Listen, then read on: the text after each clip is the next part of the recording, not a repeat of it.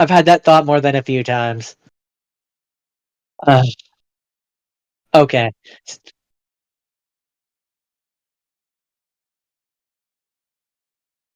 This is the YouTube preamble.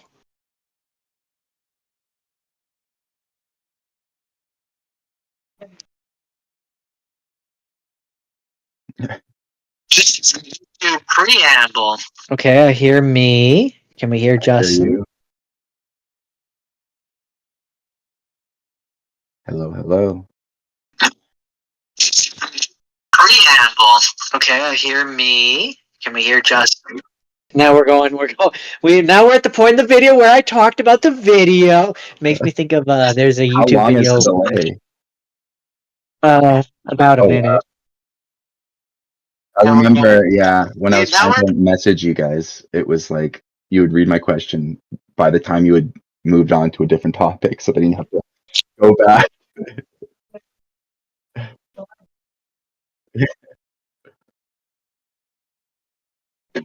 By the time you had moved on. Okay, yeah, I hear Adam, and I think I hear Justin.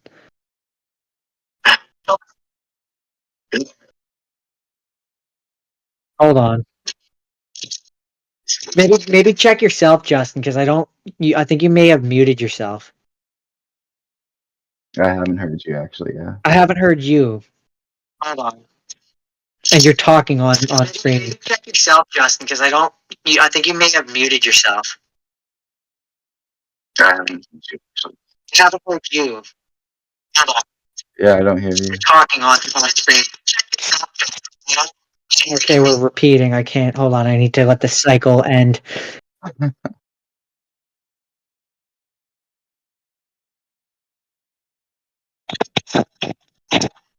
We're repeating. I can't. Hold on. I need to let the cycle end.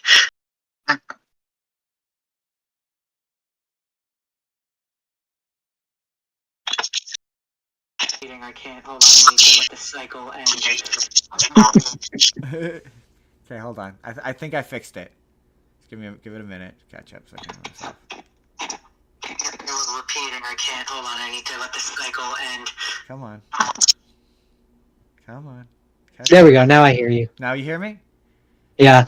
See, this is why we do sound checks, because OBS flipping sucks sometimes. Yeah, we don't want to lose another episode. We did that once, and if I have it my way, it will be the only time it ever happens ever. I got paranoid about that in a previous week. Yeah, we didn't lose the entirety, just all of Justin. We lost all of Justin. Yeah, so we still had Jordan, Jake, and Haley. We just couldn't hear Justin. Considering Justin is the driver of the show, you missed. It seems important. Yeah, and part of that show involved the quiz, which you can't hear the questions to. That was embarrassing. It was our anniversary one. And it was our 1 year anniversary. Yeah, well. But it also would not be a Spur of the Moment podcast without tech issues. It's a part of flavor. It's a feature, not a bug. It's one of the joys of using Discord. Okay, let's actually start the show. Okay, in 3, 2, 1. This podcast is brought to you by the Arte Media Pantheon. Please head to artemedia.org to see all sorts of podcasts from our great friends. That's ARET media.org. On with the show, gentlemen. On with the show. Absolutely. Welcome. Flawless. Flawless. That was flawless. That was flawless. I didn't stumble. I nailed the landing, Jordan. I nailed the landing. He nailed it. He got there. We got there in the end. Welcome to the Spur of the Moment podcast, everybody. I am, as always, as am be them, am them. I'm your host, Justin Spurr. As always, I'm joined by my co-host. It's the incomparable Jordan. We cannot compare him to anyone else, and we don't dare try. And today, we are joined by a very special guest, a very dear, beloved character in our life story, at least in my life story. It's Adam, everybody. Say hello, Adam. Hi. Hello. Hi. And he... Welcome. He, beyond just here to talk about the news... to try and know about the news like every guest does. He's here to talk about video game stuff because we played a lot of video games together. Big nerd. Big nerd. Cherished, Big nerd. cherished memories. I mean, he's already Yeah. for the Spotify and YouTube audio listeners. If you look over his right shoulder, he's got the Hyrule, Hylian shield. This is where it always is. I didn't specifically pull it out of the closet to put it here just for this It's just- one moment. It's organically It's just always there. I'm organically in this position. I always keep a sharp sword on the floor within arm's reach of my child.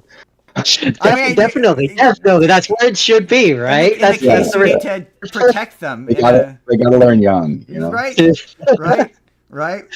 Yeah, I gotta teach them young. That's funny that you say that. Training's got to begin young. Yes. Yeah. On today's show.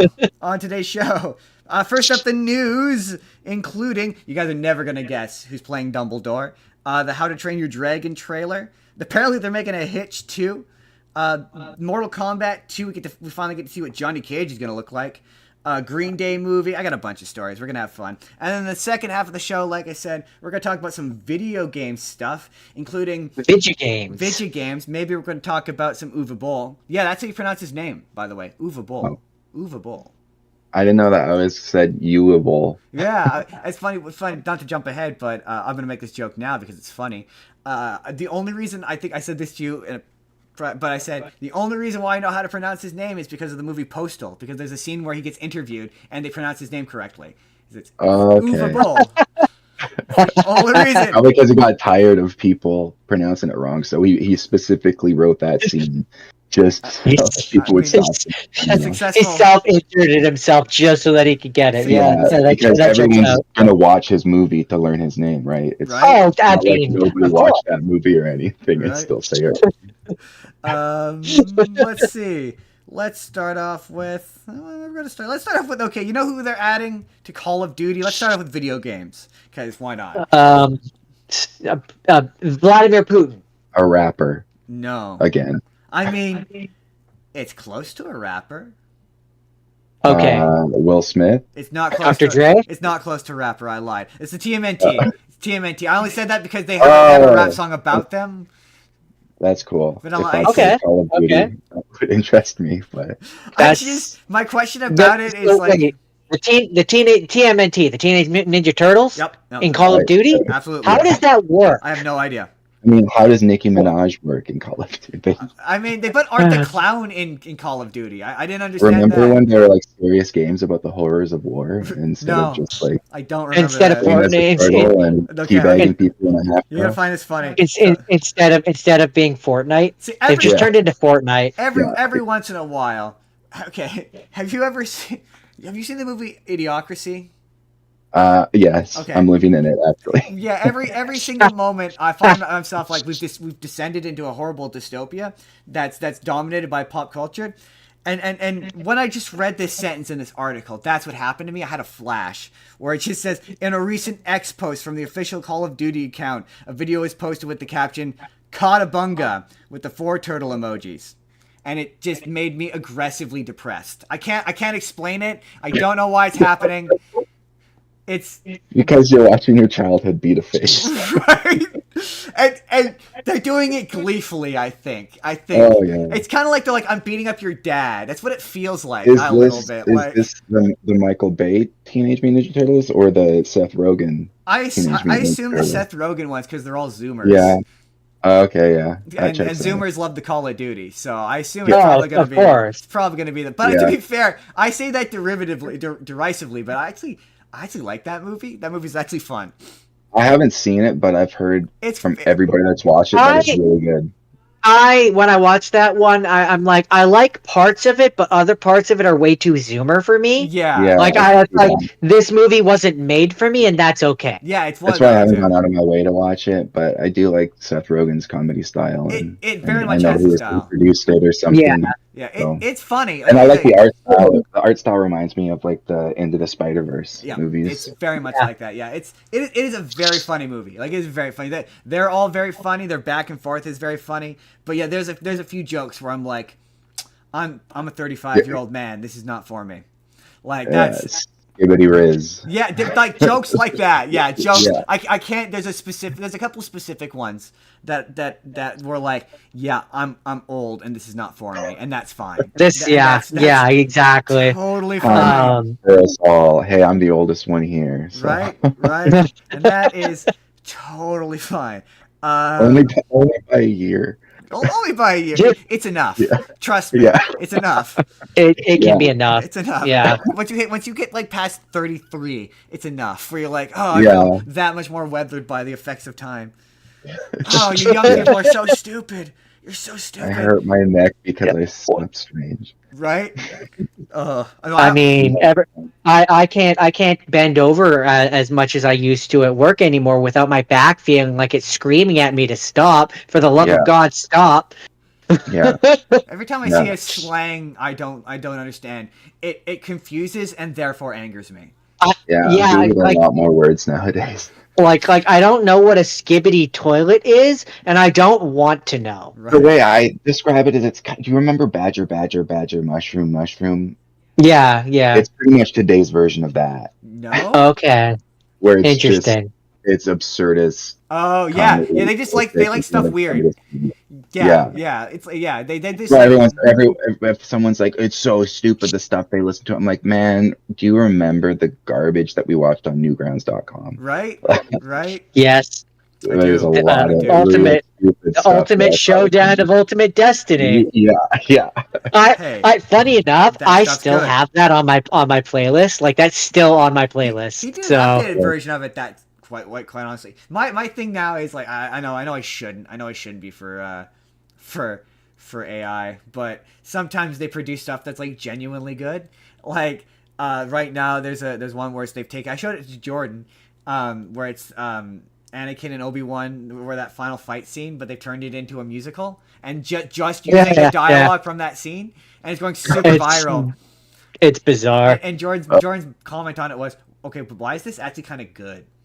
Those are the best ones. Why does it kind of slap? Yeah, why is it kind of slap though?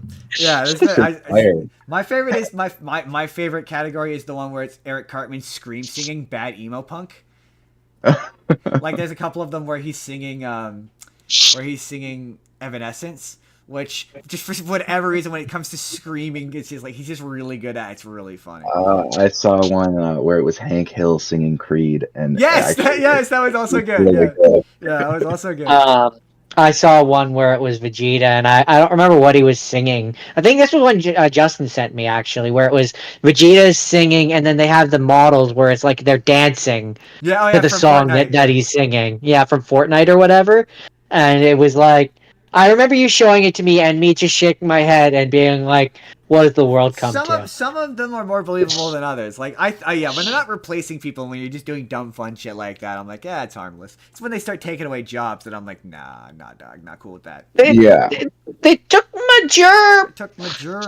Okay. So I don't know how you be feeling about that Harry Potter show that's coming out, but I mean, I'll wait and see. Well, that's pretty much how I am. I'm like, you know what?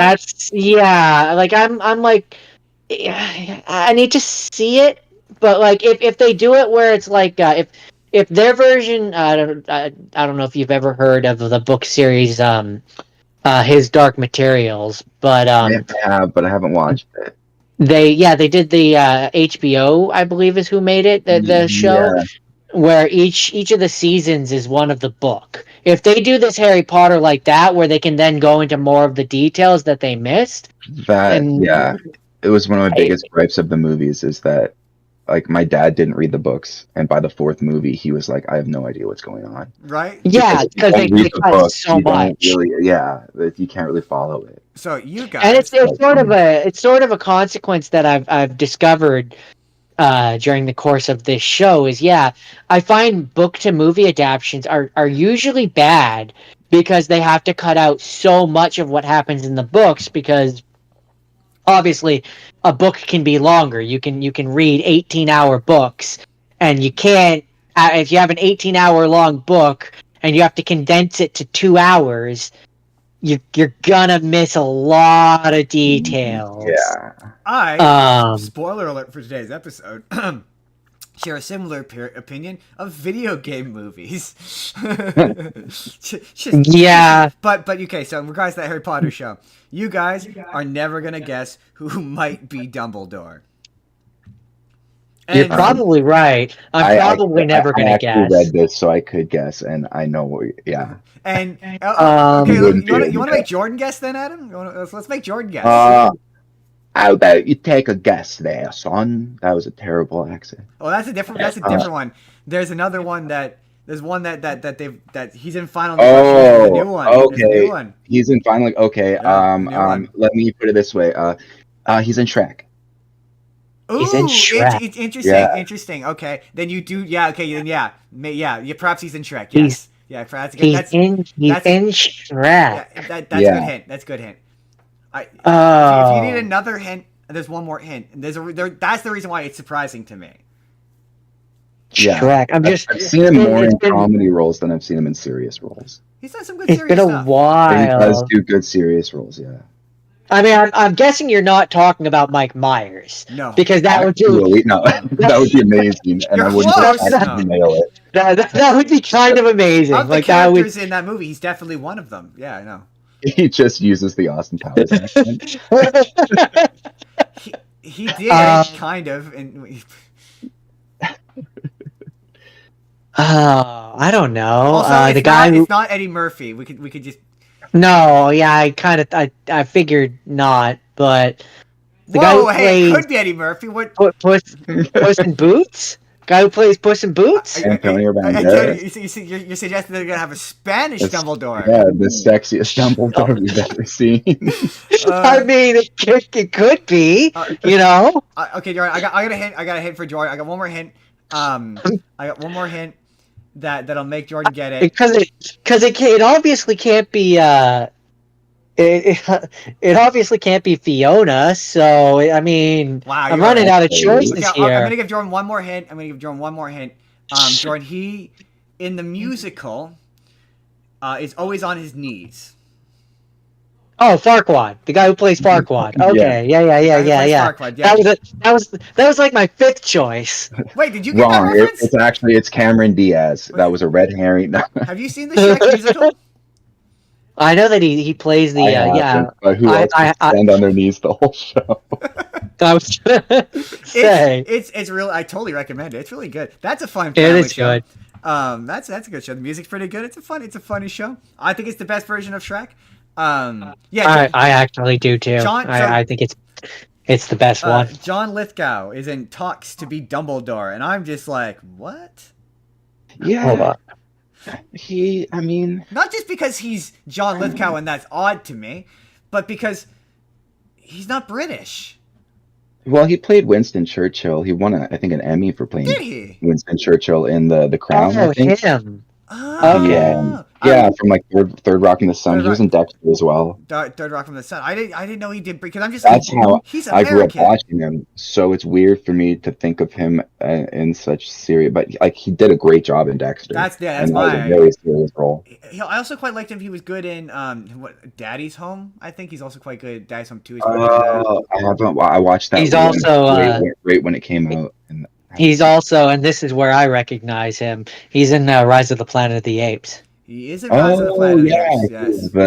The smart monkey. Yeah, he's the dad. Yeah, the dad of the. He's James Franco's dad. Yeah. Oh, okay. Never mind then. Not a monkey. Not a monkey. No. No. He has someone else. Dementia and the drug. Oh yeah. I haven't seen the first one. I think it's Alzheimer's, but anyway. But yeah. I don't know. I don't feel one way or the other about that. I didn't have any previous impressions of who I wanted to be Dumbledore. Yeah, exactly. He's a good actor. I could see him. It's just, it'd be weird. I have never seen him with like a full beard. Right? So, and that character. Yeah, I kind of need to see him in the outfit. I hope he played like. I very much preferred the original Dumbledore to the second. I like kind of a mix because I like the original one, but I like something bit more high energy. I like how soft spoken and gentle the original seemed, but he wouldn't have been able to do the scenes in like the last movie. I don't think so. I don't think he was there for that. No. But that was No, that was only. he was only in the first two. No, I just mean Yeah, like, no, he was. The other Yeah, guy he was only. there's some lines he delivered way too aggressively. yeah. Oh, If you put absolutely. your Like, name in the goblet of fire, and then you read the book and it's like Dumbledore He's- asks family. yeah, that's the infamous one. Yeah, Yeah, no, I always preferred the first Dumbledore. Although I will say, like, he is what I visualized. I visualized him with the energy of the second guy. Yes. It's Yeah. kind of that's what I visual. That was always my headcanon. the original had more of like the quirky, funny, jokey. He nailed that part of Dumbledore. Which Yeah, is the second one was a lot more serious. He also just, in my opinion, he looked like what I pictured Dumbledore to look like. Like, he was what I visualized. Super majestic and old, and like But yeah. But he also kind of, the thing about Dumbledore is he's also described as having kind of like a youthful energy, and that first one, I just don't think he had 100% for like. He wouldn't have been able to pull it off in the yeah. later movies Yeah, where Dumbledore's getting a lot in like wand battles and stuff with Voldemort. Yeah, I don't think so. That's either. where I say I would like if this new guy. I hope he's a marriage of the two. That would be nice. Yeah, I think John Lithgow is like he's like getting. I think he's like late 70s, early 80s. And if they're planning on doing this for like, I heard they're hoping to do the show for like 10 years or something. So at least 7. they're probably hoping.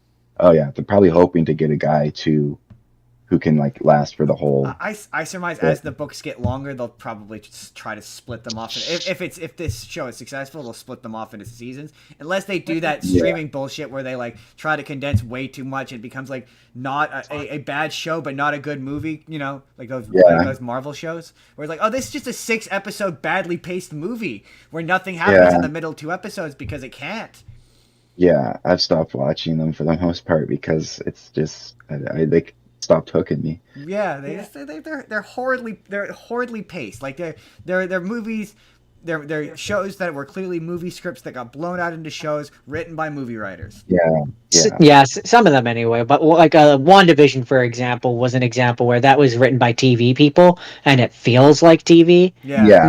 More than some of them anyway. And I really enjoyed. I liked Loki as well. I thought those Loki's were also good. Loki was also good. I like Loki. I also became a fan of Ki Kwan Quinn, the guy who sees the. Oh yeah, he's really good. I enjoy him so much. Oh, he's great. I've loved him since the Goonies and like Indiana Jones and stuff. I'm so happy he's making a comeback. It's true. There's one of the podcasts I listened to. His idea, what he wanted was that bad Indiana Jones 5 that they made. He wanted it to have Short Round in it and have him. Oh yeah, that would be amazing. Dial of Destiny, you mean? Dial of Destiny. Yeah. I still maintain they are all of relative quality. I don't. I didn't dislike it as much as people made it out. Yeah, like I think point out like how ridiculous it is, but it's like this is like a movie series where in the second movie they jump out of an airplane in a life raft, use that as a parachute, and then land on the side of a mountain, and then ride the raft down a mountain, off a cliff, into a river, and then ride it through rapids, and then off the water. Like this has never been a serious movie. I know. The first Sorry, one. Go ahead, Justin. I was gonna say the first one. There's a bit where Marion is trapped in a basket, and one of the bad guys is carrying it on his back, and then it catches on fire and it explodes, and you think she's dead, and it turns out that she's alive later on in the movie. But there's no amount of time she would have had unless she was like the Flash, where she could have gotten out of that. And this is in the first movie, so no, these movies have never made sense. These movies have never made sense. Point. Like they're. Yeah, the big one I remember was people saying he survived the nuclear blast by being in the fridge, and I'm like, it's ridiculous, but it's by no means the most ridiculous thing that's happened in these movies. You're talking about a movie where there's the Ark of the Covenant, like right from the beginning, right? It's like it's all silly. It's like people have. That's what I love about them, right? Like, and so that's where like when people got all uppity about the Crystal Skull, with the Shia LaBeouf one. And I'm like, but you're talking about a series where the first one had the Ark of the Covenant. It's just, to me, aliens are just as silly. And I don't know, maybe this is a hot button topic, but aliens to me are just as silly as anything to do with the Ark of the Covenant, like any religion thing. Like it's just how it's presented in that movie. It's a silly thing. Like people have kind of gotten away from, in my opinion anyway, That it's okay. Something can be silly, and that's okay. That's not like me saying it's bad. I love stuff. I'm watching Star Trek. I love that show because it's silly. Yeah. Like The campiness is- sometimes, yeah, right? Like sometimes in a world which seems dark and scary, you need the silly to help you see right, like the end of the tunnel. right. Like it's what's needed. Like, I like it when stuff is silly. This is why I like it. Like, and that's fine. That's fine that it's silly. Yeah. Train of thought. Where was I going with that? we derailed. Are we still in the intro? Okay. What did what were we even talking about? How did we get on the Talking tangent? John Lithgow. John We're talking Lithgow is about John Lithgow. Lithgow is Right, Harry Potter. Harry Potter. Right. You know what? Yeah, that's it. That's about John Lithgow and Harry Potter. Have you guys seen the How to Train Your Dragon trailer, the new live action one? No, I saw it pop up, but I was waiting for Melissa before I watched it. Here's So what I I haven't will seen say. it. Is there a new one since the last one you made me watch? Yes. I didn't make you watch this one because I thought it would be funnier if I described it to you. Okay. Okay, yeah, I'm sure that's true. So this trailer looks like, you know when you go on YouTube and you see those YouTube channels where they have like those fake trailers where they're like, what if Disney were yeah. live action or real life? Yes. It looks like that. It looks like Oh, Of course it It does. looks like a fake movie where fake people, like fake actors, are like just like they just literally do scenes from the original movie, shot for shot, beat for beat. Like the trailer literally ends on the same joke the first trailer for the animated movie ends on. You know the one Oh. where the Craig Ferguson character lets out the little dragon and like, here's the fearsome beast, and it's a tiny little thing. And the one of the blonde guys is like, oh, it's smaller than mine, and then it cuts. Yeah. They Yeah, they like, literally do that joke shot for shot in this trailer. Like Are shot they just for trying shot. to like save? Like, it's not going into the which public domain. I feel like that's half the reason they keep making the live action movies is to avoid Well, them going. some of But them- this one's fairly new. Right. Some of them are trying to like tell a different story or do something different. Yeah, but like the Lion King or like the Little Mermaid, I felt like those were an attempt to not lose the IP. I mean, maybe I mean, They don't own Mickey Mouse anymore. They've lost I Mickey could Mouse. believe it. I could Well, believe no, it. I believe they've technically lost Steamboat Willie, Yeah. not Mickey Mouse you're right. himself. Yeah, that's right. Yeah, they lost the If we're getting into the actually of it Yeah. all. No, that is an important distinction, though. Well, Lion King was an exhibition of that technology that makes animals look really, really, really, really realistic. They Photorealistic. Yeah, really, really. They just really photorealistic. don't want anybody to steal their story that they stole from Shakespeare. Right. Right. Right. But yeah. But that's as for the How to Train Your Dragon one, like at least some of these other ones, it's like there's something distinctly different about it. Like Little Mermaid, played by a person of different race. Lion King, different animation style. like a big change with the live action Little Mermaid Right. is it's a person of color and it takes place in the Caribbean sea. So the the king and queen are Caribbean king and queen. Oh, okay. So it's like at least they're trying something different. Like, But this is just shot for shot exactly the same. They're like acting out the scenes to the point where like if people have literally put them side by side and it's like you're watching exactly the same thing, but it's not. And I so on the one hand I can see yeah, exactly. I was just going to say, on the one hand, I can see the appeal of that, but it just feels artistically uncreative to me, is my thing. Were you going to say creatively bankrupt? Because that's what it is. That's the one. That's what I was looking for. Thank you. It's creatively bankrupt. Cause it's like, well, my thing with this one is like, you've got Gerard Butler as the dad. It's literally the same movie. Like it's Leonidas? He's there as Stow, the dad. Like because he voices him. Yeah, he does the voice as well. Yeah, Gerard Butler does the voice as well. Okay, yeah, that's cool. And it's more for like a movie for the fans, I guess. And it's like they're doing lines from the movie, but it's that thing where they're doing. If you've ever been to like a Broadway version of a movie, where it's like they're doing the line, but it's not quite right, and he's doing it way more emotionally than the original intent was, so it sounds weird. It's one of those. Yeah. Like it's one of those. It's one of those. I'll watch it when it comes to streaming, and I can watch it on a thing I'm already paying for, and I'm not directly having to shovel out like $20 to go watch this in theaters. A movie I've already seen, just basically filmed in a different medium. Right? It's like, it's like I will watch this. It's like we always say, I will watch this on streaming like God intended. We're gonna get this question later, but just because I have a news item for it. Did you? I know you. I think you said you hadn't seen the newest live-action Mortal Kombat movie, correct? No, I haven't. I've been wanting to. I didn't get around to watching it. Well, excellent. I will tell you all the reasons. It's not on streaming, I don't think, right now, is it? No, I had to locate it on the 7 Seas. Yeah. Yo ho. I will tell you all the reasons why you should check out that movie later. But the next one will involve Johnny Cage. Carl Urban is going to be playing Johnny Cage, and I sent Jordan. Oh, yeah, I'm real stoked on it because I love Carl Urban. I like Carl Urban too, but I always pictured Johnny Cage as like a Van Damme looking like blonde guy. Well, it's funny you should say that because I have a news item here that's there's a poster for Mortal Kombat 2 that's now out that shows what Carl Urban looks like as Johnny Cage, and I sent it to Jordan so I could be like, Jordan, doesn't he look like Johnny Cage? He just kind of looks like Johnny Cage to me. Like Johnny Cage, like he's got the blonde hair, the sunglasses. Oh, they dyed his hair. Yeah, it's like slicked back, and he looks like Johnny Cage. He's gonna as a person who just recently played the new Mortal Kombat game, Mortal Kombat 1, I can firmly say that he just kind of looked like Johnny Cage. I like him. He's a great actor. Yeah, I mean, I love him. I don't think he's one of those actors, like I said, like about other actors, where I don't think I've ever disliked him in anything. Like even the stuff I don't generally care for. Like I'm not a big fan of The Boys, but he's great on that show. Yeah. I loved him in it's a Dread. Dread is so good. That movie is so good. It's really underrated. Doom, he's the main character in Doom, which I always thought was cool.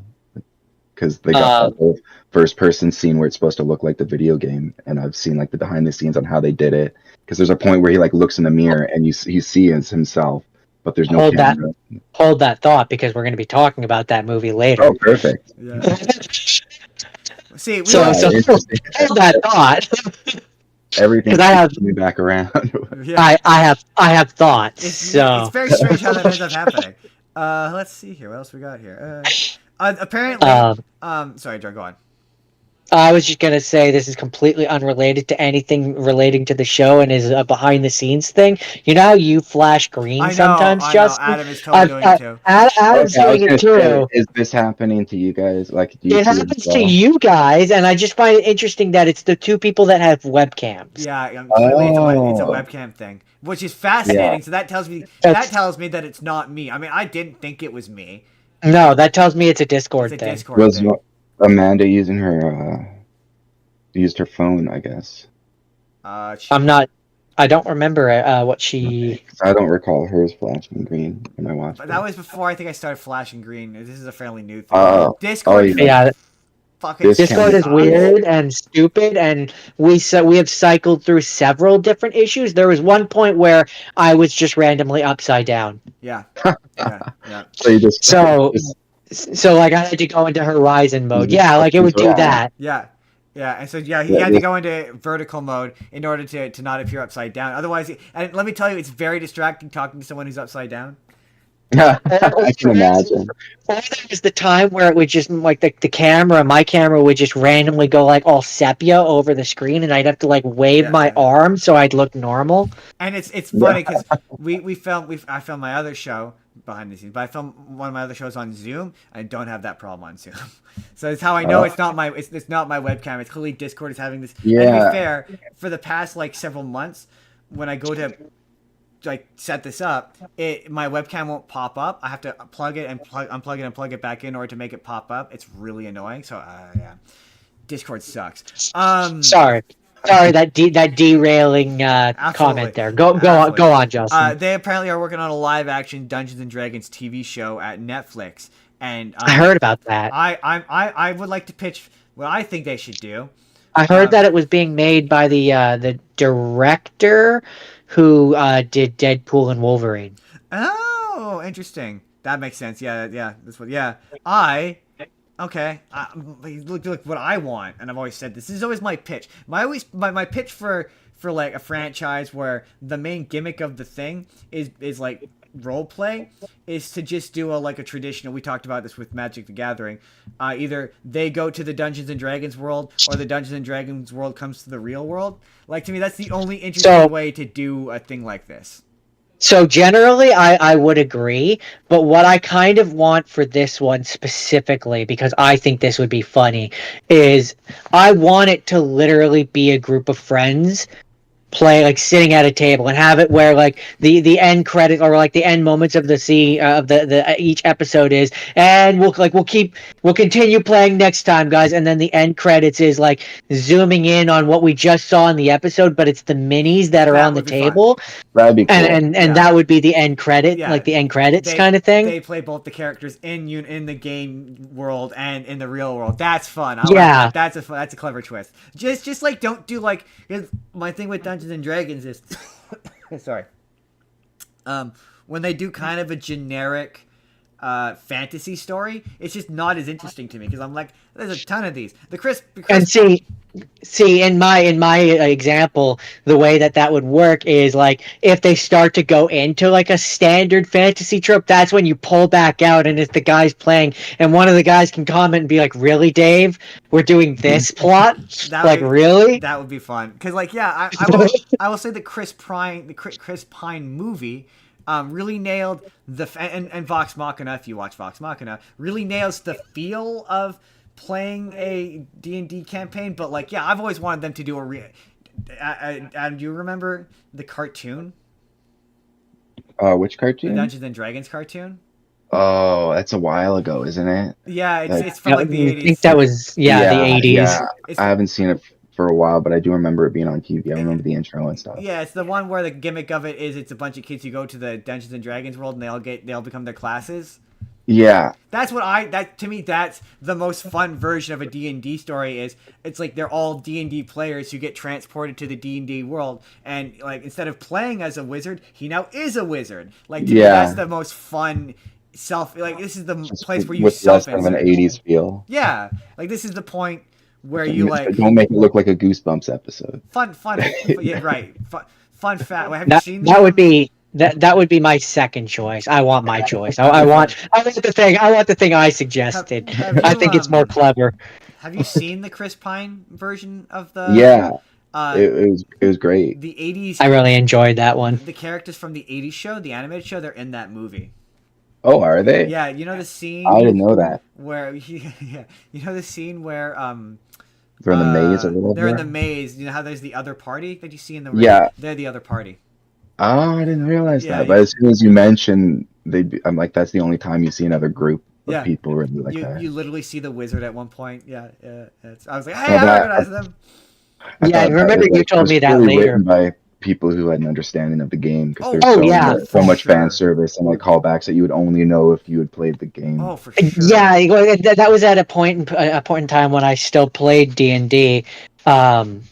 And very much when I watched that movie, there was times, like, we watched it in theaters with a friend, and there was very much it was very much a period of time where I would lean in and I would be like, "Oh my god, he just did the thing," or like, "Oh, it's an owl bear," like, "Oh my god," like, and same kind of feeling that I had when I inevitably played Baldur's Gate 3. Yeah. When it was like, this feels like playing D&D, in the best way.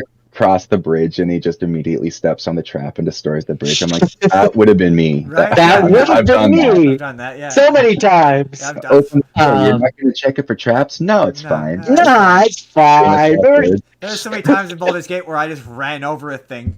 It was like, I can tank it. It's fine. It's fine. Yeah. Oh, I love that game. I was never more disappointed than when Larry was like, nah, Baldur's Gate 4. And I'm like, what? Oh, yeah, but like two times now they've been like, yeah, okay, we're done with the big updates. And now they've been like, just joking, here's like a full-on photo mode and like 7 more classes. I mean, the best thing that they made available on consoles is when they finally made it so we could use mods. Mods, yeah. I use a few of them. I wish there was more.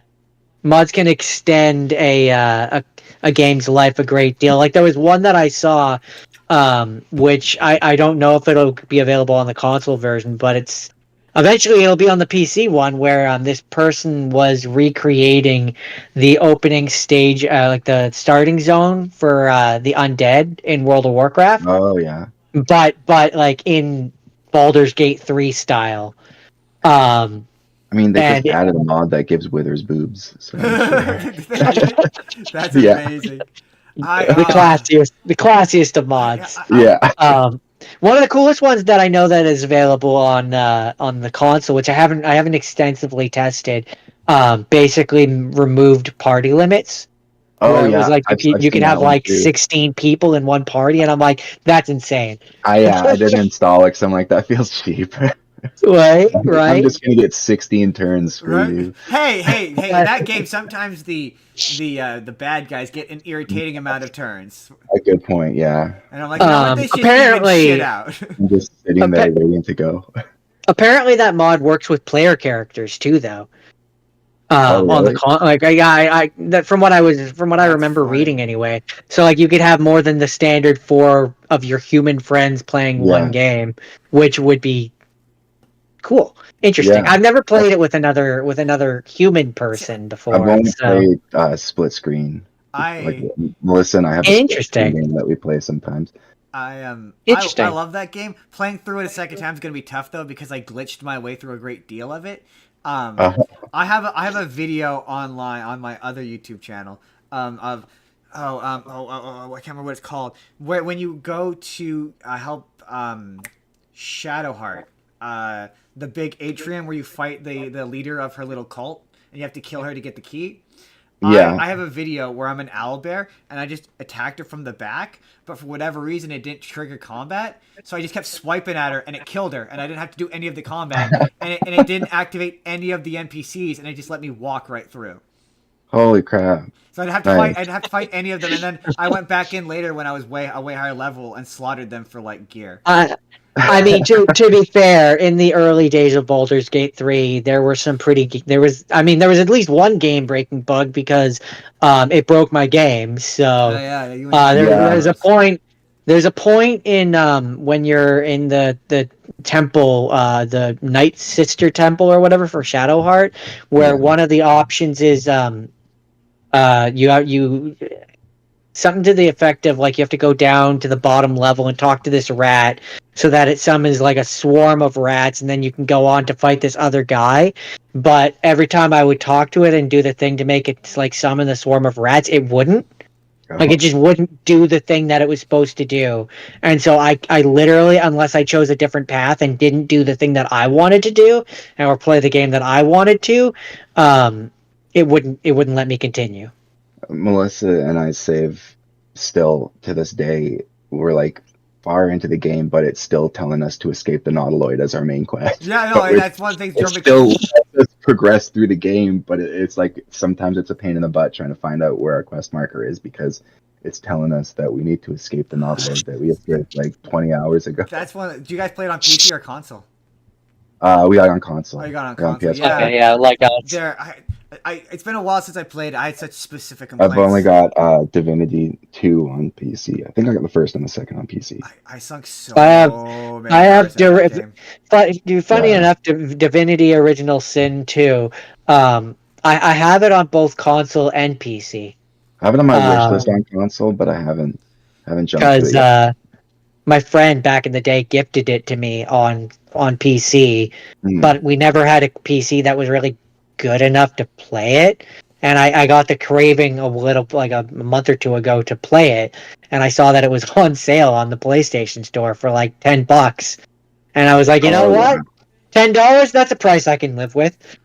Yeah, that's why it's on my wish list because I'm waiting for it to go on sale because I'll probably end up getting it. It's funny because the last time I played, they patched out a lot of the shit that made Baldur's Gate fun. Like another fun thing, I don't know if it was a glitch, but it was a workaround with with the druids, where you could turn into the elemental, and it gives you Misty Step.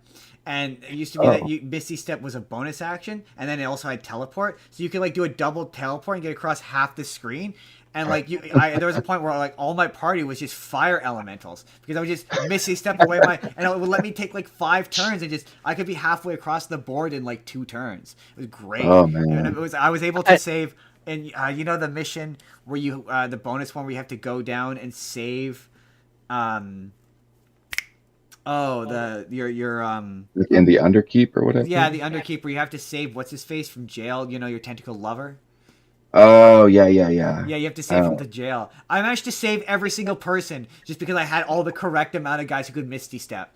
Oh my god! I mean, I was never so glad in that game as when I discovered that if your party, like whoever is talking to someone, if they're talking to someone, you can switch to your other party members and set them up wherever you want in the room.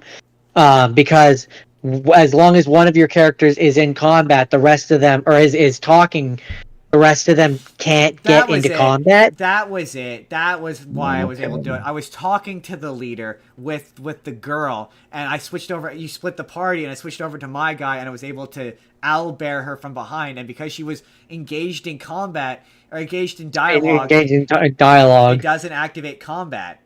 It does now. It does now. They've patched that out, but that's how I managed to get through that section at a level I wasn't supposed to be at. But I will say, yes, they've patched it, but it still essentially gives you like 1 free shot.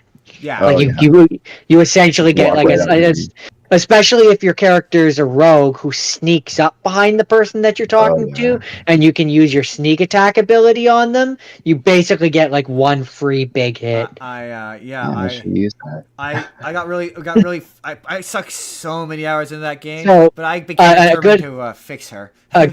A good example of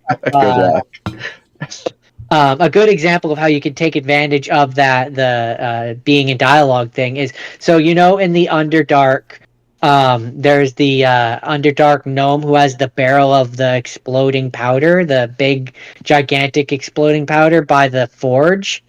I think I know the guy you're talking about. She's a girl, and basically, if you're talking to her, then you can use one of your other, like your Asterion, to sneak up and just take the entire barrel, because basically in the dialogue she's threatening to blow it up if you come closer to it.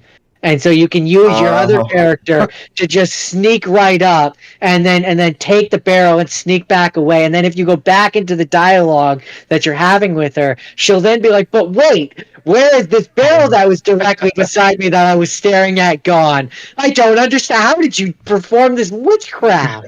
Yeah, I use that so many times to cheat my way through so many encounters. I'm really sad they patched that. But also they also fixed that final boss battle was bullshit, and they fixed it. Like, it used to get to the point where, like, I think they've now made it so when you go over to the second screen, it now becomes an entirely new encounter, so you don't have to, like, survive your way across the screen, which is, I hate. I hate final boss fights where you have to chase after the final boss. Like, I would prefer where it's just one where it's like, I'm just fighting them, I'm just punching them. Before we move on to the next story, video game related, tangential. Dungeons and Dragons. That's where this all began. Holy right. As you remembered that. That's what he does. No, it's just a reference to a previous video game episode we did, where we talked about Final Fantasy VII, and I said the number one thing I remember about Final Fantasy VII is you telling me that the ending to Final Fantasy VII was bullshit. Me? Yeah, you being like, the original. You fight a boss. Yeah, the meteor crashes original, into the thing, and then the game just kind of ends. And I remember years I was like, "There's no way it's that bad." And then I beat that game, and it really truly is that bad. Yeah, it's just like you invested all this time and made like the best friends you've ever made, and there's no resolution. No, it's just like, and you're dead. But are you? Yeah, and it's like, I don't know. Tell me. You'll find out in the movie. I also have to say, I'm so glad that I already know about what happens to Aerith, because if I invested all this time in leveling her up and getting all her abilities just for her to die, I would have been so pissed. I mean, I still do because she is super useful when you have her. And the last time I played it, I replayed it before the Rebirth came out because I wanted to kind of be familiar with it again. Yeah. Yeah. You can like because she dies halfway through. To get her ultimate weapon, you have to do like a whole bunch of stuff early. Yeah, really early. Because I wanted to get platinum trophy, so you have to get like everyone's ultimate weapon. So you played it on the PlayStation? I did. I played the That is PS4 the version. best way to play it for one reason only. Fast forward. Yeah. Counter skip. And counter skip. Yeah, that's kind of like. I'm like, oh, I forgot something all the way back at the beginning of the dungeon. I don't want to fight a person every 2 seconds. Right. That's going to take one hit to kill. Or if it does take one hit to kill, I can just fast forward through the. We call him the Prince of It also just in terms of if you're just trying to get it through it for the story. Like there's other cheats where it's like it gives you infinite limit breaks or like the encounter skip is a great one. You invincible as long as you don't. If you die in one hit, it'll kill you. But yeah. If you have one HP left, it'll refill it. Yeah, that. So like when for the same reason before the remakes came out, I went back to play it. Because I wanted to play the original first and all that. And I was like, but I'm not doing this for the challenge of it. Like, I just want the story. Yeah. I just want to get the story. The Prince of Persia powers of having the 3 times speed. Oh, godsend, man. Especially for some of those. More enjoyable. The best thing that ever, did you have a Switch? I still do, yeah. Yeah. Have you played their game emulators? So like their just the ones that came with the basic. I didn't have the Nintendo and the Nintendo. Yeah, those are great. The greatest thing they ever added to those things was what I call, and George referenced it, the Prince of Persia powers. Yeah, the rewind. Like, I could never play Super Mario World a different way without the ability to rewind the instant I die. I don't care if it takes the teeth out of it. It's the same on PlayStation when I play the PlayStation 2 games. I was going to say. Tomb Raider recently, and I'm like, PlayStation 2, even the emulators, they take PlayStation 2 load times. Like, so it's so nice to be able to just rewind instead of having to wait for it to reload my save. Right. Oh, it's great. So I wish modern games had this. Right. There's certain times, just because my button press was just like a hair too late to miss the parry, and it's like I wish I could just redo that instead of starting all over again. Right. Especially when a game has like a stupid long loading screen, and it's like this is just a time saver. Like this is just like or like so I recently replayed the Sly like all 3 games because they added them to the PlayStation Store to finally be or the PlayStation Network to finally be able to download. And like as I'm playing through, it's like I could go all the way back to the beginning of the mission, or I could scoot back like 3 frames, angle my controller so my guy moves slightly more to the right, and do the thing that I meant to do the first time. We're gonna do that. We're just gonna do that. Why Life is Strange is one of my favorite games, is because the core mechanic is being able to rewind time and not say the stupid thing you just said. Right. I wish I had this power in real life. Right. Greatest thing they ever added. More modern games need to have it. Okay, final news story, and then we'll talk about video game movies. Final news story. We're not even through the news yet, man. That's actually how you know it's. You good said podcasting. derail you. Yeah. That's how you know it's good podcasting. Another version of the truth says I'm late. I believe that's Allie. Is that? If I remember correctly. Excellent. Welcome. Well, it's a 9 Inch Nails song. So I believe that's. Yeah. If I remember correctly, I believe that's Allie. Yeah, we got the other one. Who also says we completed the collection.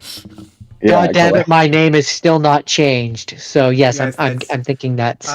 Well, you're just in time to hear about. I can never remember. Are you a fan of Green Day, Adam? Yeah, it's Allie. Yeah, okay. I am, yes. Allie, are you a fan of Green Day? She is. Yeah. You may be excited to find out that they're making a movie. They're making a Green Day movie. They're making a movie. A biopic? I don't know. Okay, so I was like, are they just gonna do the musical? Like, are they just gonna adapt the musical finally? Or do you not know that there's a Green Day musical? Yeah, it's about like American Idiot. I think, American right? Idiot, yeah. Jordan might not know this. This is something Jordan won't know. Jordan, you know the song American Idiot and Boulevard and Broken Dreams?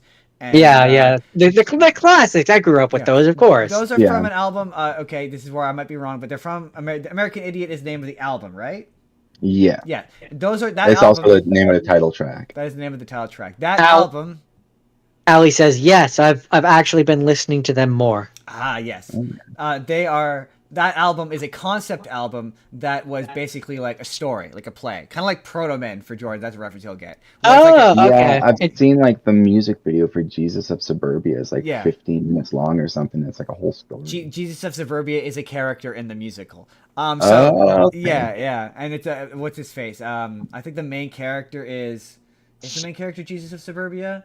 There's another character that he references in one of the songs that I can't remember. Apparently, it's pretty good. So that's what my thought was. Is that what this movie is? But apparently, the website I use to get my stories is a website called comingsoon.net. And their articles are always very funny because it's a lot of extraneous, unnecessary information. So, like, this article is just devolves to telling me how Green Day broke through in 1994 with their major label debut, Dookie, and revived it. I'm like, what? I don't need to know any of this. This doesn't feel relevant this is to not this. Necessary information. But apparently they're making also, Ali says, Jesus of Suburbia, solid song. Yeah. It is a good song. They're making a movie with Live Nation Productions, who made A Star Is Born, the David Bowie documentary Moon Age Daydream, and Love Lizzo. They're making a new it says they're making a new comedy that'll tug at the heartstrings of Green Day fans. So I don't know if it's a biopic. I'm guessing if they're involved, maybe it will star them. I'm kind of hoping it's kind of like, I haven't seen it. I'd like to see it. I know you're a fan of Foo Fighters and Nirvana. The Foo Fighters movie where Dave Grohl, where they all played themselves. That was a comedy. Oh, I don't know if I've seen that. I can't remember what it's called. Oh, hold on. Let me see if I can find out what it's called. It's recent? Yeah, it's fairly recent. I think I might have heard of it, though. It apparently was quite good. The important question is this Green Day going to randomly be Lego like the Pharrell movie? Or will he be a monkey like the... the guy that nobody in America's heard of. Do you know what's the funniest thing about that story is Jake watched it for a podcast episode, and they did a pre-episode where he did that bit where he was like, who's Robbie Williams? Who's Robbie Williams? And over the course of watching the movie and doing research, he started to develop actually liking him. So now he likes him. But the funny bit is every single person who did a review for that movie went, who's this Robbie Williams and why should I care? And they came out of the movie going, movie's pretty good though. That was pretty funny. So I genuinely want to watch it. But the movie was called A Studio 666. Oh, I've heard that name before. The trailer made it look really funny. It's like all the Foo Fighters are all playing themselves, and I think it's like I think the plot of it is they lock themselves in a mansion, and they're writing like their newest album or whatever, and it turns out the mansion is haunted, I think. Okay, it's the more you say, the more familiar it's sounding. I definitely read about it. But it looked funny. Their music videos, a lot of their music videos, even their promos for like before concerts, right, to announce the tour and stuff, have been hilarious. So if it's like that, it's like where Green Day, I always love. Dave Grohl is best friends with Tenacious D, so he's obviously got to have some sense of humor. Yeah, absolutely has a sense of humor. But I don't know. I guess because I'm weird, I love self-referential stuff. So yeah, just a movie where Green Day plays themselves, and I like one where they play themselves in a story where they're like right-wing icons, but the right-wing people who follow them don't realize that they're actually making fun of them the whole time. I kind of like that. Yeah. Yeah. You know, something like that. It's like when Rage Against the Machine made a comeback, and people were like, "I used to like your music before you got all political," and people are like, "What machine did you think they were raging against?" I saw so many comments that were like that. I'm like, or my personal favorite was when I saw one that was, when did Eminem become woke? And it was like he did a song where he told Bush to fuck himself. Yeah, he Like, literally performed with Elton John, right? to dispel rumors that he was homophobic. Right? Like, what? Dude, what are you talking about? Honestly, the person in Eminem's sphere that I find the most fascinating is his daughter, because she started to do podcasts and stuff, and I'd love to pick her brain and be like, what was it like being Haley in that song, or being in that music video rhyming Sweden with Sweden? Like, what was that like? Yeah, I know. I haven't listened to her podcast, but apparently it's pretty popular. Yeah, it's good. I've seen clips of it where she kind of talks about it a bit, but she's a person I find fascinating.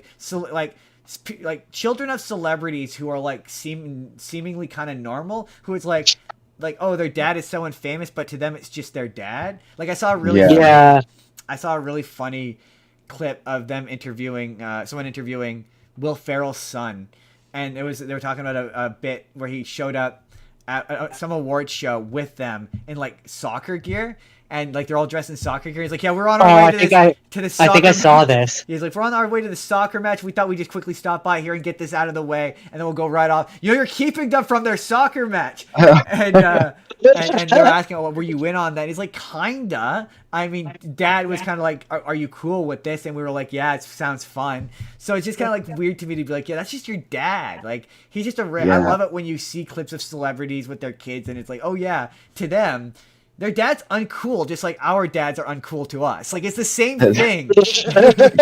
Conan O'Brien talks about that on his podcast a lot, where he's like, I'll be out in the city and everyone's calling out to me and saying hi, and I get home and it's just my family making fun of me. Right? Kids just dunking on me for being an idiot with technology. It's a real humbling experience. Nothing will humble. I mean, I'm sure you'll probably find that out. He said he's been out with his kid, and people will come up to him to ask for an autograph, and his kids will like visibly sigh and roll their eyes. Like, you want an autograph from this guy?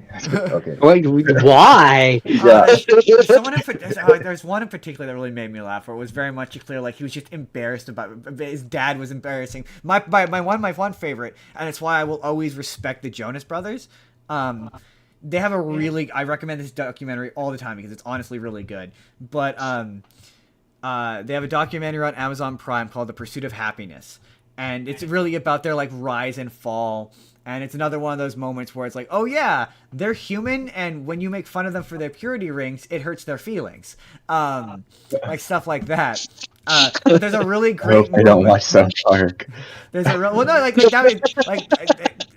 a similar moment in the more recent Adam Sandler special where he describes like when he gets bad Rotten Tomato reviews, his wife comforts him. It's like, oh yeah, when you like treat this like it's personal and you go after him like he's the reason why these sucked, I'm sure that probably hurts your feelings a little bit. Yeah. It doesn't feel great. Yeah, it doesn't feel great. They're human. And then when you start to make your own stuff. Jack and Jill was bad, and he should feel bad about Jack and Jill. I mean, he should feel bad. About Jack Yeah, he should. He should feel bad about that. Everyone involved in that movie should feel bad about that. About it, and I wasn't involved. I would like to apologize for that movie, and I wasn't involved. We used a free pass on that movie, and I wanted a refund. Like legit, I walked out. I went, "Do you think I could get a refund for this?" It was so bad. I was so upset. Waiting at the counter to give you a refund, but they stand outside the door and be like, I've had people do that where they come out at the end of the movie and demand a refund, and we used to make fun of people like that, and I found myself becoming a person like that, and that's when you know you have a problem, when you find yourself becoming a person like that. I just sneak into another movie that was good and count it as making up for it. Right. But yeah, that documentary, the Jonas Brothers. There's a really funny moment in it where Kevin, the oldest brother, is on the phone with his girlfriend trying to hook up, and his then future wife, he's trying to hook up, and the other two are being annoying siblings. Like in the background, like, ooh, Kevin's gonna kiss him, and Kevin's legitimately like about to beat ass, but he won't because there's a camera. Adam doesn't appreciate this as much as like, cause he's a younger sibling. I'm an older sibling, but that's just that like, and you have an opposite gendered sibling. So, but that's just that like he won't shut up and you want to beat, that kind of like you just want to kill them kind of energy. Like that it's like that, just that moment of, oh yeah, even though they're celebrities, they're still brothers who want to kill each other. I really appreciated that. It was a really good moment. Jordan's like, "Do you want to fucking kill me?" Like, what are you trying to tell me, Justin? What are you trying to say? There has been times. Well, is there a discussion that needs to happen? Jordan. Well, I mean, we had a discussion about Jordan finding new people. To which our friend Tall Girl was like, "Is Jordan looking for new people?" And I'm like, "That is a vicious rumor. He's not looking for new people." Wait, what? Jordan, he fell down some stairs. No, I don't. Okay. This show has gone off the rails. Where were the rails again? What are rails? hey, we went off the rails ages ago. This show is brought to you by Justin, who has been up since 2:30 in the morning. I think we're talking about Shrek. We're talking about Shrek? No, that's it. That's the news. That's the news. It's time to cut an equally awkward ad spot, because you know what, guys? Normally I'd give Adam the opportunity to plug his own shit, but he was like, you guys can hawk some stuff off of Amazon. So we know he politely declined. He politely declined and allowed us to perhaps make some money. That's a nice way of saying I have nothing going on in my life to promote. He doesn't exist. He's not chronically online like the rest of us. So folks, we all know that yesterday was Valentine's Day and you all got freaky. So today's episode is brought to you by how in 9 months you're going to need the baby registry, Amazon's baby registry. And if you use the... Be prepared now. So in 9 months... when you are having that baby, you're registered. And if you use the link in our description, you help us out. See, you can get shit like that off of Amazon by signing up for their baby registry. All kinds of... Okay, did you get that off of Amazon, actually? I'm actually pretty sure I did. Yeah. That's awesome. Look at the quality you can get off of Amazon by signing up for the Amazon baby registry, and you help the show a surprising amount. Yes. For those of you who don't know, we are officially a show that makes money now. We don't make a lot of money, but we make money. Your options are you can. If you want, I think we've made like $3. Jordan, you're not supposed to tell them how much you made. Oh my gosh! Yeah, we made a whole money. We're making the big bucks though. We have to talk about that. Making the big dollars. We're making the big money dollars. Yeah. Or if you want to just, as we put it, just straight pay us, you can also do that, because we have a Patreon where, for pennies a day, you could feed us. The pennies. Make sure you disable honey before clicking on the affiliate link. I don't have honey. I've never used it. I've heard about that. No, but if someone else has honey, other people, your affiliate link. Yeah, no, I've heard that honey will steal your money. They take your affiliate money. I'm currently nervous about giving them, not to get them, but giving them tax information. So was that the ad? Did we do it? Yeah, sign up for the baby. Sign up for the baby registry. Did we do the thing? Sign up for the baby registry using our link in the description below. Thank you for always letting me be an affiliate Amazon. Thank you, Bezos. So as you were saying that ad, the joke in my head was, you weren't prepared on Valentine's, so be prepared 8 months from now when you need to have a baby registry. That's what I'm saying. You weren't prepared and ready last night, but you could be prepared by using our link. Like, no joke. It's like, okay, I will say it. We get $10 a pop if you sign up for it. So for your child, for your spawn, you can pay us $10 a child. I'm just saying it. You're saying it helps the show. Whereas like Audible, we get $5. So you know. Literature and Lingerie says you'll be retired soon. That's what I'm saying. Tell your friends to sign up for that Amazon baby registry and help the show grow. Help us maybe pay for an Amazon Prime subscription. That would be nice. Or the dream. A Big Mac, $10 Big Mac. We're midway to like half of a hamburger. I have a kid, so I might use that link myself. It's funny. It's funny. Awesome.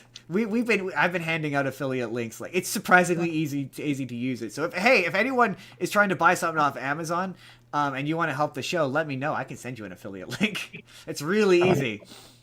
It is very easy. I can send you an affiliate link for just about anything. And more importantly, it keeps me in the affiliate program, which is what I need. Because if I stay in the affiliate program, I eventually can get into the influencer program, in which you, the audience, get a better discount. I'll just text you every time I'm about to buy something. That's what my mom does. She's been doing. Yeah, mom does that. I'll tell Melissa to do it too. She orders from the internet more than I do. Absolutely. You don't get a discount, but it helps me make money. No, yeah, it makes no difference to me. So I might as well. That's where I said to Justin. Anything. No, like I said to Justin, it basically becomes a reward program where we reap the benefits of the thing that you were already going to buy anyway. Pretty much. Yeah. And it makes us look. I can then take it to other people. To be fair, we have a list of. We'll ad spot the network while we're at it for those of you if you want to. But as part of the network, you have an access to a bevy of sponsorships that you can utilize. Like we could use CapCut is one that or Vizard AI is a great one. Speaking of literature and lingerie, you should check out her stuff as well because she just joined our network and she has a new show. And if she's currently watching, she will be happy to know that she has an ad spot coming up on The Final Frontier. Just let her know that. That's exciting. Yeah. He caught me completely on guard with that by being like, Justin, you managed to poach someone for the network, and I went, oh yeah, right, I did that. I forgot about that. We're working on a second person for them too. On a second person, yeah. But yes, if you want to start a podcast, anybody, including you, Adam, if you're like, I have time out of nowhere for an hour a week to do a podcast, and I want to talk to nobody. I wouldn't even know what. I mean, nobody wants to hear my opinion about. You know what? You would be surprised. That is not true. If people want to hear my opinion, and I'm far more abrasive, they will definitely enjoy your opinion. I've been hearing your opinion my whole life, and it's never gotten old. That's a first because Justin's gotten very tired of it. Yeah, well, there's been times when I've lived with you where after a while, I might need to take a day. Extended visit, yeah. The pitch for me is always like, if you want to start a podcast or be an internet person, and the thing that's stopping you is who cares, who will care about what I have to say. At least one person would. That's cool. That would make me feel good. Allie, who it's funny because she briefly switched over to the one account and is now back on the other account, says you're supposed to guest spot on my show. Yeah, you're right. Oh yeah, yes, that's true. I am also. Oh, you're supposed to go on her show? Yeah, talking about books. Oh, you're gonna go on her? Okay, cool. Yeah, maybe like thrillers or something, because that's mostly what I read. That's what you read? Awesome. Yeah. That's fun. I play games and I sometimes read. It's like I guess there's something I could talk about, but I don't know. I wouldn't even know. I'd be bugging you guys about what to do, how to do things. That's part of the fun of the network. Is that's what we're here to do. I mean, we help Allie all the time. She sends us questions. Well, let's clarify. You're the expert. She's mostly looking for your. I am not the expert. I am by no means the expert. You're sorry. If you prefer, you're the mentor. This is how being an expert goes. I have an expert I go to, and that's Jake. So he literally, like, if you want to like if you want to start a podcast, he's got a great. I promote it all the time because it is literally a step-by-step guide on how to start a podcast. Like right from like the thing that always got overwhelming for me was, where do I post it? Like how do I get people to see all that sort of stuff? And like very much he tells you where to post it, how to like set it up, goes through like how to create a logo, what your theme is, like all that stuff step by step. And it's really helpful. Like it was instrumental in like getting like shorts done on the channel. Like he basically had a tutorial which taught me how to use CapCut, for example. Like okay. Yeah. So like if it's something you're like, I'm thinking about it, you can let. Obviously, there's no pressure. No, there's no. Oh yeah, I know. I've thought about it, and like it's fun. I just be cool to have people to talk to you about video games, because most of the time in real life, if I talk to people about video games, they try to get away from me. Same. I mean, Justin, if you have enough time between your two podcasts and you're starting another movie, aren't you? I'm Maybe the three of us could do a second third, fourth, fifth for Justin podcast. I would not be. I would How not be. thin can you spread yourself? Yeah. As long as I don't have to play the video games, and I just have to have a cursory knowledge of them. It can be like the opposite of this, where we do it and then ask you the question. I mean, yeah, I that's sort of how Star Trek works. Star Trek, I guess before we jump into, if you're a Star Trek guy, I will do one final plug for my Star Trek show, which that's the show where I just show up. Jordan always says he just shows up while I do all the work. That's the show where I just show up. The most I do is that's the show where I take notes and I write jokes for that show. Write jokes. Oh, wow. And that's Loosely. to prove to myself that I can write jokes, and that's kind of it. So that one I show up for. I don't mind showing up for podcasts. I don't. If you want to do a podcast and you need a co-host, I'll be a co-host. I'll do it. I'd be cool. I'd prefer to have someone to talk to. It makes it easier when you have someone to bounce off of. It really does. I wanted to do my dream is to eventually make enough money to do this full time and have a spin-off where I talk about shit from Japan just exclusively. Oh yeah. Do a niche thing where I talk about shit from, because we do our Japan episodes and there's so many of those seasons of those shows where I'm like, I love to have the time, but I do this and then I also have a full-time job, which makes it hard to do. Yeah, there's definitely the job and then the kid. And, no, I was just gonna say I'm in the same boat pretty much. This is my kid. This is exactly. Yeah. This is it's not. It's more his. I share weekends. Yeah, he co-parents. He co-parent. I guess, but no, I mostly just watch movies. And it's funny because in this hypothetical world where Adam starts a video game podcast and Justin and I help co-host it, it actually wouldn't really throw a monkey wrench into my doing this one, because the way our setup works, I'll send you a picture of it later, but we have two TVs. So I'm playing video games on one TV while I'm watching the stuff for the show on the other TV. So it wouldn't really change things for me. I would just keep playing video games and watching TV. Unfortunately, video games pull away from making videos, which I need to make in order to. So I play it occasionally. The last video game I played, which, you know what, this is a great transition into the topic of this week's episode, which is. Allie says different co-host every week. Exactly. Yeah. Could trade off on it in that regard. Yeah. That is a great transition. Sounds like into our topic of this week, which is video games.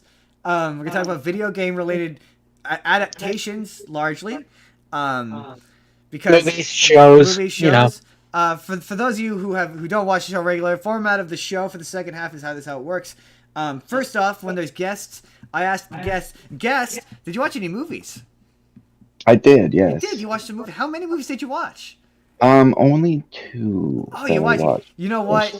You're raising the bar. Most people only get one, so that's pretty good that you managed to get 2. That's great. Don't worry, we have enough for everybody, so it's totally fine. Yes, we really do. So this breaks down.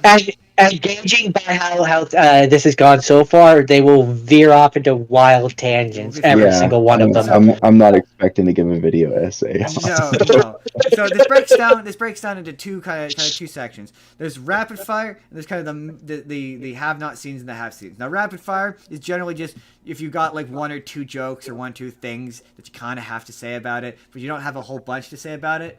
That's rapid fire. And then the others is when you have a bunch of stuff to say about it. We'll go kind of, I guess, round robin style usually until you run out of stuff, or unless you want to just. Have you seen these movies before? I guess is my question.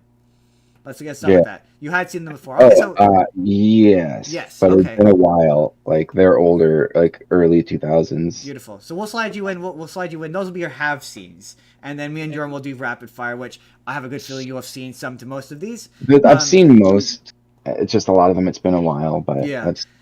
If there's a video game movie, I've played So it. Like when we do this show, we ask the guest the question: have you seen this movie? So we will be asking you, have you seen this movie? And because it's doubly fun and you're here for video games, have you played the game? That will be and that will also go for Jordan. Jordan plays video games. I will say a couple of mine are shows. Yeah. So but that way we can talk about if you've played the game, and if we want to, because there's going to be we can talk about the games, what our favorite one of the games is, what have you. Jordan, rapid fire me away. So my first rapid fire, I watched the part of the second season of Sonic X, the Japanese anime Sonic show that was on 4Kids.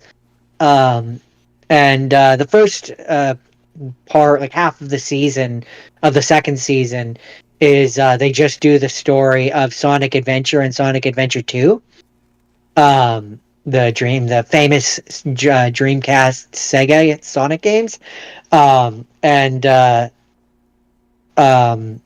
Jordan, it's probably, sorry. Is it a better adaptation than the movie?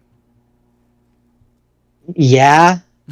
quite frankly, even with the inclusion of the Chris Thorndike and the other human characters that aren't really in the games, yeah, because they get Gerald Robotnik right. So have you, Adam? Have you watched Sonic X? Was that in your Saturday morning wheelhouse?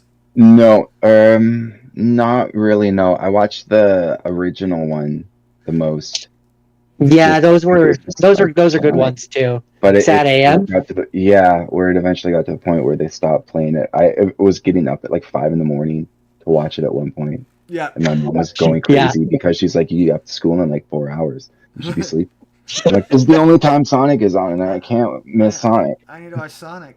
Jordan was gonna watch. Sonic. I was gonna watch Sonic Underground, but this was a problem. This was a problem that I discovered as I was watching some of these ones. Is they on the streaming services and even on like Wikipedia and stuff, when you look them up, the episode lists is wrong. Like, it's just not right. So like Sonic Underground was on Tubi, but it starts with like not the first episode is the point. It starts with like the 17th episode or something like that. The one where Robotnik is trying to marry Sonia, something to that effect anyways. And it's not the first episode. It's not the first one. That's kind of the point. And it's like, I don't want to start. And so one of the other shows that I watched also had this issue, and for that one I at least was able to deduce why it had that issue. We'll get there as when we get to that show. But Sonic X, though, to get back to Sonic X, the thing that I did choose, it's funny because in terms of an adaptation, it's pretty 1-to-1. Yeah. But that's because that was the season where the first season they wanted to differentiate themselves from the games, and everyone hated it, and they're like, well, maybe we should just do the games. Yeah, pretty much. Well, especially because at the end of the first season, they do the whole chaos control to try and get them back to their planet thing. Sorry, I guess I should say because this is maybe not known, for your benefit, Adam. Sonic X, basically in the first episode, they're trying to stop Robotnik from some evil plan using the Chaos Emeralds, and he activates Chaos Control, and they get sent to another world, which is basically our world. They leave Mobius and they end up on Earth. And so the first season is about the human analog character Chris Thorndike, who and Sonic are trying to find all of Sonic's friends who are now in the human world. So like one of the episodes is Cream has been captured by the government, and she's in what is essentially Area 51, and they have to break in and rescue her. Cream the rabbit. A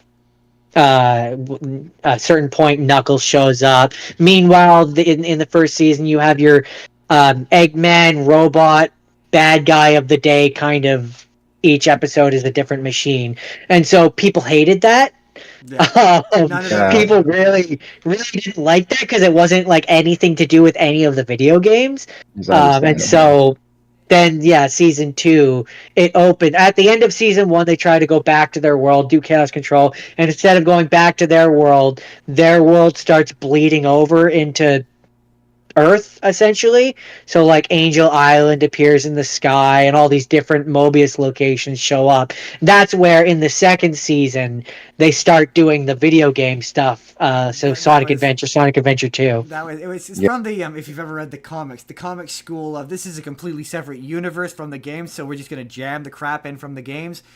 And because those games largely take place in like the real world, like it's a modern city, there's human characters, so that show could get away with that without much explanation. And so, but you do end up finding out in the show, and this was a thing I forgot, because I was like, how are they going to explain Gerald Robotnik? And I was like, 2 different Earths in the original game. Gerald Robotnik and all of them all exist on one Earth, so they don't have to like be like, yeah, his backstory doesn't make sense because in the show, Robotnik comes from a parallel Earth. So it's like, so how is his grandfather going to exist to, like, how is that? And so what you end up finding out in the show is that originally the two separate universes were one Earth. And then they split and up. Like at a certain point it split up.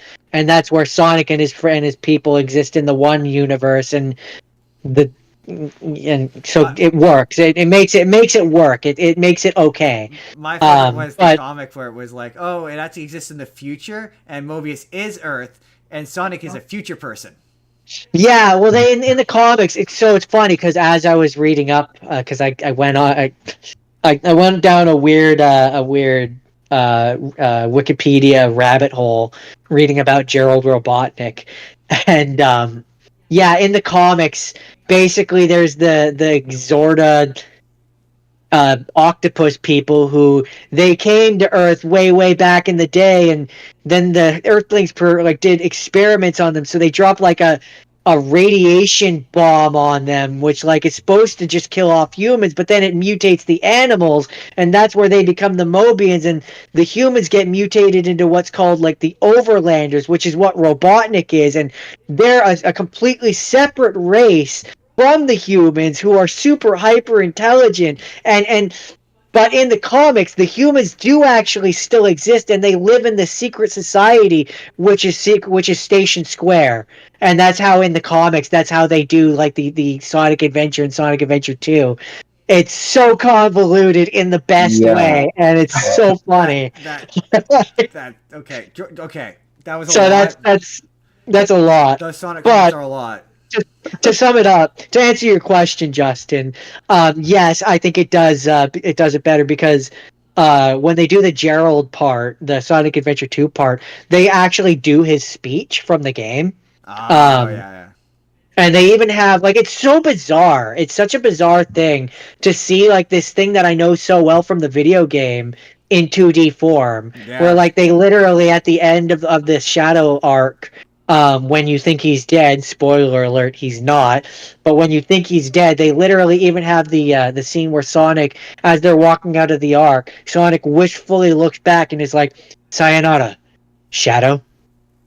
And like right from the games, and I'm like, oh my god, that's like, it's fun. That transition's perfect. Okay, so when we pick movies or stuff for this show, one of 2 things happen. Either they wind up having like a theme, or one of us develops a thesis. And my thesis for this week is that's a big word for you. My thesis for this week is that sometimes you just want them to do the thing, and that's fine.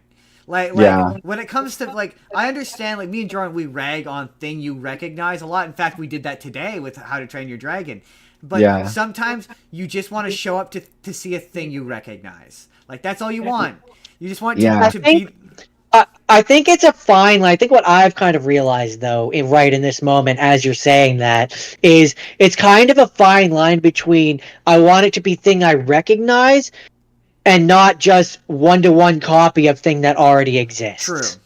True. Yeah, but I also don't like when they take a good story and then they try and change it in a way that's unnecessary to try and just make it their own. Yeah, I don't like It's that like, either. Yeah, especially going from like one medium, a video game, to a movie. I know they're different mediums; they don't perfectly transfer as well. But So- sometimes it's like you had perfect source material and you just disregarded it, and I don't. That all having been said, that's a perfect intro into my first one, which is the Super Mario Brothers movie. The original. No, Ba-da-ba-ba-da-ba. the new one, Ba. the Chris Pratt one. Okay. The Chris Pratt. We did the old Okay. one last time. I actually liked the old one. I actually enjoyed that movie. Probably ironically, and that's one of those ones I Yeah, like I was it gonna because it's say bad. And I saw it when I was young, so it's kind of got a special. But it was also, in no way. If you go into it not wanting to see a Mario movie, That's it's exactly. fun. It's like if you didn't call it a Mario movie, it's actually not a bad Yeah. movie. Yeah. Yeah, exactly. I believe that's what we said last time, Yeah. where we were like, if you took the Mario stuff off that one, it's fine. It's a fine It's movie. fine. Like it's Mhm. for what it is, it's fine. Speaking of fine, Yeah. Adam, have you seen the Mario Brothers movie, the new one? I have, yes. You have. So okay. So this is an example of this is what I'm saying, where it knows what it is, it's doing what it needs to do. It just looks like the thing you know, and that's fine. It's not doing Yeah. anything deep. It's not doing anything meaningful. It just exists, and that's okay. Like it's fine. Yeah. I didn't think it was bad. I didn't think it was amazing. It was what I Like, was expecting it to be. Right? And I enjoyed it. The references to the game are fun, and some of them Yeah. are legit surprising. Where you're like, oh, that's a surprising reference. Like Yeah, it's a deep cut. yeah, Jack Black as Bowser is really fun. I love the bit where they're playing the underground theme. They're like on the piano, like da na na na na, and then you got Cameron going, bleep, bleep, da-na-na-na-na. Yeah. It has a lot of stuff in there which I like. I mean, the fact that you had the original voice of Mario show up. Yeah. Yeah. Like even just in the roles that he did. I wasn't one of those people who was like, why can't we have him play Mario? I didn't need that. Like I was I mean, I feel like it would have gotten a little tiresome after an hour and a half of him doing that. Yeah. I mean, Yeah. I do love it, but I like it in, the in the one maybe little be bit you quiet. get right in the beginning, that's fine. That's enough. Yeah. That's all you need. Also the thing that blew my mind when they did the we're the Mario Brothers You and want to talk deep Yeah. cuts? That's a the- deep cut. I'm like, do the kids get that joke? That joke's for me, right? No way. That joke's Yeah. for me, right? that's for me. That's Like, for me. He looks Yeah. like Mario. He looks like Mario. He moves like Mario. If you've played any of the modern games, like he's Mario. Yeah. My one negative is I can't stand that Bowser's in love with Peach. I hate that story element. Yeah. It's weird. I don't like it. It doesn't work. It just feels like it's like in reference to the bit from Mario Odyssey where they get married at the end, but like it's not. Well, I mean, particularly funny. it's in reference to that. I mean, to be fair, the whole Bowser wanting to marry Peach thing has been around since like Sunshine, when he tries to kidnap That's Mama true. Peach. I don't. Yeah, Like it's not a new thing. That's why it didn't really. Is it a little weird? Yeah, a little like bit, it. but I don't like it. It not- doesn't work for me. Well, it's a little Not- rapey. Yeah. not. no. It's not new. Is kind of my point. That Like having they've been said- doing it for a while. I mean, one could argue they've been doing it ever since the original when he kidnapped the princess. Yeah, I don't know. I just don't. Yeah, it just doesn't work for me in the movie. Like he could still kidnap her and not want to marry her. I didn't like that. It didn't work for me. That having been said, him singing. Also, Peaches is to be very fair, I don't think it's supposed to work for you. He's the bad guy. funny. No, but I mean, like as a narrative device, it doesn't work for me.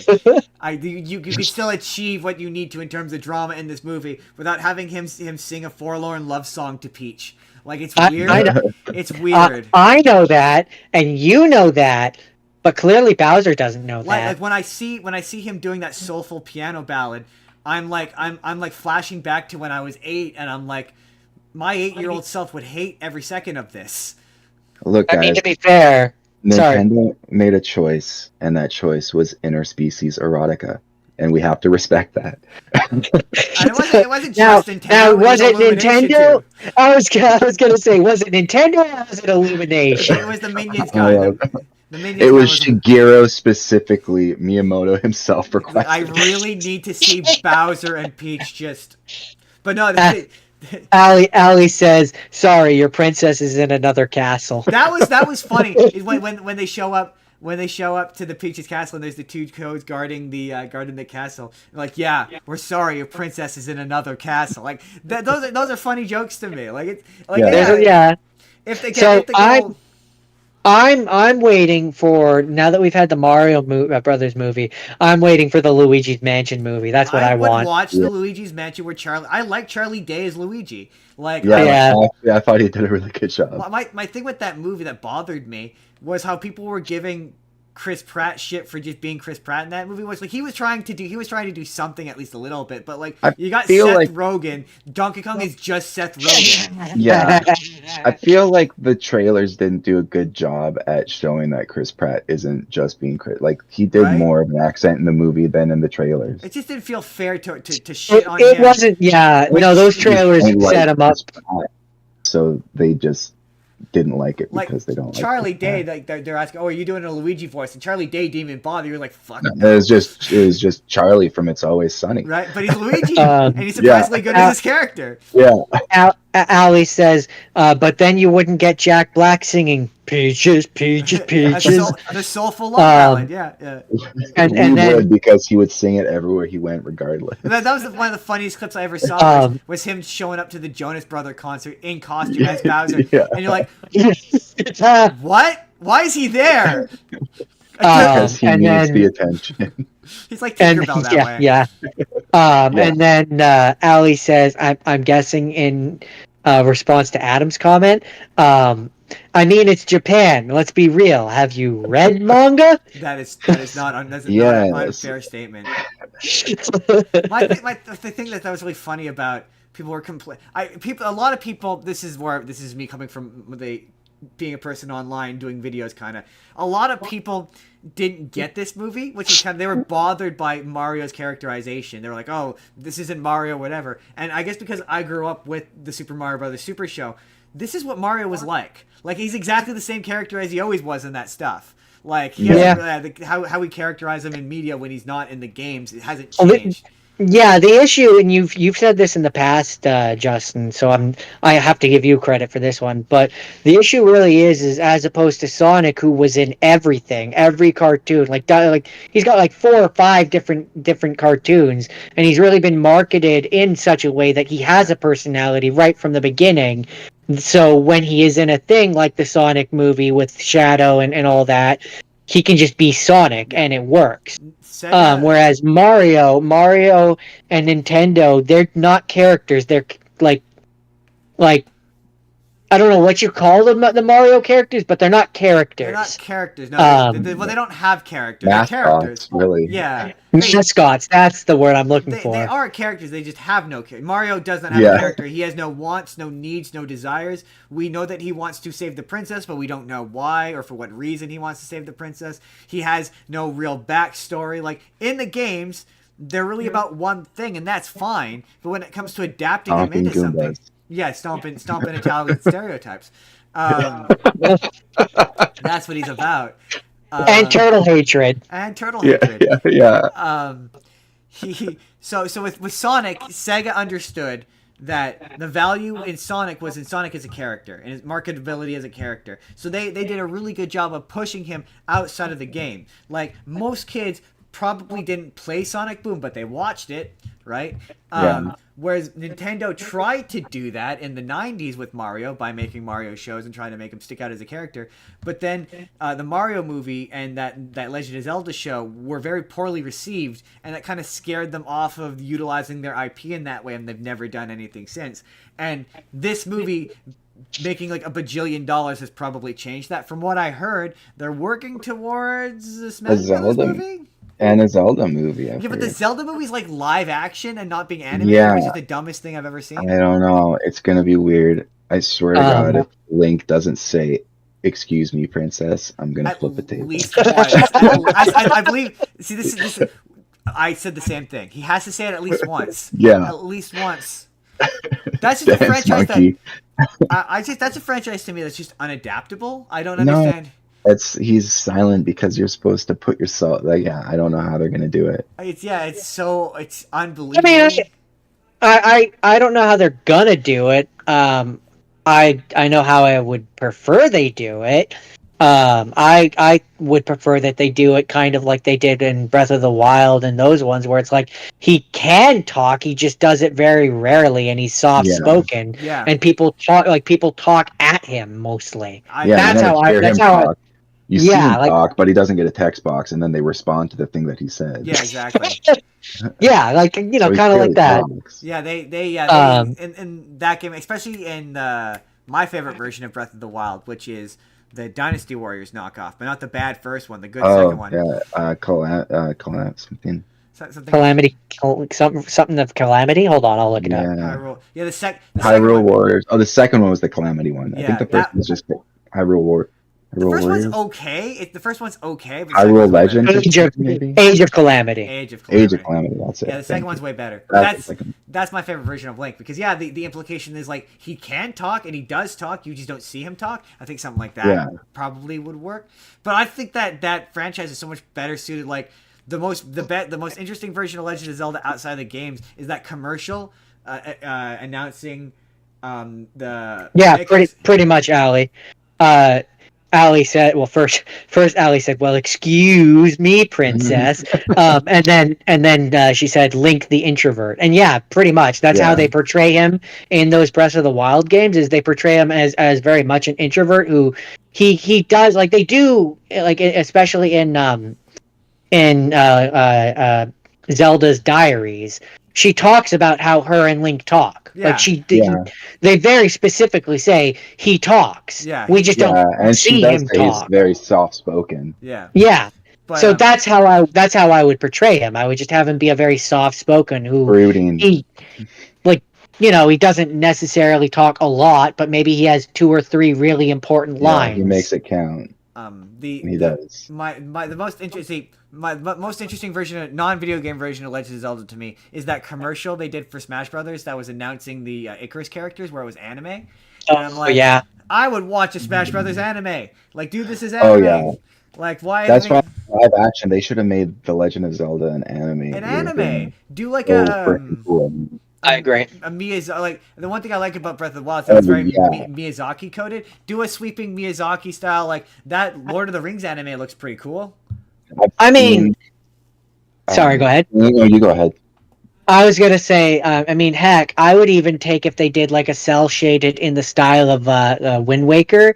If they did an animated one like that in that style, I would even take that over a live action. I just don't want a live action. It just becomes Lord of the Rings. I saw someone do it in like a Studio Ghibli style, which I thought was like that'd be fun. That'd be a lot of fun. Yeah. I also think it would be very funny. Because people have been asking for one of these for years. I think it'd be very they've been asking for a game version, but I think it'd be funny if you did it as a movie where it's in the Paper Mario style, like paper Legend of Zelda, because people for years have been asking for a Paper Legend of Zelda game. In the style of Paper Mario. I think it would be hilarious to do a movie in that style because people have been asking for that game. Just so, like we're not going to give you the game, but we'll give you the movie in this style. Yeah. The troll in me thinks that would be very funny. That's Mario. That's all I got from Mario. I want to make fun of the interspecies erotica. Joe, what's your next one? My next rapid fire will be much more rapid because I don't have as much to say about this one.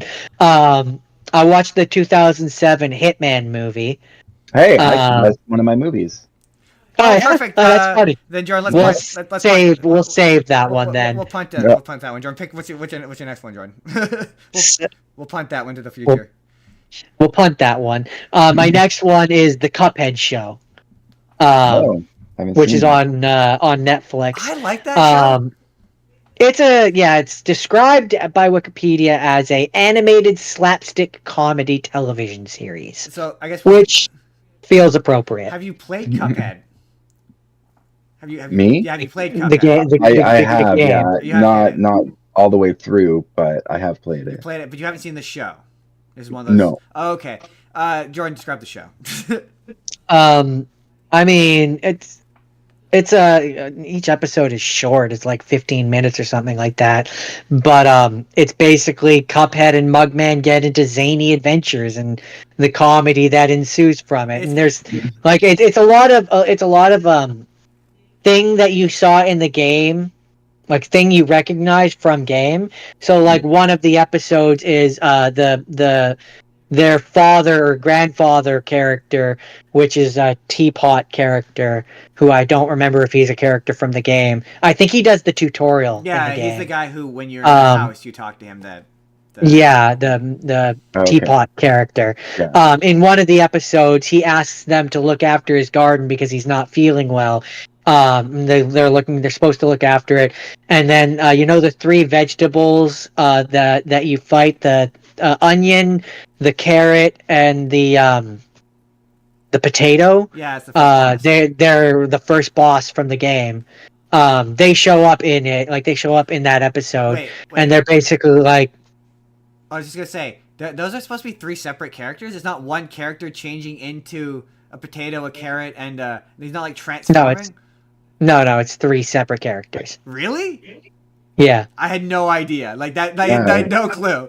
I thought he was transforming. I had no idea it was supposed to be 3 separate characters. No, yeah, it's supposed to be 3 separate. Also, fun fact for that first boss, the onion. If you do nothing in that fight, yeah, you just move on to the second round without having to do, like, if you don't fire your gun at the onion or do anything, he'll sit there for a couple seconds, cry, then stop crying, and he'll just leave, and then the next guy will come. I didn't know that. But yeah, no. In the one episode, those 3 characters show up. They take over the garden, while Cuphead and Mugman shirk their responsibilities and go off and have fun or whatever. They come back and they're having a party or whatever, and Cuphead and Mugman are like, "Get the fuck out of here!" Not literally, but they're like, "Get out of here!" Yeah, they both have, they suck up the garden, and yeah, it's slapstick comedy. Each episode is silly and goofy and fun, and it's very much. I think you've watched it. It's all right. Kids show? Yeah, it's a kids show. They've got like transatlantic accents, and yeah, they talk like they're from like the 1930s. It's if you like Rubber Hose, like that style, like Looney Tunes-esque, but it does have a lot of that, like, it really reminds me in terms of, it's why I couldn't get past. I watched the first season. I'm like, yeah, this is annoying and not for me. But it reminds me a lot of like Teen Titans Go. That kind of style of Gen Z, like, I don't kind of humor. So, okay, here's what I'll say about that, because I want to push back on that a little bit. Yes, it does to a degree, but it's also the type of show it is. The fact that it's a rubberneck kind of Popeye style show, I argue that's the point. Yeah. Like that's what the game is. It's supposed to harken back to, like, that's what made Cuphead. Cuphead is it was animated in that style of rubberneck, and that was kind of the big selling point. So on the one hand, I see what you're saying, but I don't necessarily agree, because that's the style it's going for. I also found Cuphead and Mugman to be abrasive and irritating in that, like, they're like precocious child, like they're like a Bart Simpson but more annoying, and he never seems to learn a lesson, and that gets tiresome after like 10 episodes. It's one of those where it's like, if you're sitting down to watch the entire thing all at once, back to back, like I said, they're 15-minute episodes, and that's not meant to be watched that way. Yeah, it's true. Definitely not meant to be watched that way. After having watched it like an entire, because I watched the first season, and having watched an entire season of it, by the end of it, I was a little burnt out, because that's not how you're meant to watch this show. Yeah, I watched one season of it, and I was like, I'm good. But like an episode here, an episode there, it definitely reminds me of like Looney Tunes. True. Yeah. Is what I'll say. But like Looney Tunes is another one where, like, if I put on like an entire season of Looney Tunes and watched it back to back, I'd be a little done done with Looney Tunes and need a break for it by the end of it. That's how I would put it. Yeah, if you have a child who likes things that are highly frenetic,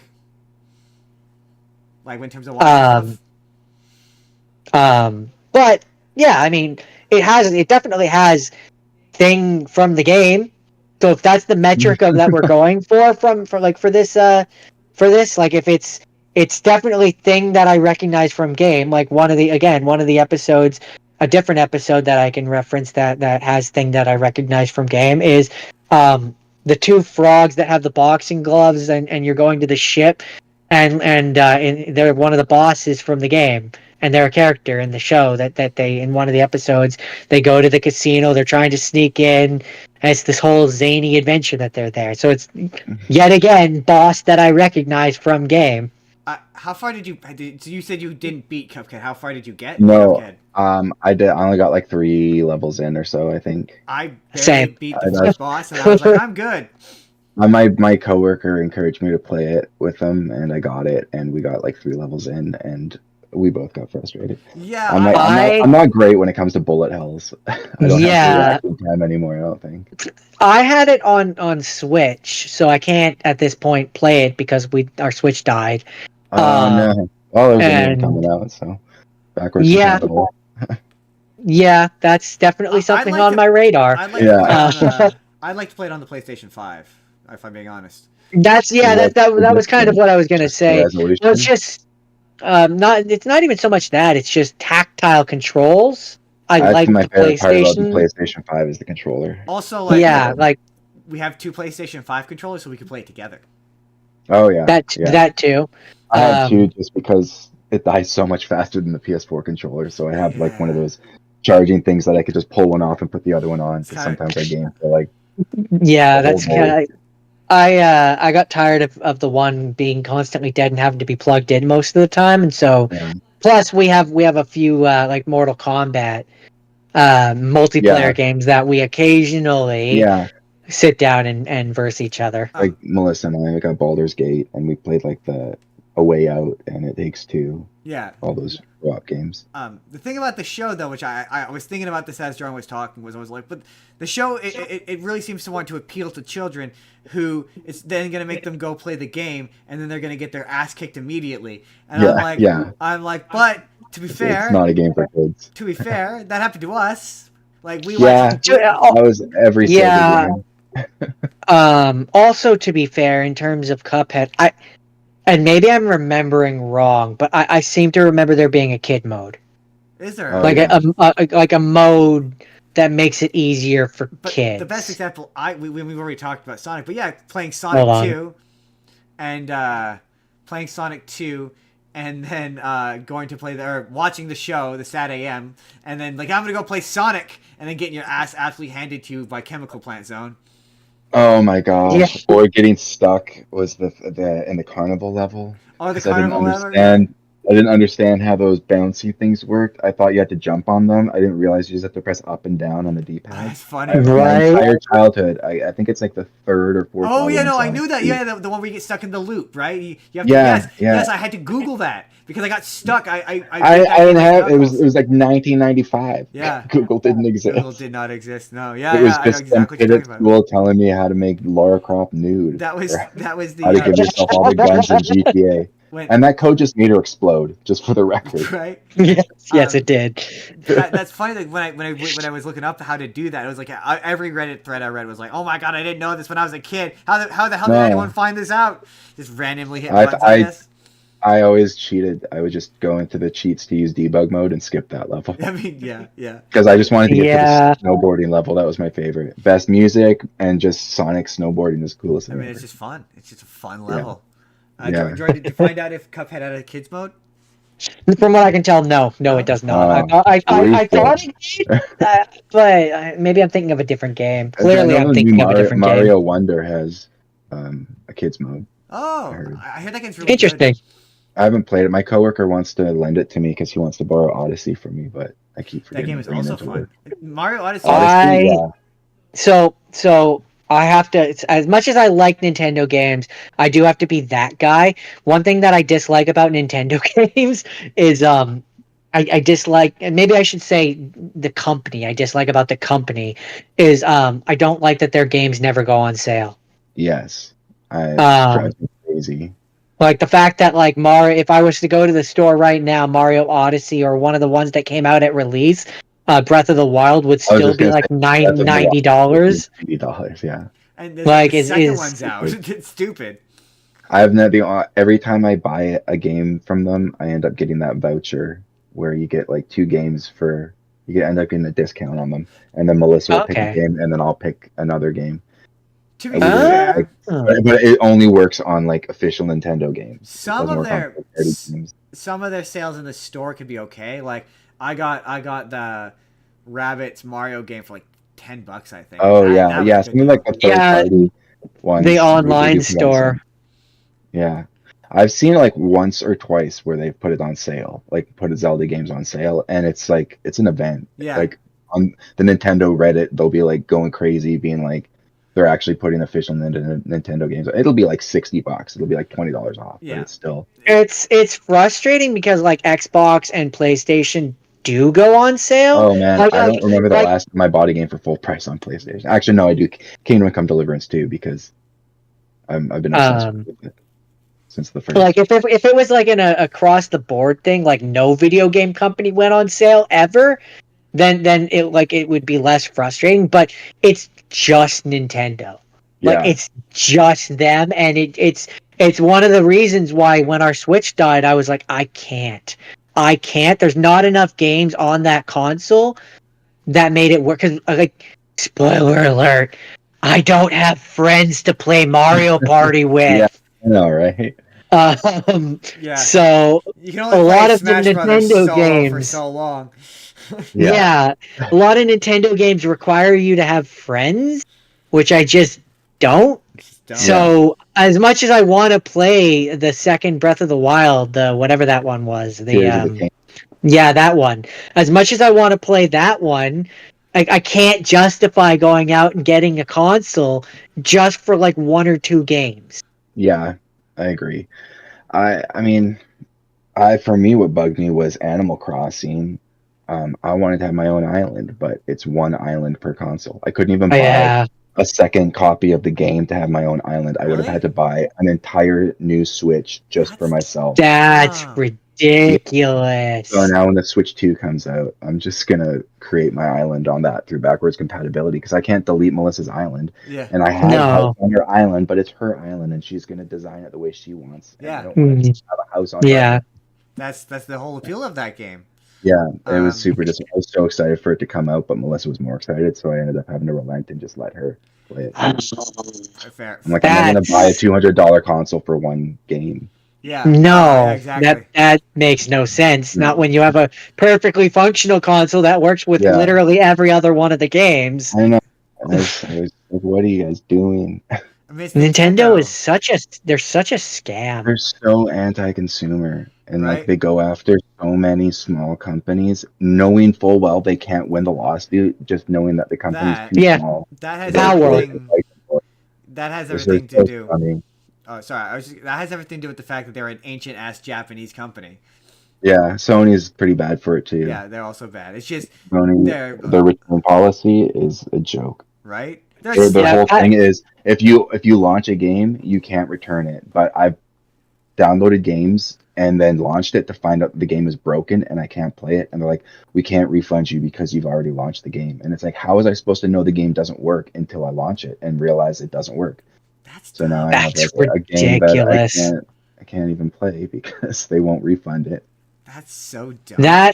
That reminds me of the time when I got Dead Island for Justin, and Oh, then yeah. like the disc came with the activation code, but the activation code had already been activated by someone else. Oh my god. Or something Yeah. to that effect anyway.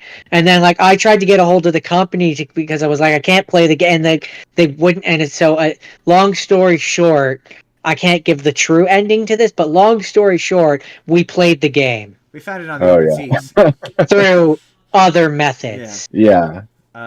Jordan, is that it for Cuphead?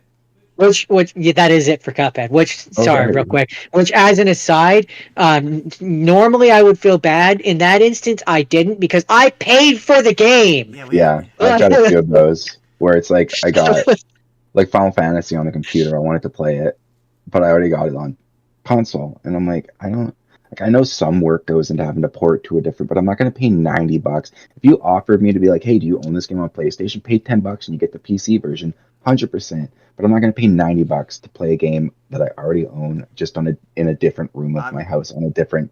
Right. I'm of a similar opinion when it comes to DVD copies of stuff. I own this. I own this. I paid for it. I have it in the room over right there. I just don't want to get up. I just don't want to get up. Yeah. Like I don't feel bad about this. No. Ali says they'll go after a lot of small creators who use their stuff under fair use and basically drown them in legal fees, so they have to remove their content even if they aren't getting paid for it. Nintendo is really skeevy about it. It's gross. Yeah, I know. It's really bad. But yeah, that's the Cuphead show. So okay, my next one. Oh man, so many of mine were just boring. They were just boring. Well, Jordan started as Cuphead and it turned into us just dunking on Nintendo. So. I mean, I was something boring, it might turn into something interesting. First Resident Evil movie. Oh yeah. I've not seen all of these. I know they go really far off the rails. I've seen, I think, up to Nemesis. I think I've seen the 3. I might have seen 4. I think 4 is Aftermath. I might have seen Aftermath. I think so. I just know at a point she gets superpowers, and then the next one she loses the superpowers. I didn't. Oh, I didn't get that far. This one was just really boring. It was really boring. It all takes place in a mansion. There's a bunch of scenes where people get sliced in half in badly CGI'd ways. It's not very interesting. I can't believe they made multiples of these because it's just not very good. I haven't played any of the games. All I know is I hate the 4th one. Have you played the first Resident Evil game? The first Resident Evil game? Like the original PlayStation 1? I've never played it. Have you played it? I have, but I haven't finished it. Is that movie a good representation of it? No, not at all. Not even remotely, no. That's what I guess. There's certain times where you're watching a thing and you're like... It's got the same creatures. It takes place in a mansion. The original game does take place in a mansion. Oh, okay, that's interesting. The original takes place in a mansion with a lab underneath. But it also, like... I would also almost put it as like I don't know. They tried to pull some things from the games, but like it's a new character. She's not in the games. I think they got like the Lickers, and I don't think they're in Resident Evil. They weren't in Resident Evil until Resident Evil 2. Oh, interesting. So there's they took a lot of. It was kind of like Uncharted, where they kind of took a little bit from every of the games and kind of mishmash. Hey, it's funny you mentioned Uncharted. We're gonna talk about Uncharted later. Oh boy. And then they kind of carried on with that story that they created for the first one for the following ones, but tried to inject more of the game story into it. So it's kind of a that's what I mishmash. Found was like I think it was like the 5th or 6th one. There's one we watched at the drive-in. That's a local reference. The drive-in which no longer exists. No. Twilight. Sadly. Yeah, Twilight. Yeah. We watched. Yeah. It's one of the ones where Leon Kennedy shows up. But the guy doesn't look anything but like Leon Kennedy except for a bad wig they gave him. Oh, I think I haven't seen that one, but I've seen pictures. He shows up and it's real bad. It's real bad. He's not really the character. I'm not loyal enough to this franchise to care. And it's just I was just so bored. And I'm like the special effects weren't all that interesting. And I'm gonna end up comparing this to Silent Hill because Silent Hill I was also bored for most of it. We're gonna get to Silent Hill. Ali says the Resident Evil 1 game has the old school horror game controls and static camera. It's hard to play nowadays. Yeah, the tank controls. Even the remake on GameCube, they still have the tank controls. I can't stand. This is an opinion that I've gotten yelled at over. I don't think Resident Evil 4 is a very good game. I maintain it is one of the worst games I have ever played. Why? Because I hate the fact that you can't run and shoot. It drives me freaking bananas. That's every Resident Evil game. Oh, that's where I'm like, yeah, it's purely Oh, personal. well, They didn't it's fix every. that until It's. Resident Evil 6. Yeah. I was gonna say it's every Resident Evil game until like the later ones The where fact that they you gotta stopped doing it. But and it's not even The just have you played the remake? no, but I've heard You can move and shoot in the remake. that's what I've heard. And the other thing for me that drove me crazy was the fact that you had to stand there. You couldn't run and knife.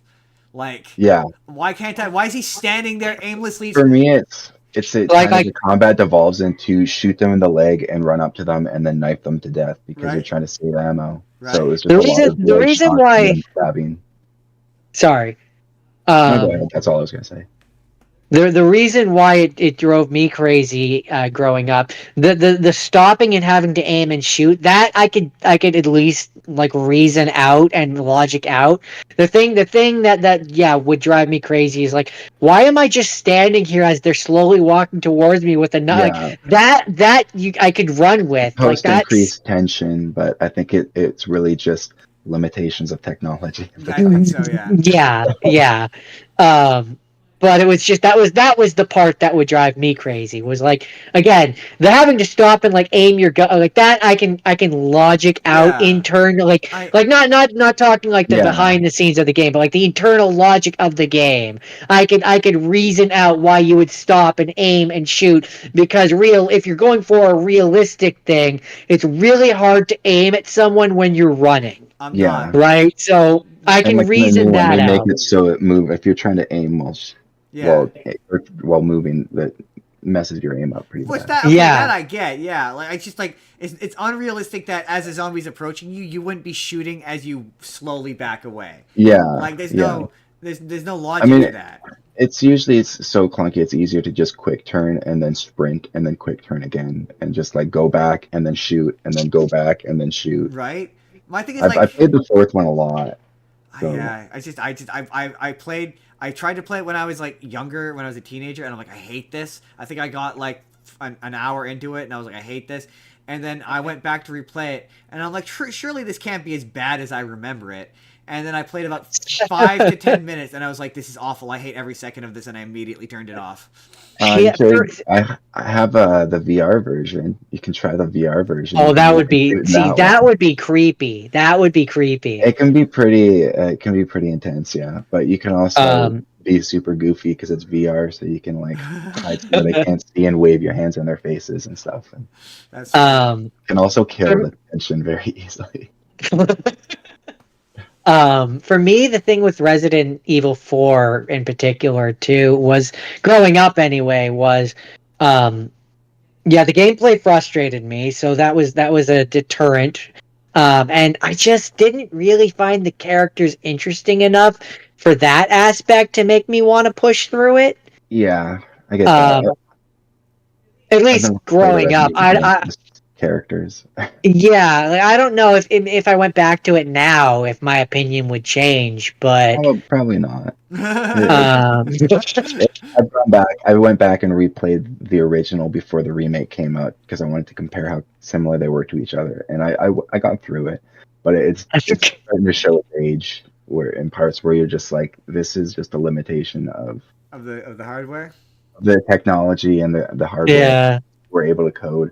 There's like some jankiness to it. It is still like, if you compare it to the ones that came before it, it is definitely a big leap forward. And like every game copied the over the shoulder camera idea from then on. And I like the fact that all the aiming and stuff was done with a laser, so you weren't relying on like a reticle or anything. But true, that's a fair point. I didn't like that it wasn't zombies in this one. That kind of bugged me, and it just they I don't know. I didn't really like the story in this. It was a good campy story, but it didn't invest me as much as like the third one did. I really like the third one. I've heard that the remake of the third one's really good. It's actually heard that my least favorite. Really? I've heard yeah. good things. Oh, interesting. It's good. It's ridiculously short.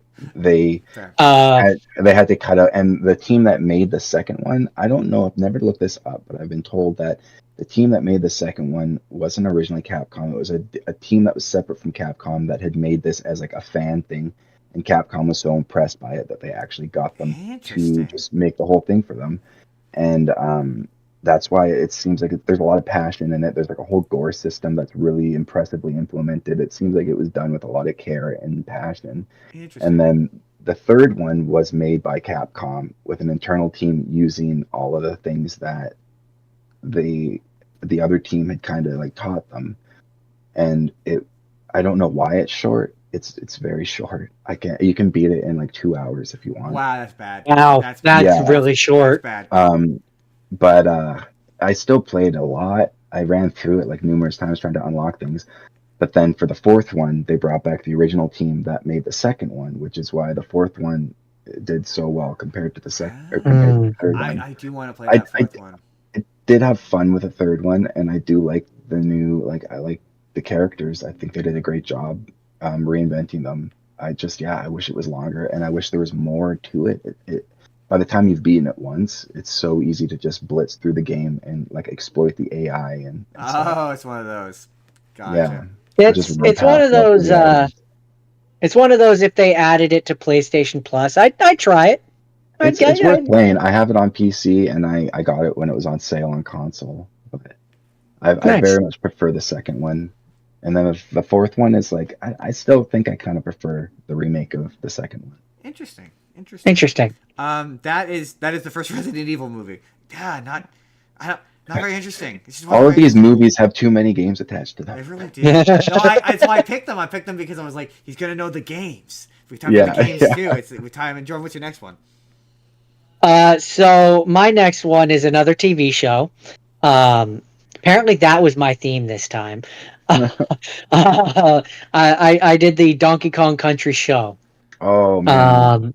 I'm guessing from that response you definitely remember it. I watched it so much as a kid. That show's amazing. It's so okay. Also, we used to together all the time. Yeah, very Canadian. Very Canadian show.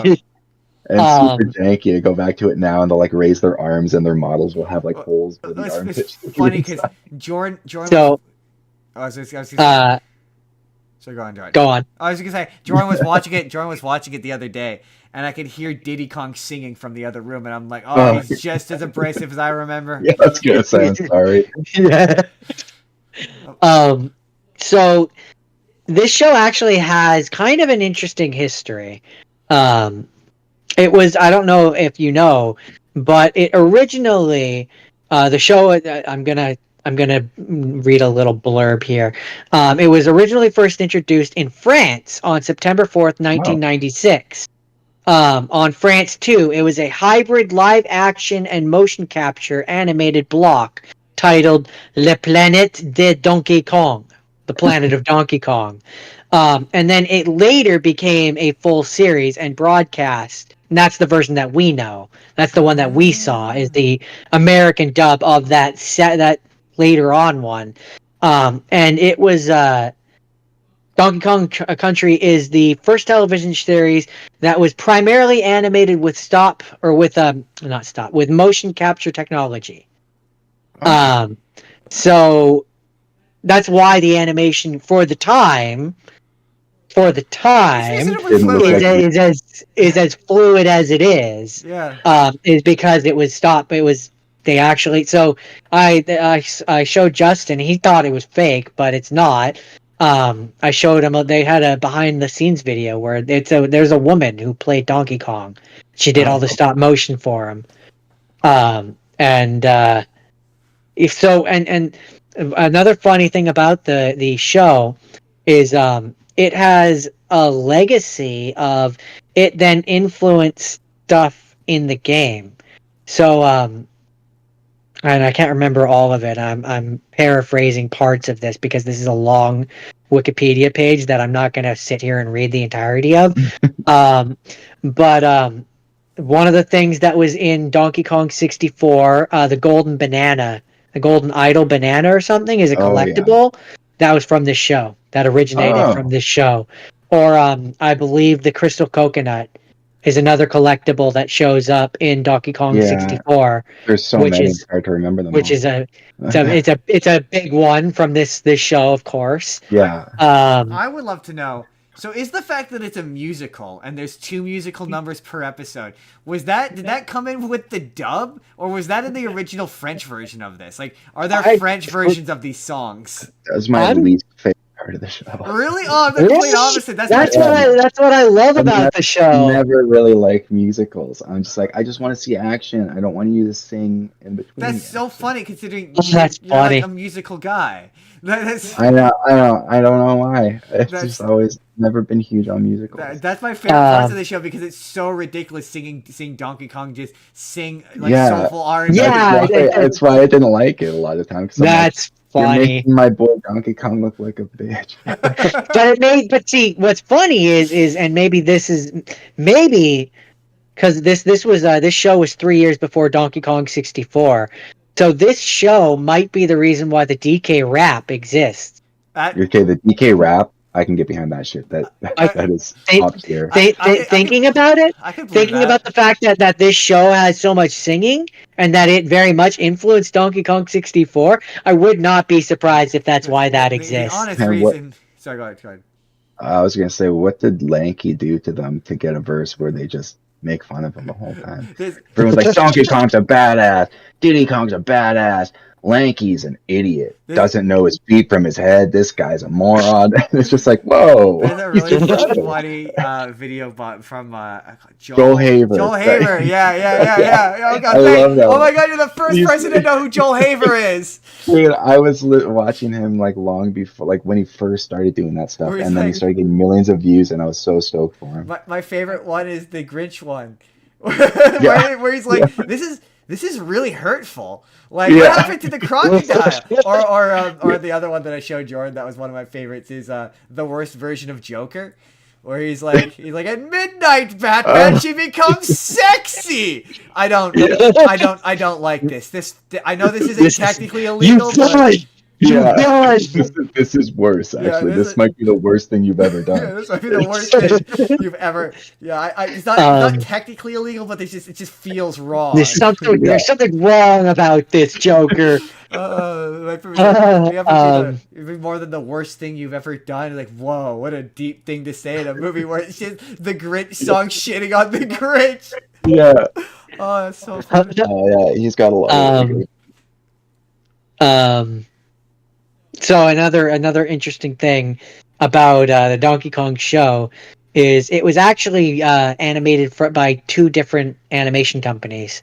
There was the first one, which was that's the French one, where they did all of the CGI motion capture stuff, and the season 2 was actually normal animation, and they had upscaled character models. The animation was keyframing, like normal animation. So, sorry, the reboot style. Everyone moves like an action figure. Yeah, pretty much. Yeah. There was something. Sorry, I've lost it. Animation. There was something I was going to mention in regards to it. Nope, it's gone. It'll either come back to me. It'll either come back to me or it won't. It was just funny when the Mario movie came out, or he was coming out, and people were like, "Oh, the Mario movie is going to be a musical," and everyone shot that down as if it was this ridiculous thing, and then Bowser sang a song in it. But I'd be like, "Look, Donkey Kong did it first." Yeah. Oh, I remember. So there's interesting thing is Donkey Kong actually has 2 voices in this, and he has this voice actor for his speaking voice and one for his singing voice. And I was peddling because now I've remembered the real thing that I was going to mention, which was the fact that earlier I mentioned how Sonic Underground on Tubi, the episode list is out of order. This was another example where, as I was watching it, it definitely felt like it was out of order, because I remembered season 2 being where they bring in Dixie Kong, Diddy's girlfriend. But as I was watching it, there would be random episodes where she was there. So then I went down this rabbit hole where I looked it up for this show in particular, where there's the order where it was released in France, which is the chronological order.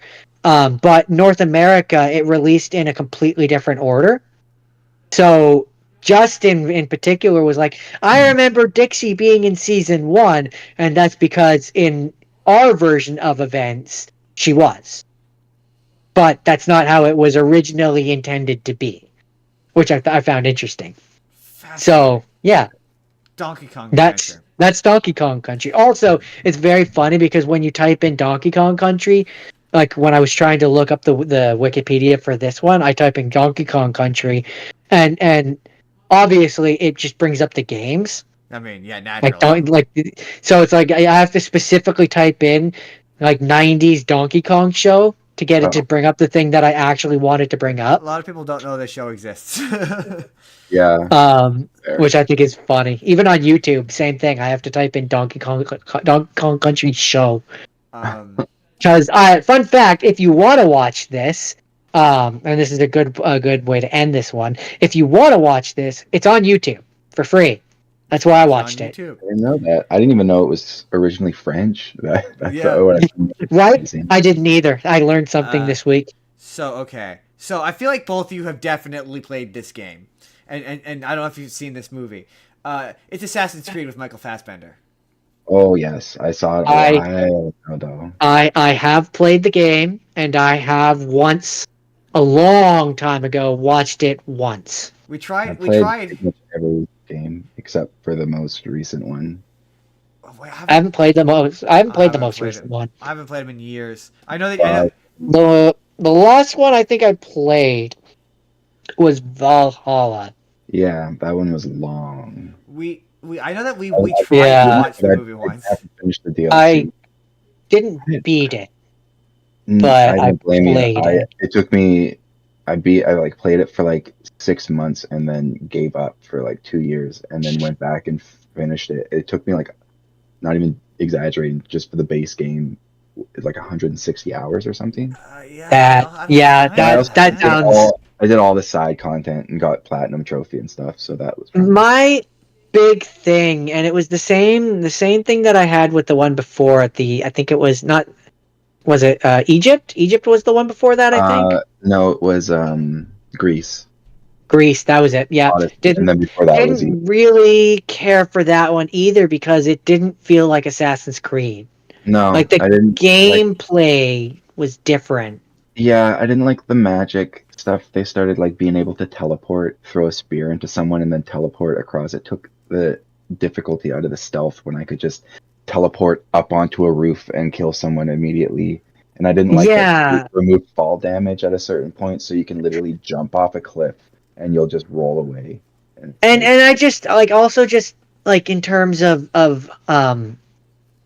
it, you know how Assassin's Creed has that Assassin's Creed feel, like you're I don't know how to articulate it. I know exactly what you're talking about. And those ones didn't have that. No, for me.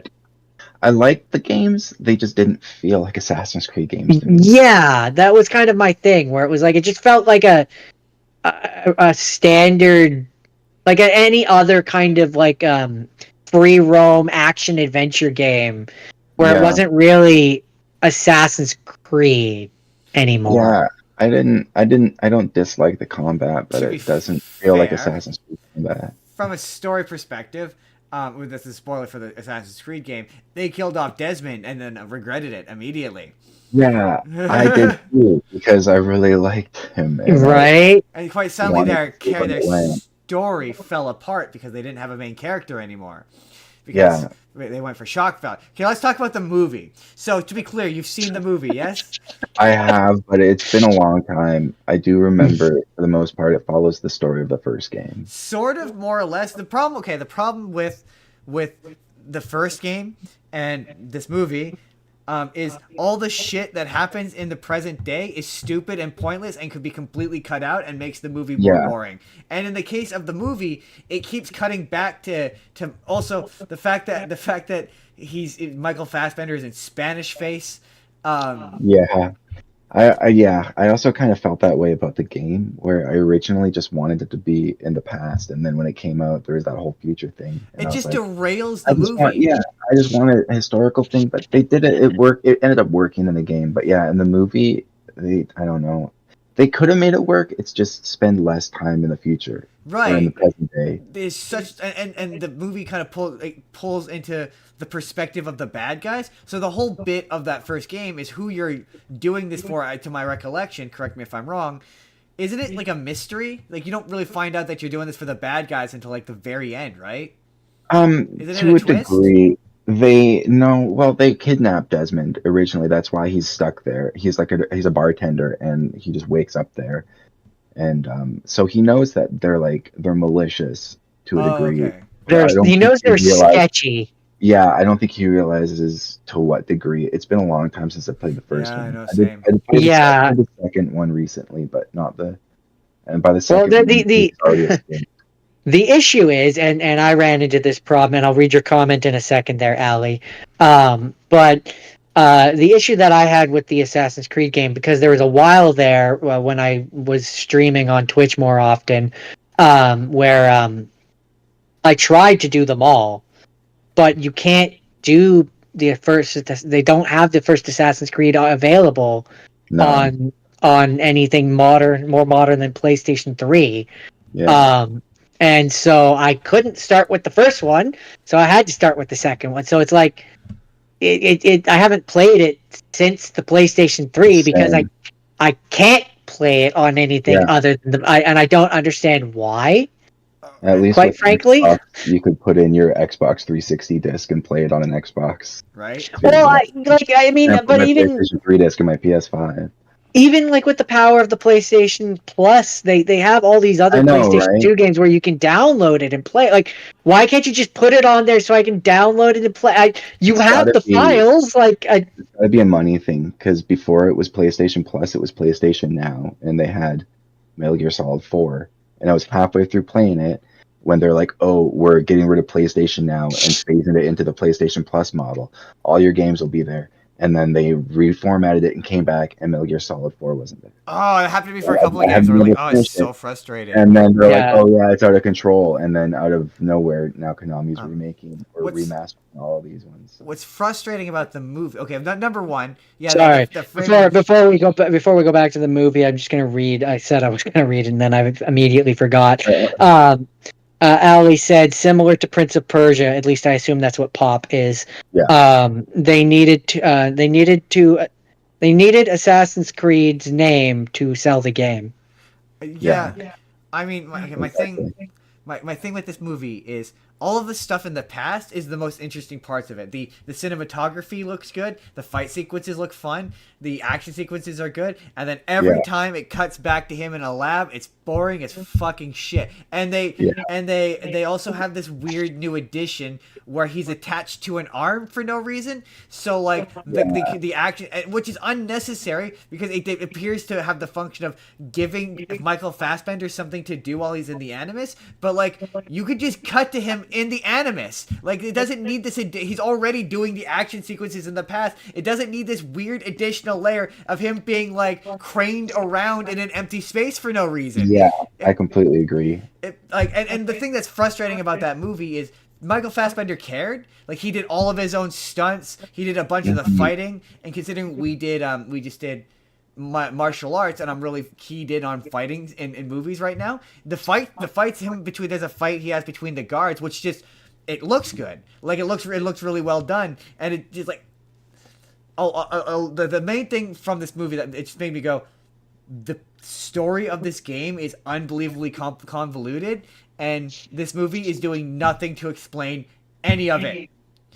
And so there's an evil apple. Like the movie doesn't. The movie, like by the end, you kind of get that the Templars are bad, but the movie doesn't really do a good enough job of being like, this is why the Templars are bad, because the game doesn't have enough time No, the movie doesn't have enough time to really like build out that twist. So it just immediately is like, these are the Templars, these are the bad guys. Part of the movie is from the perspective of the girl, like not from Michael Fassbender.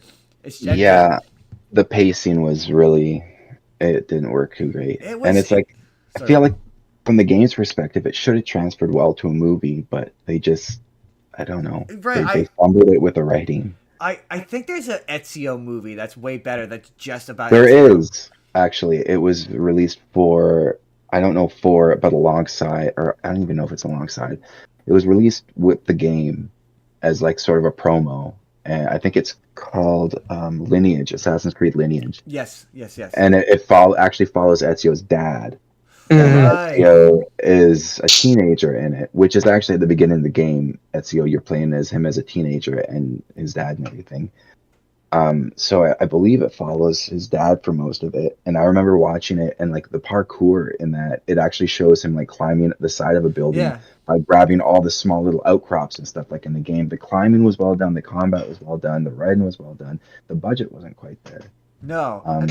But it was still, for what the amount of money they had, it looked like a really, like almost like those really high.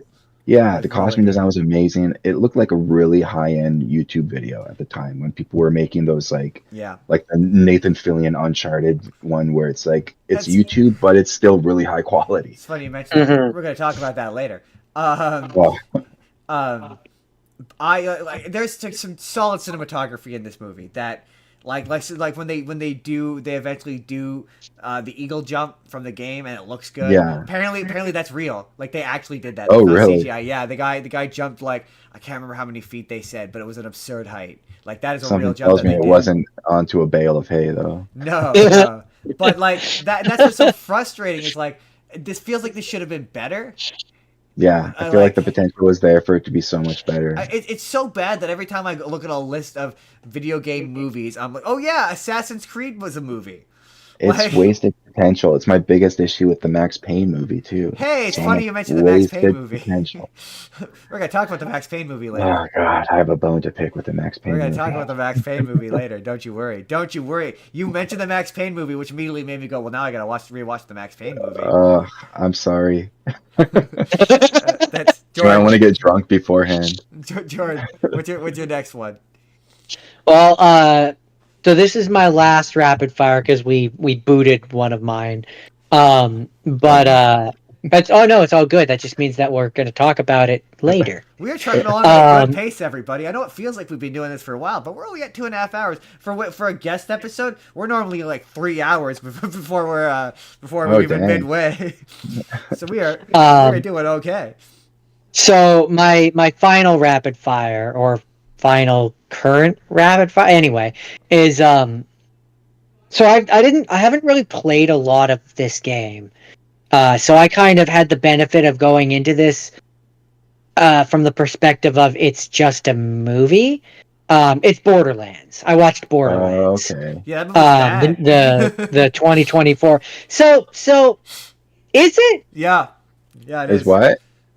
Is it bad? It's very bad. Yeah. Oh, I've heard that it might be one of the worst video game adaptation movies of all time. That I wouldn't say. I would agree. I've heard that just from a few YouTubers that are big fans of the games. I've just heard it was horrendously miscast. That's the number one thing. Is it's horrendously miscast. Yeah. So okay. I've only played the first two. I've never played really. I think I played a little bit of the first game. I played a lot of the first, and I don't even think I finished the second. I got bored. I got bored and never finished it, and so I don't really know any of the characters. To be That's fair, where the name comes from? Sorry? So is that where the name comes from?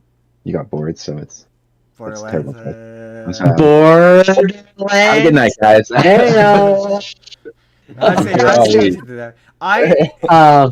So I kind of had the benefit, like I said, of going into this as just a movie. Like not a thing that I'm comparing it against another, so I didn't think it was as just a movie. It was pretty paint by numbers, make no mistake. Like it wasn't like groundbreaking by any stretch of the imagination. Jordan, but let me ask you a question. I'll ask Adam a question, and I'll see if you agree with the sentiment. Do you like Guardians of the Galaxy? Yes. I do. Yeah, I haven't seen the last one. It's the pretty much third just one. Guardians of the Galaxy, but worse. That's how I would describe Okay. it. I don't think I'd say worse. I'd say different. It's Guardians of the Galaxy, but slightly. It's Guardians of the Galaxy. It's Suicide Squad. It's James Gunn, is what I'll say. Yeah. Okay. It's very James Gunn, and you That's either like humor. that, you either like that or you don't like that, and I like it. For me, it's more I like it. It's just it's getting a little old at this point. I've seen it a lot.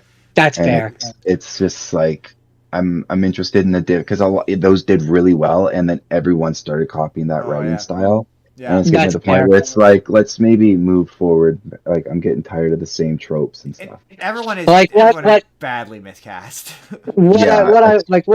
What I will say is, like, if this it gets a kind of response from me because it's a rapid fire. So when it's a rapid fire, that means it's on the second TV. I'm playing a video game and I'm half watching it. Like, I'm not giving it my undivided attention.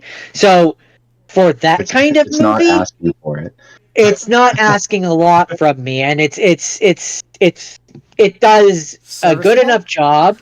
Yeah, it's serviceable. It is fine. I will It's say kind of that's like it's fine. Also, I will say the girl with the bunny ears. As soon as I saw her, I was like, "Oh, she's just Louise Belcher from Bob's Burgers." pretty much, yeah. That's pretty much what that character is. Tiny Yeah. Tina. Tiny Tina. Tiny Yeah. Tina. She's just Louise Belcher, right down to the bunny ears.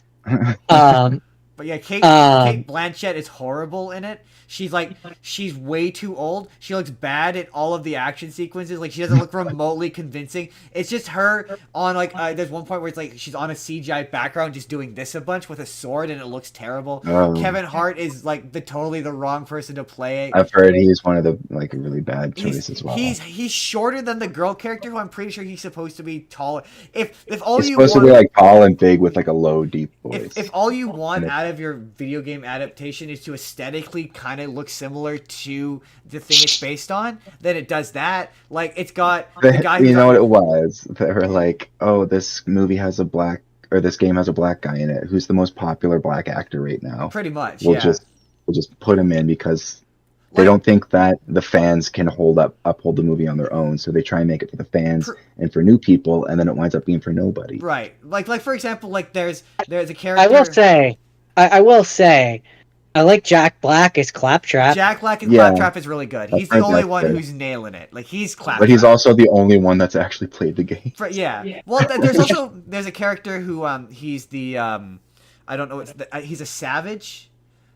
The hockey mask. Hockey mask. Yeah. Oh yeah. He's just It's just called Psychopath in the game. Psychopath looked accurate from what I remember. Psychopath looks absolutely accurate, and he's just Drax.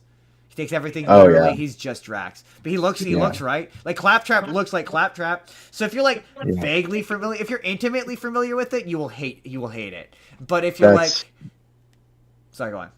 I was gonna say that's what a lot of the people have. Yeah, seen. if you're That not they didn't like it, they were fans of the game. Whereas I'm kind of in the middle. I'm kind of casual with them. For me, it was kind of like the example I would use is the example I always use is, have you seen Avatar: The Last Airbender? Which one? The M. Night Shyamalan one? Oh, well, I mean the show Or the new one? The Or the anime? I thought we were talking about movies. Well, I haven't watched the anime, but I have watched the video essays on it. Not to be that guy, but okay. general understanding. You're I familiar never with watched the M. Night Shyamalan one. Okay, so when we watched the M. Night Shyamalan movie, we had never seen the show, and when we watched that movie, we were like, something feels wrong here. Like, it feels off. Like, I don't watch the show, but I know this is a bad representation of it. Yeah, that was pretty much what we said. Like, I've never seen this, but I'm aware that this feels wrong. Borderlands is like that, where you're like, Oh, yeah. I'm familiar with this enough to know that this is wrong. Like, that's the kind of movie it is. Yeah.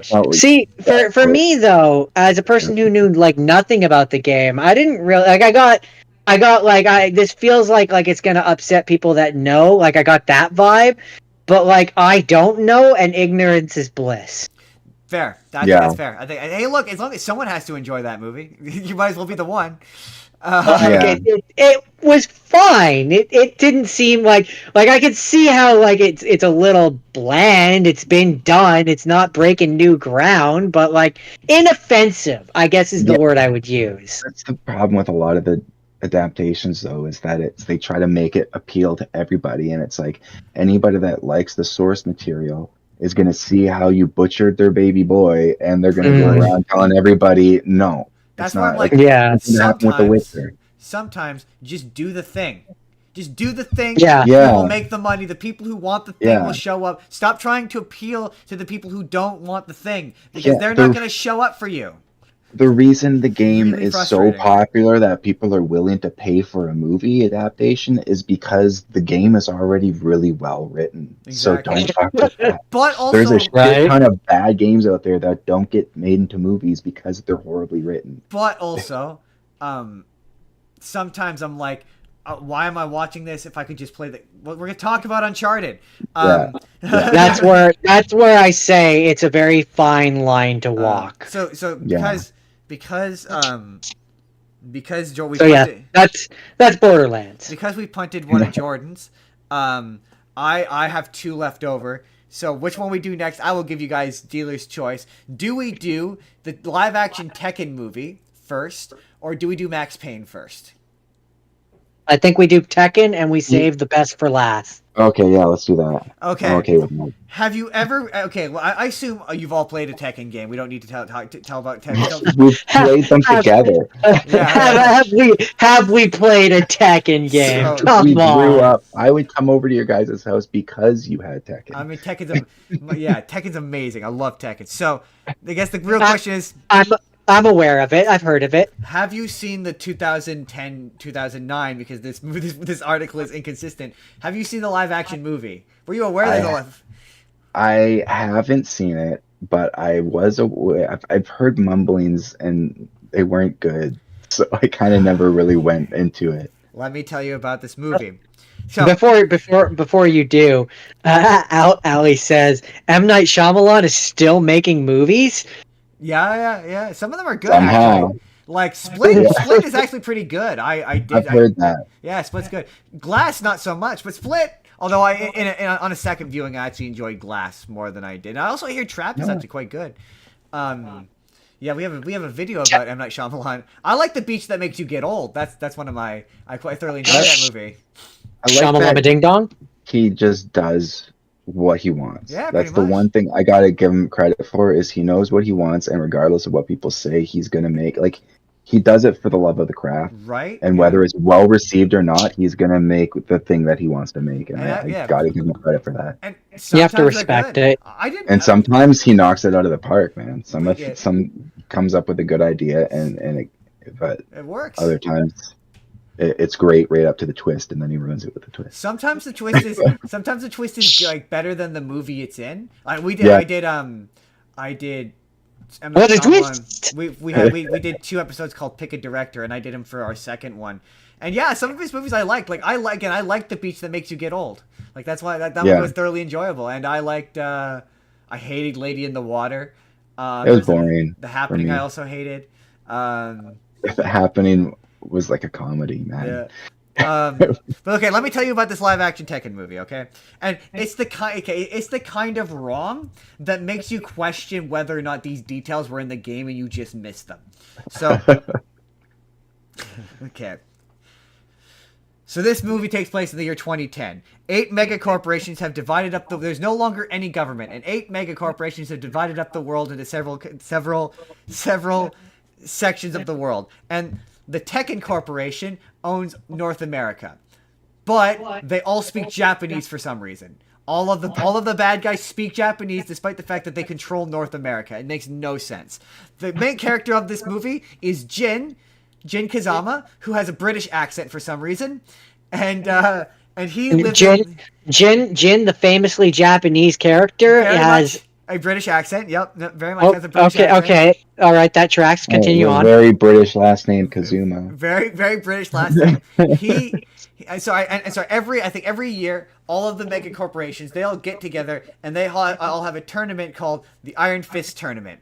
And Jin lives in the poor city, the poor part of the city, the ghetto, the name of which doesn't matter. And he lives with his mother, and he is like a smuggler. He's like a runner. He's running contraband that the evil corporation won't let them have. And he ends up getting like in trouble with the big corporation, and the big corporation kills his mom, kills Jun Kazama, which is what happens in the Tekken. And he winds up joining the King of Iron Fist tournament, and he fights his way through it. And all of the various characters show up, and they're all a representation of, like, they're all, like, representatives, I should say, of the various corporations. So, like, Christina Montiago shows up. At one point, he fights Yoshimitsu. And this is the compliment sandwich part of it. The costume design I was going to say, what does Yoshimitsu look like? phenomenal. Like, really? I'm not even kidding you. The costume design in this movie is so good. Like, it's genuinely like they look like they look like the characters from the game. Like, cool. Jin gets his gloves. Like, Yoshimitsu looks like Yoshimitsu. He's a sword guy. So it's at this point that I have to say, you're saying compliment sandwich. I feel like this is the highest point we're gonna hit. Right? It's all downhill from here. The story is incomprehensible, and it's a bad adaptation of the games. That's the other end of the compliment sandwich. Christina. Okay, at one point, Eddie Gordo shows up, right? And he looks just like Eddie Gordo. Like he's got an outfit. You know in Tekken 3, the green spandex he wears.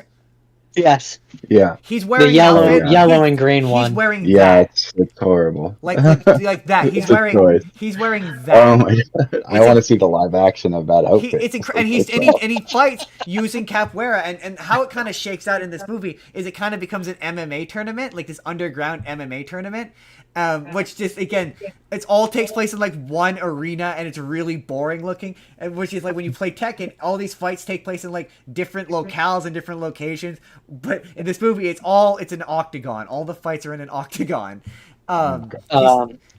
Ali says, this already sounds a little too real regarding the world being owned by megacorps. Don't give Elon any more idea, guys. I mean, yeah, that's kind of what it feels like. So Hayachi shows up in it, and he's got the haircut from the games that he has in the games, and he's an old Japanese guy. And he's wearing the diaper. He does not wear the diaper. He turns out to be a good. What's funny is he turns out to be a good guy by the end of it. But yeah, so Eddie Gordo shows up, and he's doing capoeira, right? So wait, back it up. Hayachi, the guy who threw his child off a cliff, not a bad guy. He's not a bad. He's the good guy. He's not off a cliff. Into a volcano. Sorry, I forgot the most important part. Into a volcano. You wanted to make sure. It's not that he's a good guy. It's just like they've made Kazuya such a cartoonish villain. He's the main villain of the movie. He ends up betraying Hayachi midway through the movie. Towards the end of the movie, he ends up betraying him. Because basically, the big twist of it is you don't know that, even if you know Tekken, you know that obviously Kazuya is Jin's dad. Well, that's a big twist in this movie, and you find out that he sexually assaulted that Jin's mother, June, used to work for the evil corporation and worked for Kazuya, and Kazuya assaulted her, and that's how he fathered Jin in this version, essentially.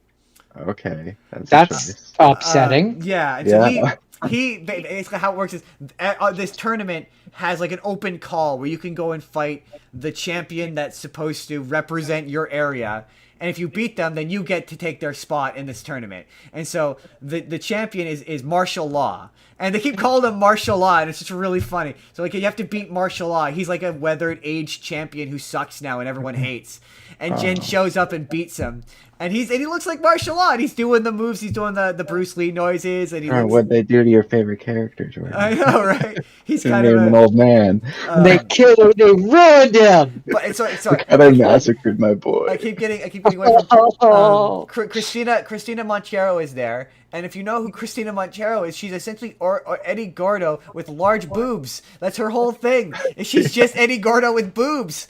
Yep. They tried in later games to make them separate characters by giving them a slightly different moveset to have her still be in the game so they can give her low cut tops. But like, that's her bit. And so she shows up in this movie wearing an outfit that's ripped from the games. That's impressive looking, but she's not doing capoeira, which is her whole bit. So like it's so bizarre. Like some of the characters. This movie sounds bad, Justin. This movie sounds very bad. So bad. It's every time they do something good, they ruin it. They ruin it. Like okay, and like some of the fights look okay. Like it's funny because they pulled out all the supernatural shit. So there's no devil Jin, there's no devil Jean, there's no ogre, there's none of that shit. They pulled that out of it so they could focus, and I quote, focus on the fighting. But the fighting is so bad because it's that kind of fight choreography and cinematography where you can tell that some of the people who were in this movie can fight and some of them weren't, and you can tell who can fight, who can't fight, because the ones who can fight, it cuts away from them to crowd shots, so you can't see anything. Yeah. So it's like, oh yeah, this looks kind of okay, but it keeps cutting away from the fight, so you don't get to see any of it, so it just looks bad. Yeah, the Yoshimitsu fight, he looks like Yoshi. He's a guy in a samurai suit. He's got his sword, and the movie clearly realizes he can't, if he doesn't use his sword, he's not much of a, he's a sword guy, but it would be insane if he used the sword in this fighting tournament. It wouldn't make any sense. So arbitrarily, Jin, the Iron Fist tournament, right? So arbitrarily, Jin now has a spear that he's fighting him with for no real reason or explanation. Like it is an in-spirit Uwe Boll film. It is an Uwe Boll film. It's like it gets all of the details wrong about it in all of the most amazing ways. It's the way you're like, yeah, their costumes are good. That's like being like, man, the Dragon Ball Z movie, it had the Dragon Balls. Sure had those Dragon Balls. Sure had them Dragon Balls. It had them Dragon Balls, and he was named Goku. And, okay. I have to wrap this up so we can talk about Max Payne. But if this all sounds horrendous to you, rest assured that the creator of Tekken agrees with you and fucking hates this movie with a fiery passion, to the point that I don't know if you've seen. There's a CGI movie. It's in the same engine or in the same animation style as Tekken 5 and 6. So it's about Christina Monchero is also Jin's love interest in this movie instead of Xiao Yu. But that movie's about Xiao Yu and the android girl, the Dr. Botskanovich's daughter. Oh yeah. She's in Tekken 6, I think. Yeah, it's those two. It's about them. They're trying to save Jin from something. When they were promoting that movie, he refused to acknowledge it and would only accept that movie was the only legitimate Tekken movie. They'd ask him for a Tekken movie and he'd just talk about that one. Which is funny because the OVA is actually not bad. Like, it's not bad. If you've ever seen the OVA, it's not bad. And also, I mean, I don't think at the time it had come out, but I will end my Tekken rant with recommending on Netflix. There's a legitimately good anime that's actually really good on Netflix. That's an adaptation of the third game. That's legit, like really good. Okay. Yeah, it's all the characters show up. It literally follows the plot of Tekken 3, like almost exactly. Oh yeah, that'd be worth watching. Yeah, I don't know if it's still on Netflix, but it was at one point on Netflix, and it's really good. Okay, we've put this off long enough. Yes, I watched Max Payne, and before I let you rip into this, I have so many questions about Max Payne. So I'm like my favorite game series of all time. That's why I watched it, because I remember this movie being bad. Everyone's bad in this movie. It's incredible. Everyone's bad in this movie. Mark Wahlberg is bad in this movie. So Mila Kunis is bad in this movie. At least Mila Kunis looks like her character. That's the only thing they did right in this movie. She disappears for minutes for like 15 to 20 minutes at a time, only to reappear, and then the movie wants you to think she's been there the whole time. And I'm like, but she's been gone for like 15 minutes. And like, yeah, it's like, it's the type of video game movie where you can tell clearly, is them doing the drugs? That's a mechanic in the game, right? Him drinking the shit? No. No, that's not a mechanic in the game. No, he eats painkillers. That's how you refill your health in the game. Is you take painkillers. No, the Valkyr is a drug that it's in the game, and it's his wife and daughter are killed because these people that are high on this drug break into his house and kill his wife and daughter, and then he ends up transferring over to the DEA or whatever. So I don't know. No, he still works on the NYPD, but he works in like the drug enforcement part of it. Plot of the movie is more or less 1-to-1 to the game by the sounds of it. Then. No. Well, the beginning with his family dying, his wife and daughter dying. So is the game not about him investigating the death of his family, like this is? It's not really. No, it's about he is trying to find the people who create this drug to get this drug off the street. And then he ends up getting framed for the murder of his partner. And then the entire game is you trying to run away from the cops who think you're a cop killer, while also trying to find the people who actually killed your partner. So the movie's not that far off, because that's what the movie's about. Because he does get framed for killing the partner. Yeah, it's more the What I guess what in the movie is different. I guess maybe that's the this whole the angel thing. There's no angels in the game. When people do drugs, they don't see angels. They talk about angels. You can find homeless people on the drugs talking about like the flesh of fallen angels and stuff, but no one says they see drugs. Max never does the drugs willingly in the game. He does get drugged with the drug, and it culminates into one of the worst parts of the game. But interesting. It's more the casting choices were bizarre. I don't know why they got a 30-year-old Ludacris to play Jim Rivera when Jim Rivera is supposed to be like an old grizzled police chief. Fascinating. He stood out to me. I was like, what the fuck, Ludacris? The one that got me was like, the movie thinks you're stupid. Like, it's really obvious that Beau Bridges is the bad guy. The whole time, it's so fucking obvious, but it's doing that thing where it thinks you're stupid and you don't realize that Beau Bridges is obviously the bad guy. Yeah, I would have to rewatch it because I've actively tried to push it out of my brain, so I don't remember the details. I do remember the whole mechanic in the game is bullet time, and there is one bullet time scene in the movie. There's one shoot dodge in the movie, and he's not even shoot dodging a person. He shoot dodges a door lock. I that was the part I played parts. I played a little bit of the third one. I own it on PS3 somewhere. The third one is actually by a different writer. Oh, interesting. The first two were written by Sam Lake, who's one of my favorite fucking writers in video games. Sam Lake, Alan Wake, Sam Lake? Yep, same guy. Same Remedy, same company. He actually plays Max Payne in the first game because they were starting up and they didn't have enough money for an actor, so this is a writer to play Max Payne. This is a weird divergence. Have you played Alan Wake 2? I've played every Remedy game. Okay. They're one of my favorite video game developers. I need you to explain the context of the Angel of the musical in the second one. The Herald of Light, the Herald of Darkness. What is the context of it? Why is there a musical randomly in that game? That is more so just it's not really. Is it like him hallucinating? Is that the context of that? No. He is in the dark place, basically, which is he's technically under Cauldron Lake.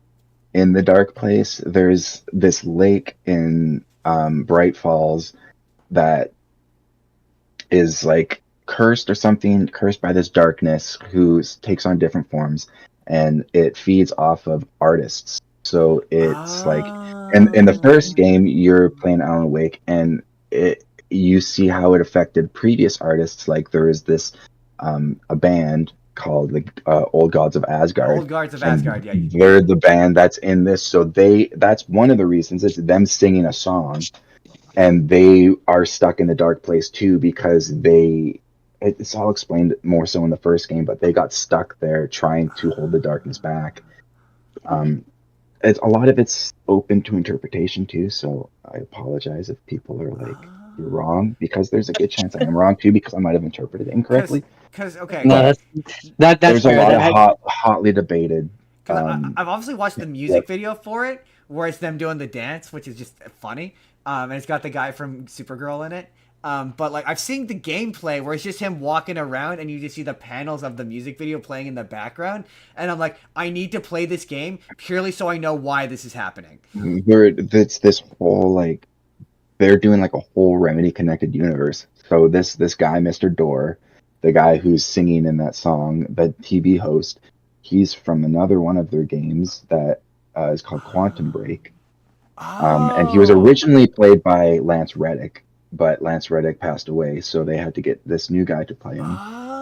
I mean, to be fair, he loves playing this character. Yeah, but they can't actually use the names from the characters from Quantum Break because Microsoft still owns Quantum Break. So they're trying to find a way around that to still reference one of their works, but that's the same thing with like Alex Casey is played by Sam Lake, who is the FBI agent, your partner FBI agent, who's played by the writer, but then the whole Alex Casey books are in themselves a tongue-in-cheek reference to Max Payne. Alex Casey is Max Payne. So Alan Wake is actually the guy who wrote Max Payne in the Alan Wake universe. And then that's why you see Sam Lake playing Alex Casey, but Sam Lake also played Max Payne in the original. It's all like this, like there's layers of like super meta commentary. I knew that the old gods of super Asgard. Self-indulgent, but I love it. I knew that the old guards of Asgard, that they had been in it, because I love that song. They're in the first one. Yeah. Oh, it's catchy as hell. Melissa and I love that song. And I in particular, the video game awards performance of it, just the genuine joy as they're doing the choreography is the most amazing thing I've ever seen. Sam Lake looks like he's on top of the world. I know. He always looks like he's in such a good mood, and I see him in interviews. He seems like he has such a huge passion for. So that having been said, this movie, I don't think he had anything to do I'd like with to the make fun of movie this movie aside from saying you can make it. I think Mark Wahlberg was the driving force for the movie to get made. Was he really? Same with Uncharted, actually. But he's so bad in it. I know. He's so bad. He's doing this weird. He plays the same character in every movie. He's a rapper. See, I completely disagree. I completely disagree because he's not playing the version of Mark Wahlberg that's fun or interesting. He's playing this weird, subdued. He's trying to do this gruff. Like, this movie wants to be Sin City. It wants to be Sin City so badly. Like, he's doing this terrible, gruff neo-noir narration that sounds bad. Like, the best version of Mark Wahlberg is the Transformers version where he's just a spacey asshole. Yeah. Or if you've seen the other guys, like that's the best version of Mark Wahlberg. That's the funny. Definitely. This isn't even the funny or Ted when he's in Ted. Like this isn't even the funny Mark Wahlberg. I think Ted is the best version of Mark Wahlberg. It's not the funny Mark Wahlberg where he's self-aware about the fact that he's an asshole. Like it's not that he's just an asshole. Like he's not. And like I say, Mila Kunis is boring in it. The twist is not very good. The cinematography is terrible. No. I will say the ending where he's just tripping on drugs, killing everybody is pretty good. Yeah, but that's also not in the game. No. I think that's because they wanted to get, like, in the game you can dual wield machine guns, and that's one of the coolest parts is dual wielding like Uzis and diving around the corner. And they wanted to have that, but they're like, how can we have a scene where a cop would realistically dual wield Uzis? Have him be on drugs. It's like, well, we'll put him on methamphetamine. And then like it's cool, and I like, but it's like he would never voluntarily do the drugs that killed his wife and daughter. Also in the context of like how they describe this drug, it also is badly affecting the guys who they claim it's positively affecting. It's like he's just like cracked out, or he's just roided out on drugs. Like that's what this is. Yeah. This is just a steroid that he's roiding out on. And it was more like the premise is the same with the framing and stuff, but like I don't know, the game has different characters that it explores more, and those characters dive into Max's history with these characters as a cop. So like there's characters in the game, he's been an undercover officer for ages, trying to work his way up the drug ring to find the person that owns. So a lot of the game is all of your old gang members realizing this whole time you've been a fucking cop, and now they want to kill you too. So there's a lot of like really interesting dynamic, and the game is very influenced by like old noir films. I can see that. and it's just dripping with like The movie wants to be super incredible metaphors that are just so like using things like I was dodging bullets like raindrops, where you're just like really interesting similes. That's what I love about Sam Lake's writing is it's just he's got a really interesting way of writing dialogue and stuff. I guess to And the sum movie up, doesn't have any of that. no, to sum up, this movie wants to be Sin City. And to be fair, I hate Sin City. I think that movie is also bad. But in terms of critical acclaim, this movie wants to be Sin City, but it winds up being The Spirit.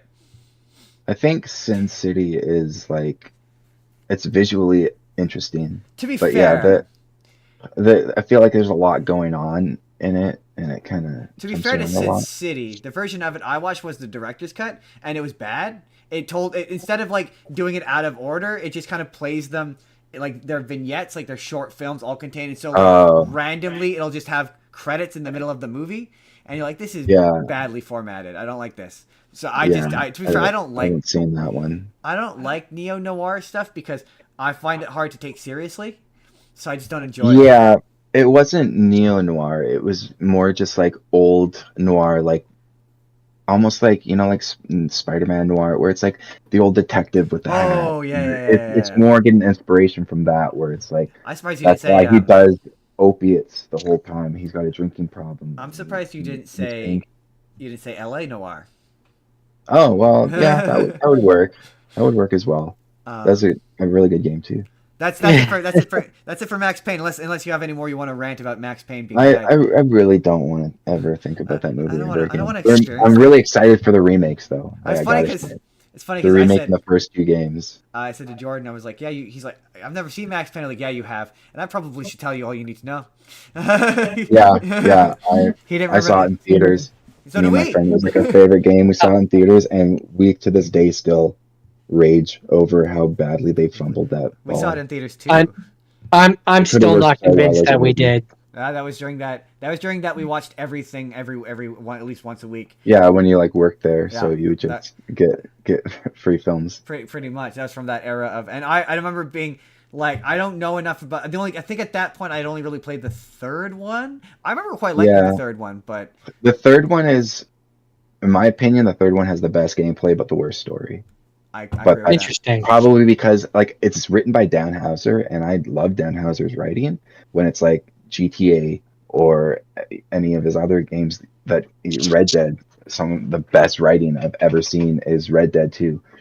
But with Max Payne 3, it very much feels like Dan Houser is trying to write as someone else because he is. So it sounds like Dan Houser trying to write metaphors like Sam Lake would write metaphors, but they don't sound like Sam Lake metaphors. And it's just not, it just doesn't feel like a story. One of my more controversial videos and my pushback on Red Dead Redemption 2 is I think the pacing in that game is horrendous. I think the pacing's up. Well, in what sense? Like the Guarma section? The opening is one of the most agonizingly slow things I have ever. The fact that when you're horse riding, you can literally hit cinematic mode and the game just plays it for you while characters are having really long and tedious conversations. It's just as a game, just was not very engaging to me. But to be fair, Justin, sorry to cut you off, Adam. To be fair, you don't like westerns. I don't like westerns. That's true. But just I love westerns, and that's I like the slow burn, and I'm going into it more from like a cinematic perspective. Whereas if you're going and expecting like Grand Theft Auto type of action, it's not so much. There's a lot of people that didn't like the game. It's not a hot take. It's one of those games where it's like you either love it or you hate it. Dude, there's some people out there who say they hate having to open up every cabinet and take everything down, and I fucking love that shit. That's why I love Kingdom Come Deliverance 2, because I just want to live in that world. I want to do all the tedious action. For me, I want to see the animation I love well done animation. For me, it's that. So I'm sort of a middle of the road guy where I really enjoyed it the first time I played it. I thought that it was a very well built world, and I very much I had a good time with it. I've never played it again. I've never played it through again, but I jump into it just to play around with the AI and just walk around and melt off the screens. That's fun. The saloon fights, or just there's so much stuff going on in the world that you can just come across things that you've never seen. I will say I had way more fun playing the first one, but for me, for me, the thing that was frustrating was just the first like 30 minutes to an hour of or like 10 15 minutes of just slowly and agonizing No. It's like the first 2 hours, dude. That's why I don't blame you. It's a long intro. Slowly. And the first thing I did when I finished that intro was make a hard save at the beginning of chapter 2, and I've only played that intro like once since.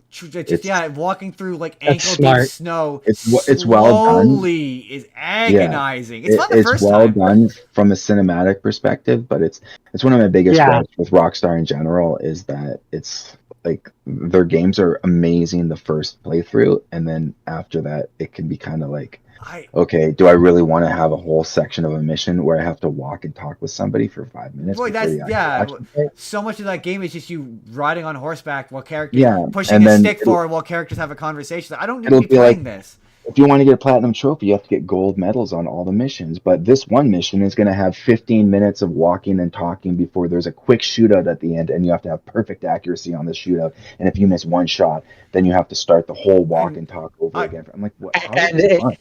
And it's at this point that I want to harken back to the previously mentioned Prince of Persia time powers, which would be very useful in a game like that. So you can skip past the 15 minutes of rambly talky, so you can just keep retrying the hard part. Just make it so I can restart at the checkpoint without it screwing up my medal. Right. Well, No. That makes way too much sense. No. Magical Prince of Persia time travel powers. My biggest gripe with Rockstar is they're like, this is the game. Like it. If you don't, fuck you. I mean, yeah. This is how you have to beat the mission. Do you want to try and beat the mission a different way? No. It's funny. Beat it the way we tell you. It's funny. And they're like, because I'm about to be do it stealthily. I'm about to be hypocritical, right? Because I'm going to say, if I wanted to watch a movie, I'd watch a movie in regards to it. But I'm about to talk about we'll talk about Uncharted, and that's some of my favorite moments. Not to skip ahead, in Uncharted are the more cinematic ones. So I definitely get what you're saying, where it's like, but those cinematic moments are fucking action-packed Hollywood scenes. Not all of them. Not all of them. No, that's true. But I mean, there's a difference between riding through the snow to try and find somebody on some horses and, ripping through a city in a Jeep, driving over rooftops. True, but not to jump into Uncharted. But my two favorite moments in an Uncharted game are in Uncharted 4, which I maintain is the best Uncharted game. My two favorite moments in that game are the moment where you're playing Crash Bandicoot with Elsie, the wife. And where it's just domestically they're just hanging out playing video games together. I love that moment. That moment's awesome.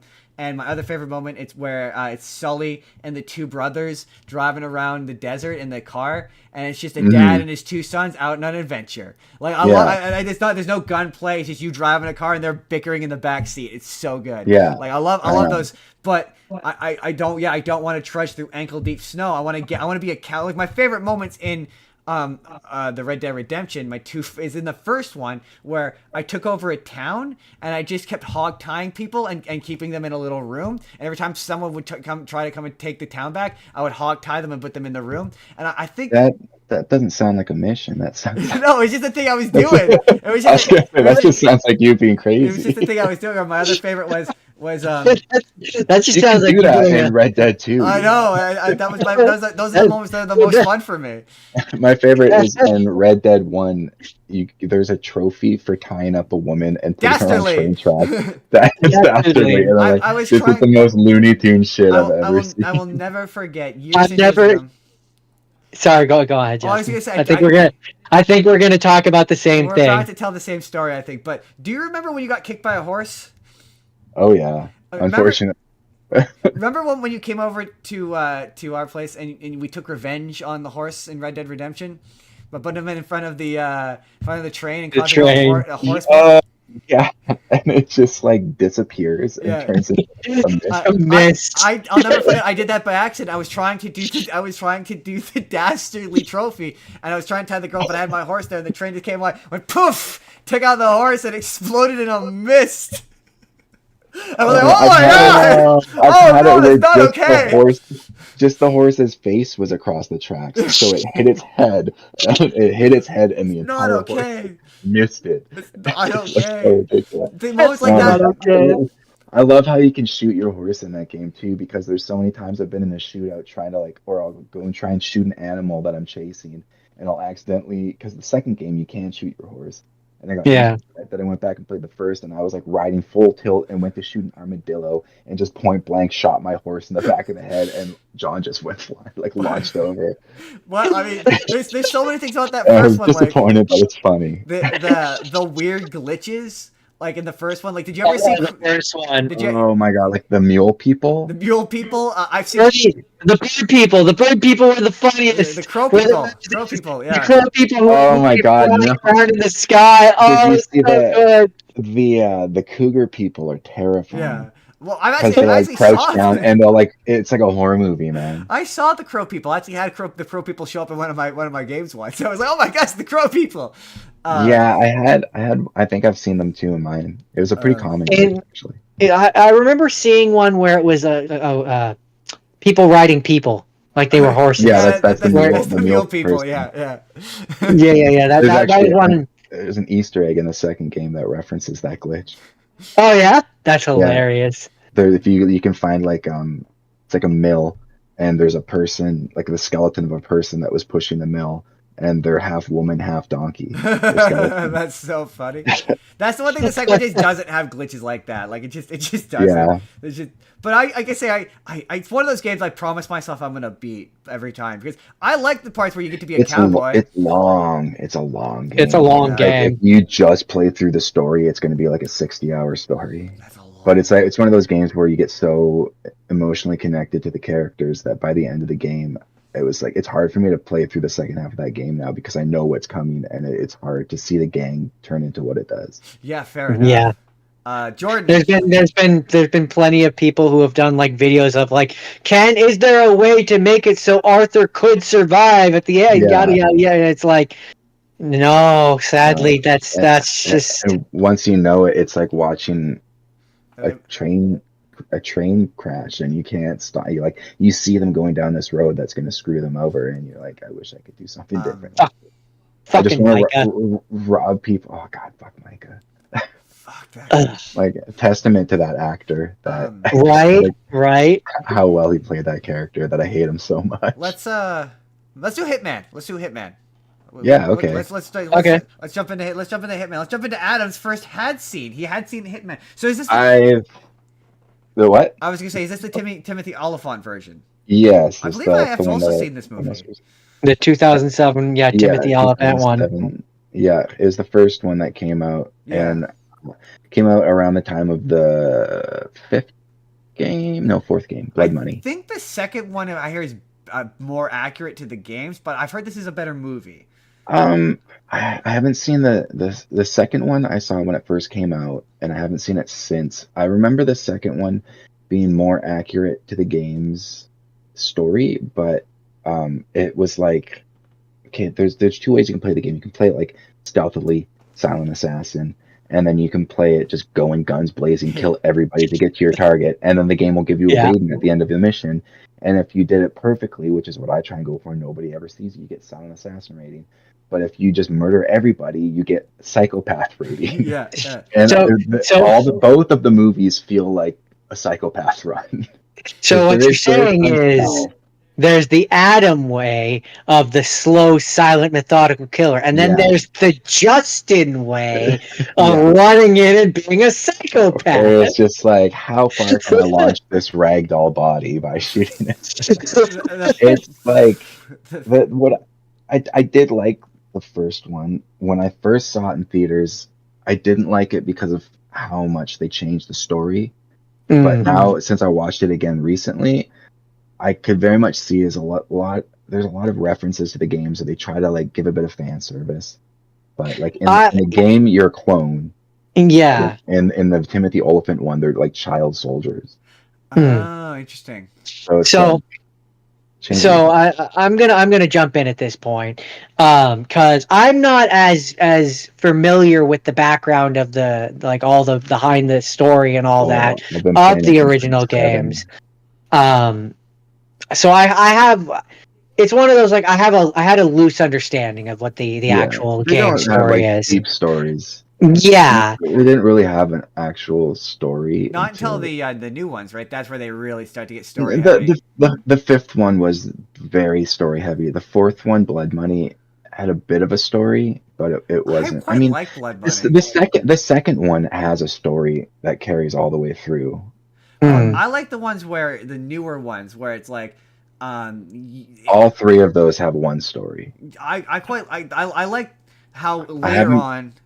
I haven't beat the third one, but I have beat the first two. I think I beat the first one. I don't think I played the second or third one yet. I didn't beat the third one because the way I play Hitman is I find the way to get through the level flawlessly with nobody ever seeing me. And beneficially, if I can do it without changing my outfit to use a disguise, it feels like you're way more of a badass Hitman if you can do everything in a perfectly pressed suit. In the suit, yeah. Sometimes I'll leave the suit and then I'll go back and grab it before I leave, because you get penalized if you leave weapons or your suit and the level, then the agency has to recover it and they charge you for that. So it lowers your rating. I liked how in the newer ones, basically you had different, like, for me as a person who's not really a very good abstract thinker, I really enjoyed how you could unlock different objective lists to how to get the same. So like, it's like, okay, I start to do it this way,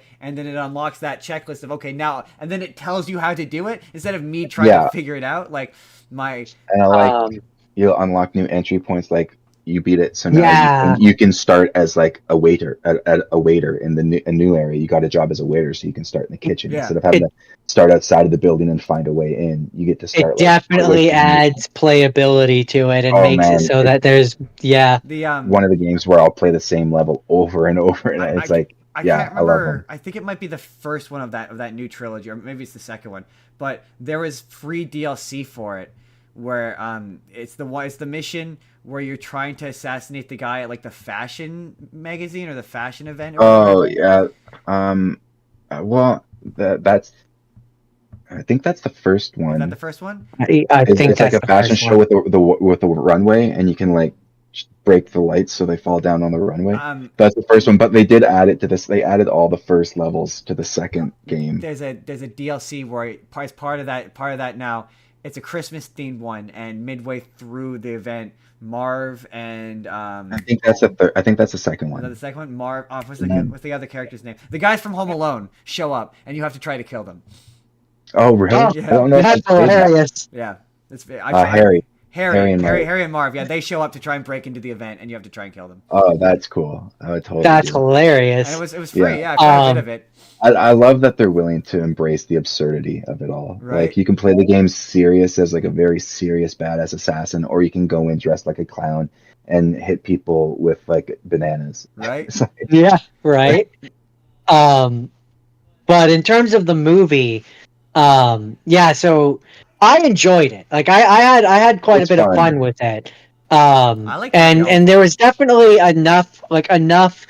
Hey, that's a thing I recognize in there for me. I like the shot. They had a lot of third person shots where he'll be walking down a hallway and the camera will follow behind him at the perfect height that it does in the game. So it's like right? A very close reference to and I definitely remember outfit at one point. I was gonna say I remember there's a part where he steals the outfit. I'm like, that's just like it is in the game. I was gonna ask. So does he steal? Okay, is there a moment in the movie where he steals an outfit of a regular looking person, but he somehow sticks out as a sore thumb, and you're like, this is like the least stealthy thing I've ever seen in my life. Yeah, obviously the bald guy with the barcode wearing a t-shirt is really obvious and suspicious. He steals a cop's a train cop's outfit. So he's literally got a hat, and the hat cuts off right above his barcode. So even when he's wearing the hat, you can still clearly see a barcode across the back. Also, like, just it's the same in the game where it's like, I'll be really he doesn't. Like, at least in the new ones, or I think it was the fifth one, Absolution. It adds a button. So if you're walking past them, they'll notice your barcode or that you look suspicious, and you can press a button, and 47 will rub his hand on the back of his head, like he's itching. Oh, that's clever. His barcode, which I thought was pretty cool. That's clever. I like Blood Money. Blood Money was the one where they kind of started giving you some more direction. Like the previous ones were I'll never forget the second one. The first time I played this, the one where you kill the Meat King. Yeah, that's yes. I went. Actually, that might be the third one. That the third one. All I know I is don't know. I get them mixed up. The third one I is think- very. The third I one think is that's like. the second one. Yeah, Hold on. it very well might be. The third one is like. It's not a cohesive story. no, The that's third a one is bunch like. of that's a backstory, right? It's a bunch of Yeah, flashbacks. he gets shot. He gets shot, and he's in like a hotel, having Meat King? hallucinations, thinking, "Yeah, oh no, that might be Blood Money. Actually, Meat King might be Blood Money." What's the one Meat where King's it's the Party. one where it's in a warehouse. The party's in a Yeah. warehouse. And he's up in the top floor in like a giant bed. All I know is one of the first times I played it, I couldn't figure out what to do, so I got frustrated and I killed everyone in the level. And I'm like, where am I supposed to go? And I That's realized usually what I do. I couldn't figure out why I couldn't exit the level, and then I realized I killed him, and I could just go to the exit. I'm like, well, I don't know what I'm supposed to do, and then I realized I killed literally everyone in the level. But you It's still beat it. Hitman Contracts? Yeah, I think Okay, it was that's the Contracts. third one. It is the third one. Was Contracts the third one? I thought Contracts was the second one. No, second one's Silent Assassin, Oh, okay, fair enough. and you play as you're like your priest gets killed, and then you try and find the people that killed your priest. And then the story of the first one is that you're trying to find the place where you're cloned to kill the guy that created you. Right. And then the third one is like it's all just him remembering old missions as he's like bleeding out in a hotel room. Right. And the fourth one's Blood Money, which kind of doesn't really follow a story. It's more you're just doing missions, and each mission has its own contained story. And then the fifth one was where they like Blood Money was the first one where it had direction. They did well enough that they were able to make a movie. And then Absolution came out after that, and they tried to go in a different direction, and they're actually going to replace David Bateson as 47, and people lost their shit. And then they realized, okay, Bateson is 47. We can't change that. So he's played 47 since I was in grade 7. So that's the one you're talking about. That's one we were talking about earlier, where that's got all like it's more of an RPG, not RPG, but that's one where it gives you way more direction. Like you can pick the pathways. Well, the old one, like especially like 3. And even Blood Money very much lets you do all that stuff too. It just wasn't as guided. And then 5, they took away all that stuff, and the levels were a lot more linear, but it still gave you bunch of different ways to assassinate people. But it was much more. It wasn't an open map where everyone had their routines, and you could learn every NPC's routine, and be in the room when this guy's going to go to the bathroom at this time, so you can wait in that stall and watch him on the map, and then choke him out and drown him in the toilet. Whereas the 5th one, it didn't give you that much freedom, and people complained a lot. And then they came out with the remake or the reboot, and their whole thing was this is going to have massive levels, and these levels are going to have so many different ways that it's almost overwhelming, the options that you have. Yeah. You drop this level, and where do I even start? I like that you can have it both ways in that game. Whereas, like for me, who I like the direction, I like being told where to go, I like being told how to do the cool thing. Yeah, I can have that. But then for you guys who don't want that, you don't have to have that, and I like that too. Yeah. I like that they've developed I miss the first person. The old ones used to be able to switch between first and third person, which I liked. Interesting. You can't go in first person in the new ones. So, okay, in regards to the movie, though, on a scale of 1 to Uwe Boll. 1 being good. One being like it's The Last of Us, or it's Prestige. It's good. I can't think of it. Think of the most highly rated video game adaptation you can think of. That's 1. Uwe Boll is obviously Uwe Boll. I would put it maybe like a 3. Okay, so not bad, but not great. Like it's not egregious. It's if you go into it with no knowledge of the games, you're gonna have a good time. It's gonna be a good movie. Yeah. My biggest gripes with the movie is they didn't need to change that. It would have worked if they kept it the same as it was in the game. It just feels like an unnecessary change. There's some corny aspects to it where you kind of roll your eyes, and there's some like references to the video games. Some that are like there's a part where he crashes through a window, and there's these 2 kids playing Hitman on their TV, and you're just kind of. I didn't even notice that. That's funny. Roll your eyes. But then there's like another scene where his agency betrays him, and he can't get a hold of his regular contact, so she calls him directly, and the voice over the phone is the voice actress of your handler from the video game. Oh, that's pretty good. So I didn't. I immediately Interesting. recognized Diana's voice, and I was like, that is cool that they actually got her. That Because is fun. the hardest thing for me is Timothy Olyphant, great actor, and he does a great job with the role, but I always thought he was too young to play 47. And 47 has just such an iconic voice. He's got, I love A deep, yeah, he's got a deep voice, yeah. and almost like monotone, like emotionless, because he was created to be like an emotionless clone that was perfect at killing, but he has emotion, and that ultimately makes him flawed for what they want him for, but that emotion is what makes him the best clone that they've ever created. He just can't be controlled the way. So they send other clones after him, but they're missing the zhuzh. Yeah. You know? You're not So the first he person to always be ends like, up killing. the movie's okay, Timothy Olyphant, he's not quite there. Yeah, he does good in the role. It's just, it's not it's hard for me to see him as 47. Fair. Mm. Fair. Do you guys have anything else you'd like to say about that Hitman movie? I liked it. I liked it, and I would recommend it. It's If you played the games, there'll be some things about it that are kind of like, if you haven't played the games, just know it's a 2007 movie. It's very much yeah. I would agree with that. the action sequences are very cool. I do enjoy the action sequences. It's a movie And from if the you year. play the games, you'll see some Like, references where you'll be like Leo pointing at the screen, like, I know that. Yeah. I know that's a concept art. They took the concept art and made a scene out of it. That's awesome. So there'll be things like that. I definitely, like, I'll say of the movie video game movie adaptations I've watched this week, it's firmly in the middle of like bad to good. Like, it's not terrible, it's not the best movie I've watched. It's fine. I like it. It's Alright. good. I haven't seen the second one recently, but I do recall it, and I think I like the Timothy Olyphant one more than I like the Interesting. newer one. Interesting. The newer one was very action oriented, though. I do remember that. It was very good action. I think it was better received than the first one, to my recollection. But It's a I bit don't more know enough popular about by it. that point too. I definitely considered it when I was looking at stuff. I was like, nah. Mhm. Jordan, what is your first half scene?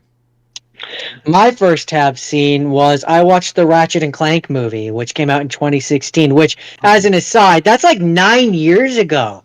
Yeah. When did 2016 become like 9 years ago? How old am I? God. I didn't even know there was a Ratchet and Clank movie until I was looking up movies for this podcast. Yeah. And then I thought, like, how did I not hear about this? Yeah, That's funny. It's pretty much just Yeah, it was made from a remake of the first game. Oh, Well, I mean, that's, yeah, potentially, but it was definitely made by Rainmaker It in was. Vancouver, Canada. Yes, it was. Um, It was like the last movie they made before they got shut down, I think. Yeah, it did very poorly, and it's the reason why we never got that Sly Cooper movie and reboot movie that Rainmaker was supposed to make. Which is a shame. This franchise has every reason why it should succeed. It hits all of those like those boxes that like kids love, other than the fact that the games are really hard. yeah. I mean, so if our barometer for what makes a good movie, a good video game movie, is it just looks like The Thing. This looks like The Thing. I mean, this just looks like The Thing. It does a pretty damn good job of just looking like The Thing. Do you like the first Ratchet and Clank game? Because this is pretty much just the first Ratchet and Clank game. It's a little different. It's got a few differences here and there, but largely it's just the first game, which, as a person who struggled with the first game because it's hard, all of those old PlayStation 2 games are hard. I kind of appreciate being able to just watch the game. I could see that. It makes it a little bit more palatable. It also is not badly animated, to my recollection. It looks good. It looks good. If you like the game, it's the game, you know? It's got a lot of, hey, thing you recognize. So, like, when they're using the different guns and stuff, it's like, I don't remember well enough to remember if these are actually guns that were in the game, but I believe they could be. They fit into the aesthetic and the world. Like, I've more recently played that the PlayStation 5 one, where you jump between the two dimensions and you have girl Lombax. Yeah. And the weapons in this movie definitely like feel like ones that would have been in that game. So like, I believe that the writer or the guy who directed this one, I don't remember which it is, but he did go on to write. Sorry, yeah, senior writer T.J. Fixman. I found it. He began writing for the series with the Ratchet and Clank Future Saga. He was apparently a big part of the making of this movie, and I can feel that it reminds me of those ones, like the more modern Ratchet and Clank games. It was fun. I had a good time with it. Yeah, that's a case of like, is it too much like the game so that it just didn't strike it with regular audiences? Is that maybe because that was a movie I do not understand why that movie bombed. Like that movie has every ingredient to like hit with kids. I didn't know it did that. Oh, it did. It had a budget of 20 million and it had a box office of 14.4 million. That's bad. Really? Yeah, So it should have been a great recipe to get kids out to watch it. Right? You would think. Right? You would think. And like it was 2016, so it's not like that awful disease that we're not allowed to talk about was present. No. Yeah. Movie theaters were still very much in full swing at the time. And so like it's just animated enough that it's not like an Uwe Boll film where it's too different. It looks enough like The Thing, and it's colorful enough that you would think that this would have done well, and we would have got that Sly Cooper movie we should have got. I'm so I mean, about that. I will say, if we're living in the world where they did make that Ratchet and Clank movie, not Ratchet and Clank, Sly Cooper movie, I didn't like the animation style we would have gotten it in. The concept trailer wasn't great. It wasn't what I would have been looking for. I wanted like 2D animation. Sly Cooper, and this is a tangent from Ratchet and Clank, but Sly Cooper was made to be a Saturday morning cartoon. It really was. And when I say that, I mean quite literally. It was designed to be that way so that it would be more approachable to kids and easier to sell. Yep. My favorite, if the funniest thing from Ratchet from Sly Cooper is the guys who do the voices do a podcast, and there's a really funny clip of them trying. I think it's them trying to rob a bank. It's just them, it's really funny. Totally recommend it. Sly, you need to go around the back and press the circle button to enter the door. And then it's them doing and leaning into the pit, and it's very funny. Jordan, do you have anything else to say about Ratchet and Clank? It's pretty cut and dry. I enjoy it. It's fun, and it looks like The Thing. Let's see here, Jordan. You know what? Let's do Uncharted. It put the hat on. It wore it well. You know. Let's do Uncharted. We'll save Mortal Kombat for a second. Let's do Uncharted.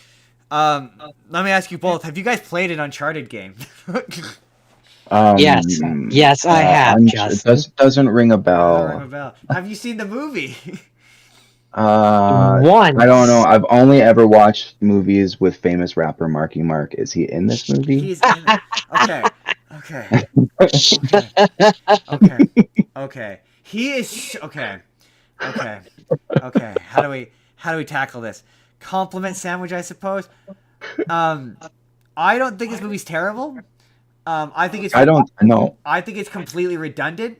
Because that's my thing. Because Uncharted is 2/3 of the way to an action movie that I can play. Why would I watch a thing I could play? The entire time I'm watching that movie, I'm like, I could be playing a much better version of this. But Justin, the much better original version of it doesn't have Marky Mark. So is it really the better version? But also, yes, Tom Holland, the physicality is there. Yes, it is. It's definitely better than the Marky Mark version. The Marky Mark version is not very good. Tom Holland. It's on PC, right? Is there a mod that I can get to replace Sully with? Tom Holland. He's good as Nathan Drake, but he's too young. That's the same thing I felt. He's too young. I mean, he's the right age. He just looks too He young. looks too the kid that they get in the flashback to play young Nathan Drake looks like he's the same age as Tom Holland. I was joking about that with Melissa when we watched it. Yeah, Like I was like, he looks like he's It's the ridiculous. same age, and that's not Yeah. Tom Holland's fault. But he has the physicality, like when he's doing the stunts, Yeah. like the stunt with the plane. That's ripped right from the games. Like that looks Yeah. phenomenal. He looks phenomenal in that scene. I mean, the whole movie was like they took the first 3 games and just kind of Smash them together. crammed them. Yeah, They wanted which to I'm like, I would have preferred Elena over Chloe too, though. right. Chloe just I don't like Chloe. I've never liked Chloe. Yeah. I don't like. He's Chloe. got way better chemistry with Elena. Right? Like in if my you're gonna opinion. do, it just kind of feels like they were building to doing the first one. It was like just do the first one. Like Yeah. why are you building to I do the know. first one? And then they're trying to be like, oh, well, it's okay. Tom Holland looks young because we're trying to start it off as them being young. And then it's like, okay, then why not just start with the first game? Right? And Right. Like you got perfectly Also- great story there. You don't even need to make it exactly the same. But Also, and I'm gonna be the one who says it, I don't think Mark Wahlberg was the right choice for Sully. no, Mark Wahlberg was I- so I- bad as Sully. He's so terrible. bad. It's not and then He's at the so end, bad. when he's got the mustache, it's even worse. It Oh, is the the- worst the- thing. It's a crime against humanity. the funniest thing about the mustache, okay, is how everyone got really pissed off they didn't have the mustache. So they thought that post credit scene where he has the mustache, they thought it was so clever because they put it as the post credit scene. But people were so pissed that he didn't have the mustache that they put that scene in the trailer to be like, no, see, he's got the mustache. He's got the Yeah. mustache in a Marvel style post credit scene. He gets the mustache. Like, are you kidding me? Are you kidding me? But the Apparently, Marky Mark wanted to be Nathan. well, that's the thing. originally. He was Nathan. Like this movie has sat in development hell for the longest time. At one point, it was going to be directed by David Fincher, and it was going to star. That's what it. Yeah, it was going to be directed by David Fincher, and that's what it was starring Mark Wahlberg. He's been attached to it for years, and he was going to be Nathan Drake, which he also would be miscast for.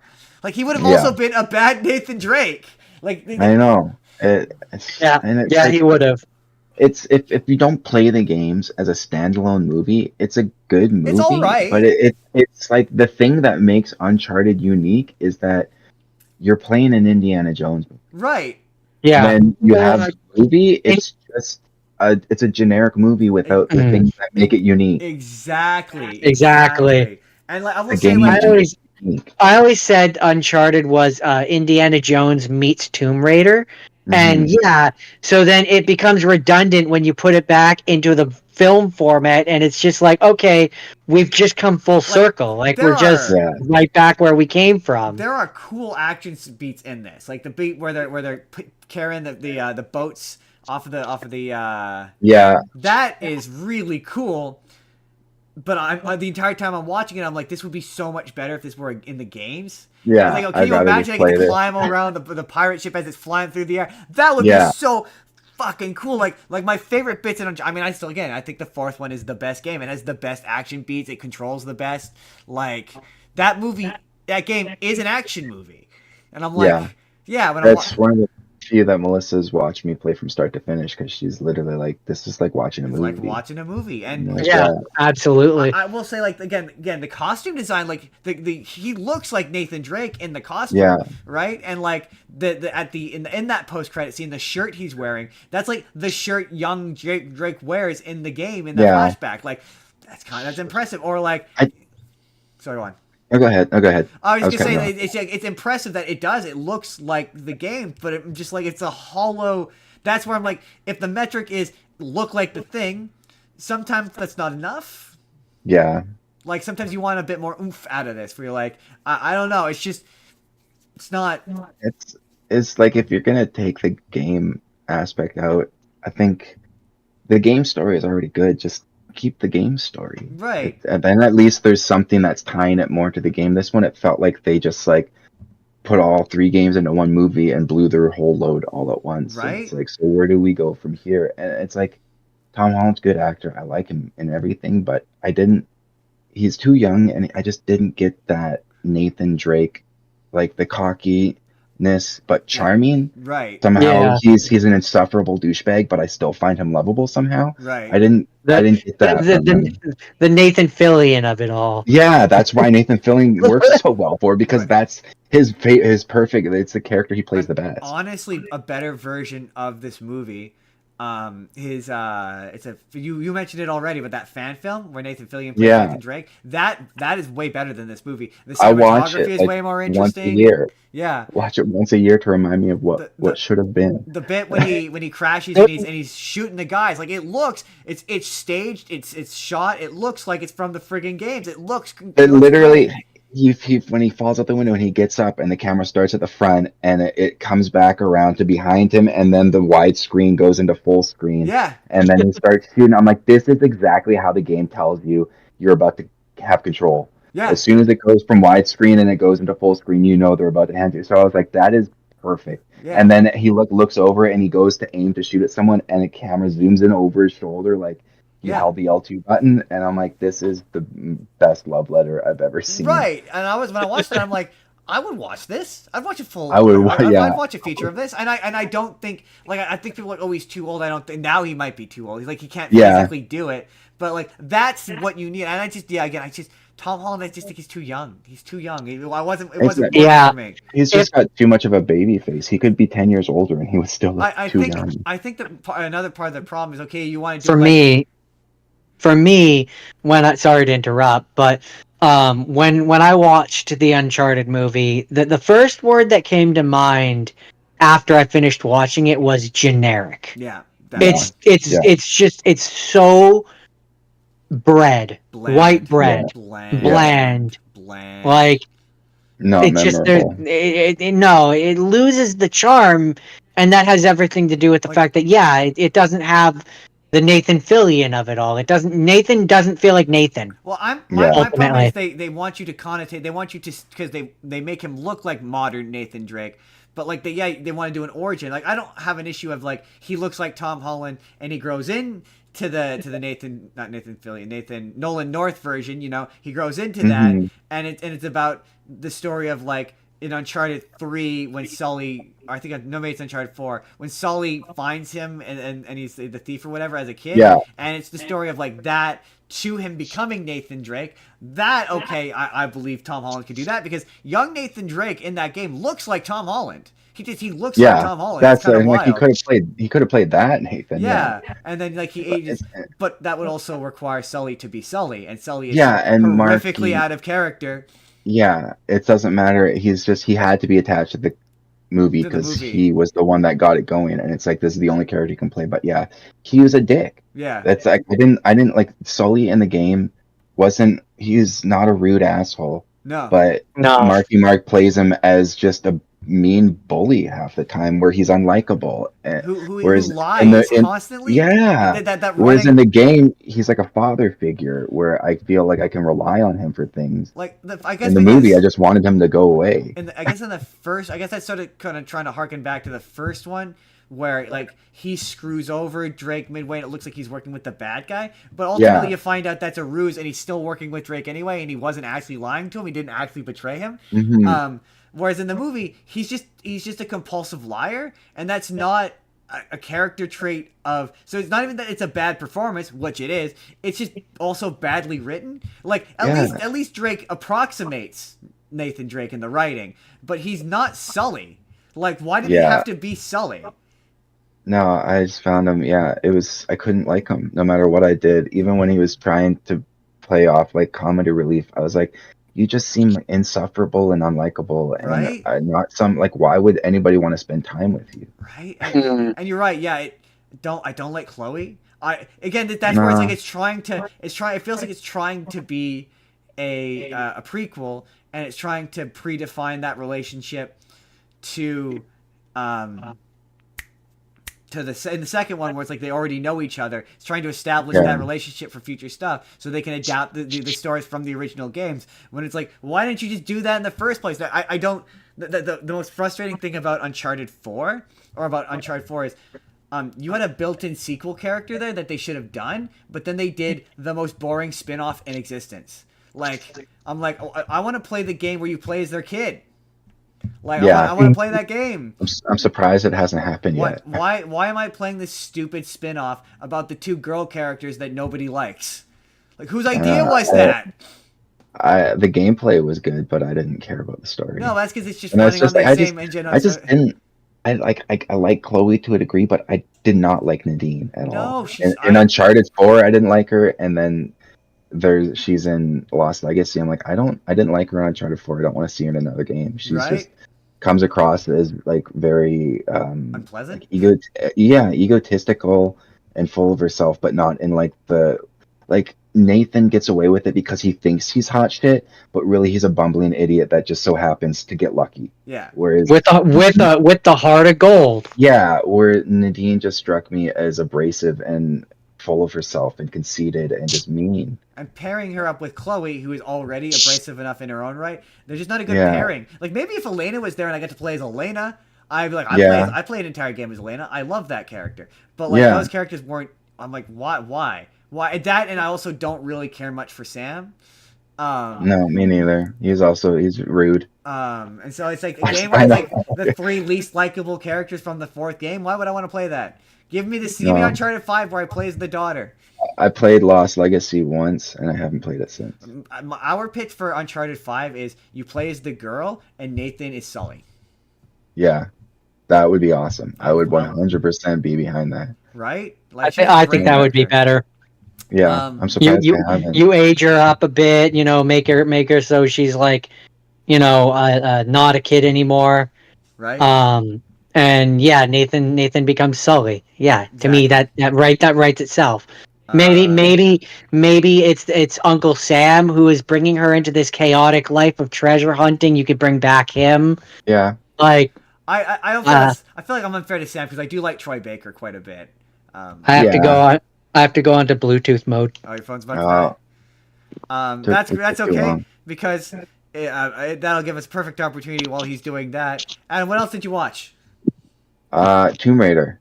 Oh, you watched the original, the first one with Angelina Jolie. The Angelina Jolie one. Okay. Yeah. That'll give us a. Good. Hold on. Wait to see if Jordan can hear us. Jordan, can you hear us? Hold on. Come on. I'll wait for Jordan to hear us. I think I've seen that movie once, and I found it to be kind of dull. But to be fair, I've never been a major. Wow, that's good timing because we just did Uncharted. I've never been a major Tomb Raider guy. These games never really. They were really stiff. That's all I remember. Yeah, I played them as a kid. My dad had from the second one. He had the second one on PC, and I'd watch him play it, and then I started playing it. And then I think by the time the movie with Angelina Jolie came out, I want to say they were probably on their 6th game by that point. Let's check in with Jordan. Can you hear us? I can hear you, but it doesn't sound as nice as it did before. No. Oh. That's okay. Yeah, I feel like when I first watched it, I remember it being like, oh, that was a cool Hollywood movie, very Hollywood oriented. But now watching it, I was like, this feels like it's actually a pretty good representation of the ridiculousness of the games. Is it? Because it's like it opens with her straight up doing like handsprings to a backflip where she like pulls her guns out mid backflip and starts shooting and then doing like side flips while shooting in the air. And I'm like, this is all shit that I'm constantly doing in the game, except I'm fighting leopards and stuff and doing front flips over crocodiles and stuff.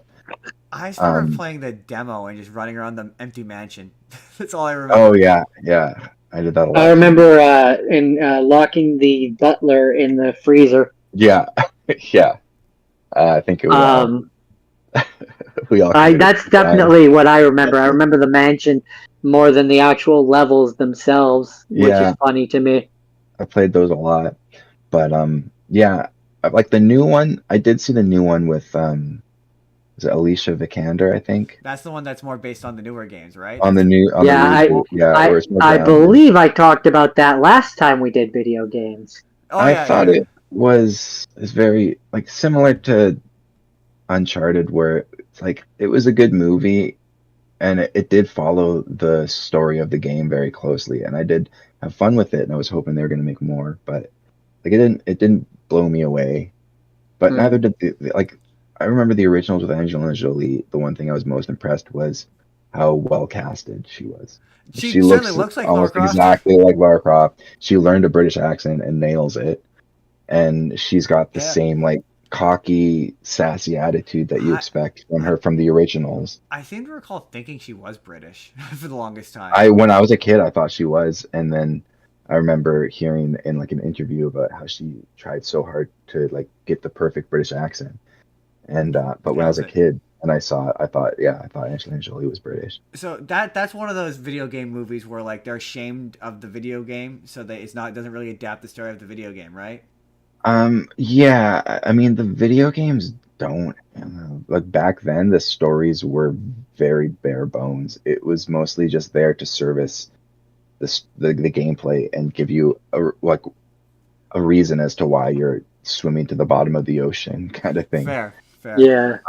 It was very the story of the movie though definitely had pretty much absolutely nothing to do with any of the games. That's what I know about it, yeah. Yeah. But it was more the feeling of it. They got the feeling of the games down pretty well. And they got the feeling of the character down pretty well. And the action scenes are freaking phenomenal. My thing is like, okay, is this if it's not 1-to-1, you're like, oh, is this an adventure that Lara Croft could have gotten off camera, or like one of those? Yeah, it's a believable absolutely. Tomb Raider story. Usually, what the game is like she's trying to find something from her dad's diary, and then she finds it, and then something happens where she loses it, and then the whole game is a servicing. How do you get back the MacGuffin by going through all of these levels to get all these other treasures, which will give you clues that lead to another treasure, which will give you, Oh, so it's just Uncharted. There will be a bad guy that you're trying to go after, or a bad guy that's chasing you. But they've all, it wasn't until the reboot where they started really. I mean, actually, I guess Legend and Underworld had a pretty cohesive story throughout them. Yeah, there wasn't. They were still very ridiculous and over the top stories with magic. Do like I don't know if it was a sequel or a reboot, but there's a new series that it was them trying to update it, but it still maintained like the original design, so it's not quite the new reboot, but it was still kind of a reboot. Wasn't there one of those? Like, yeah, it was like Tomb Raider, Dark Angel, or yeah, that's actually the sixth game. I think that. Oh, actually, I don't know what year did that come out, because the movie came out in 2001, but Angel of Darkness, I played the heck out of that on PlayStation 2, so it couldn't have been that. Yeah, I know that there's one where it's like, yeah, that one was they were trying to capitalize on the movie, and so it still looks like the original design, but it's close. 2003. So this one was for the second movie, because the second movie, right, Cradle of Life, that came out in 2003. I've also heard that movie's good. Cradle of Life, I haven't seen for a while, but I remember there's another one where that one has Jared Butler in it, and that one is a bit better of a story. Yeah, he's the love interest. Is he? Yeah, and it's got a bit better. Well, I don't remember the story being that much better or worse, but I remember the action being way more over the top. Which is what I liked about the game, the action in the games. It's ridiculous.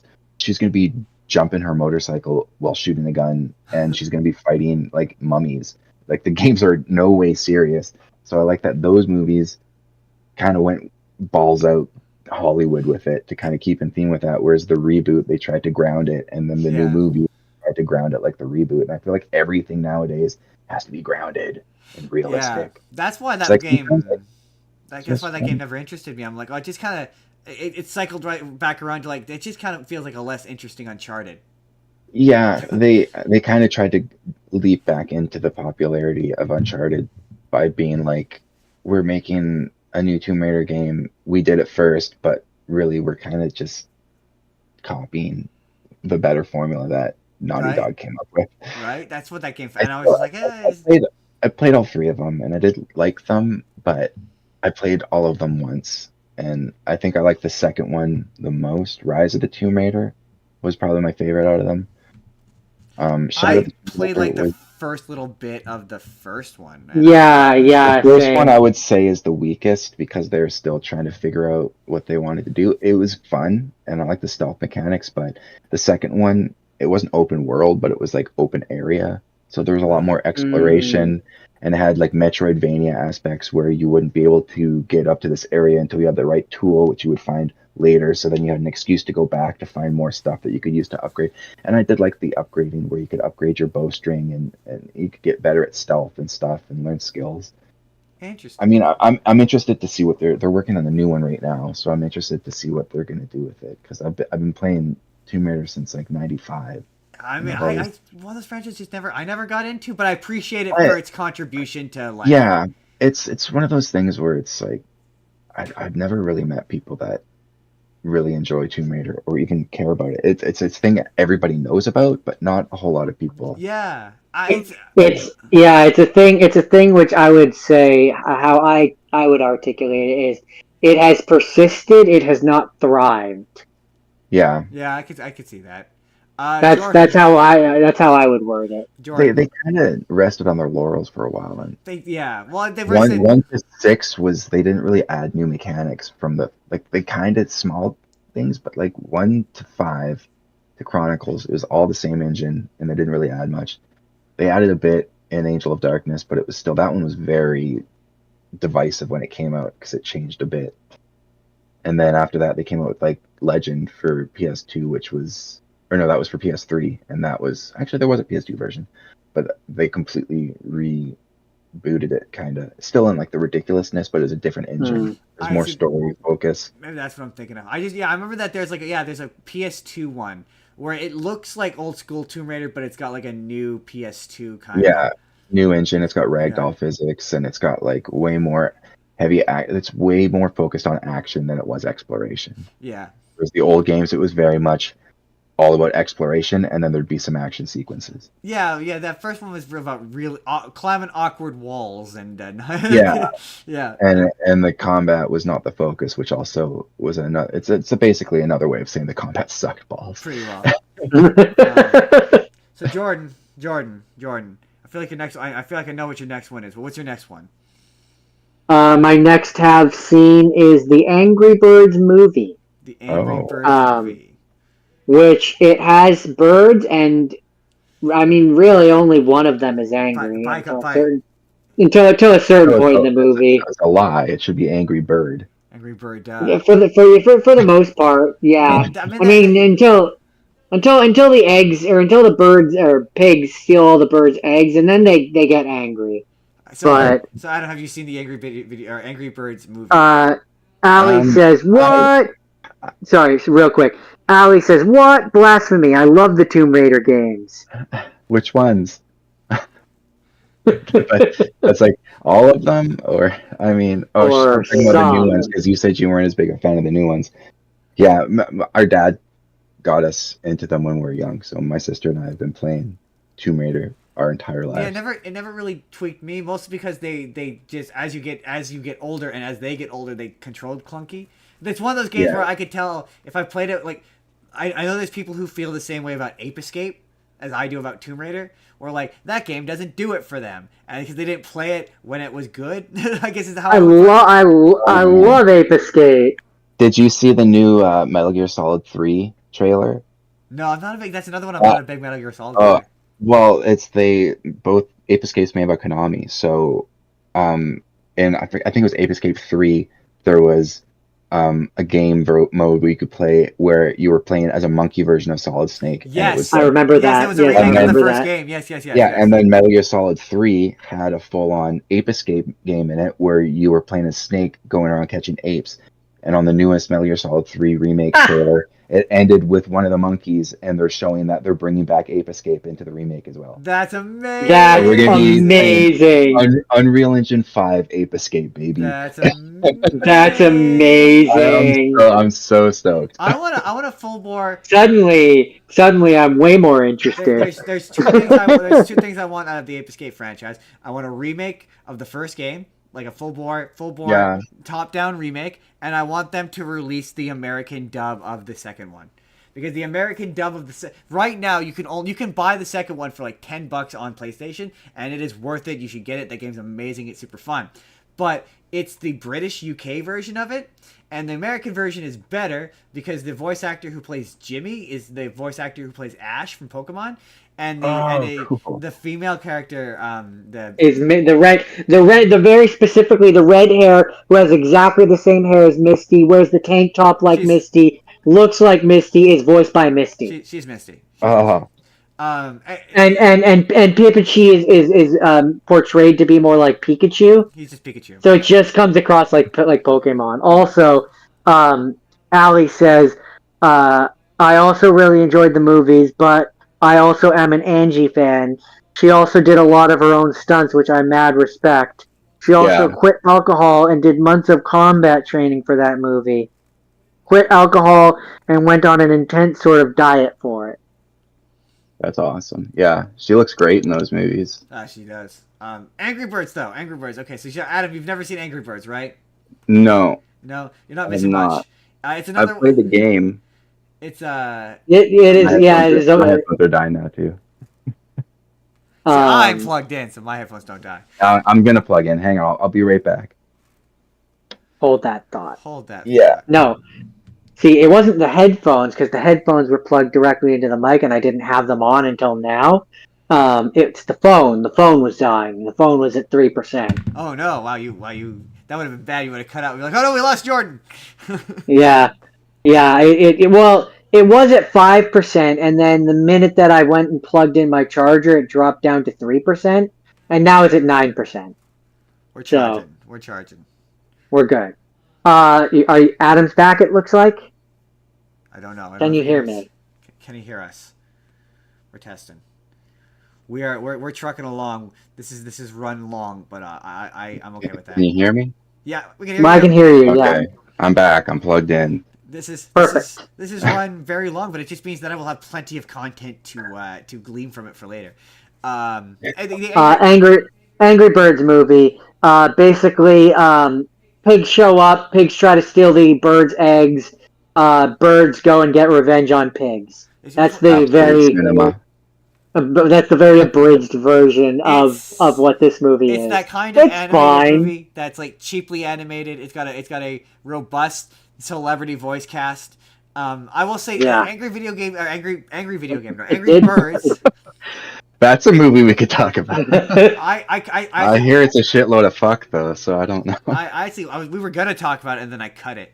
But the Angry Birds movie, the Angry Birds franchise is one of those franchises that I was like, this should be a Saturday morning cartoon. Like I like, and then this movie, the movie is kind of like that. So a thing that's interesting that I was reading in the Wikipedia, there was some follow up, not counting the Angry Birds 2, and I read there is a third one that's going to be coming out, but I'm not counting those. The IDW Publishing launched a comic book miniseries titled Angry Birds Flight School, which takes place after the events of the film. Rovio Entertainment released a online video spin-off miniseries that takes place sometime after the events of the film called Angry Birds Blues. The first episode premiered on Toons TV. So there was kind of a show, Justin. Well, yeah, there's a bunch of shorts that are done in the animation style of the games that are apparently not bad.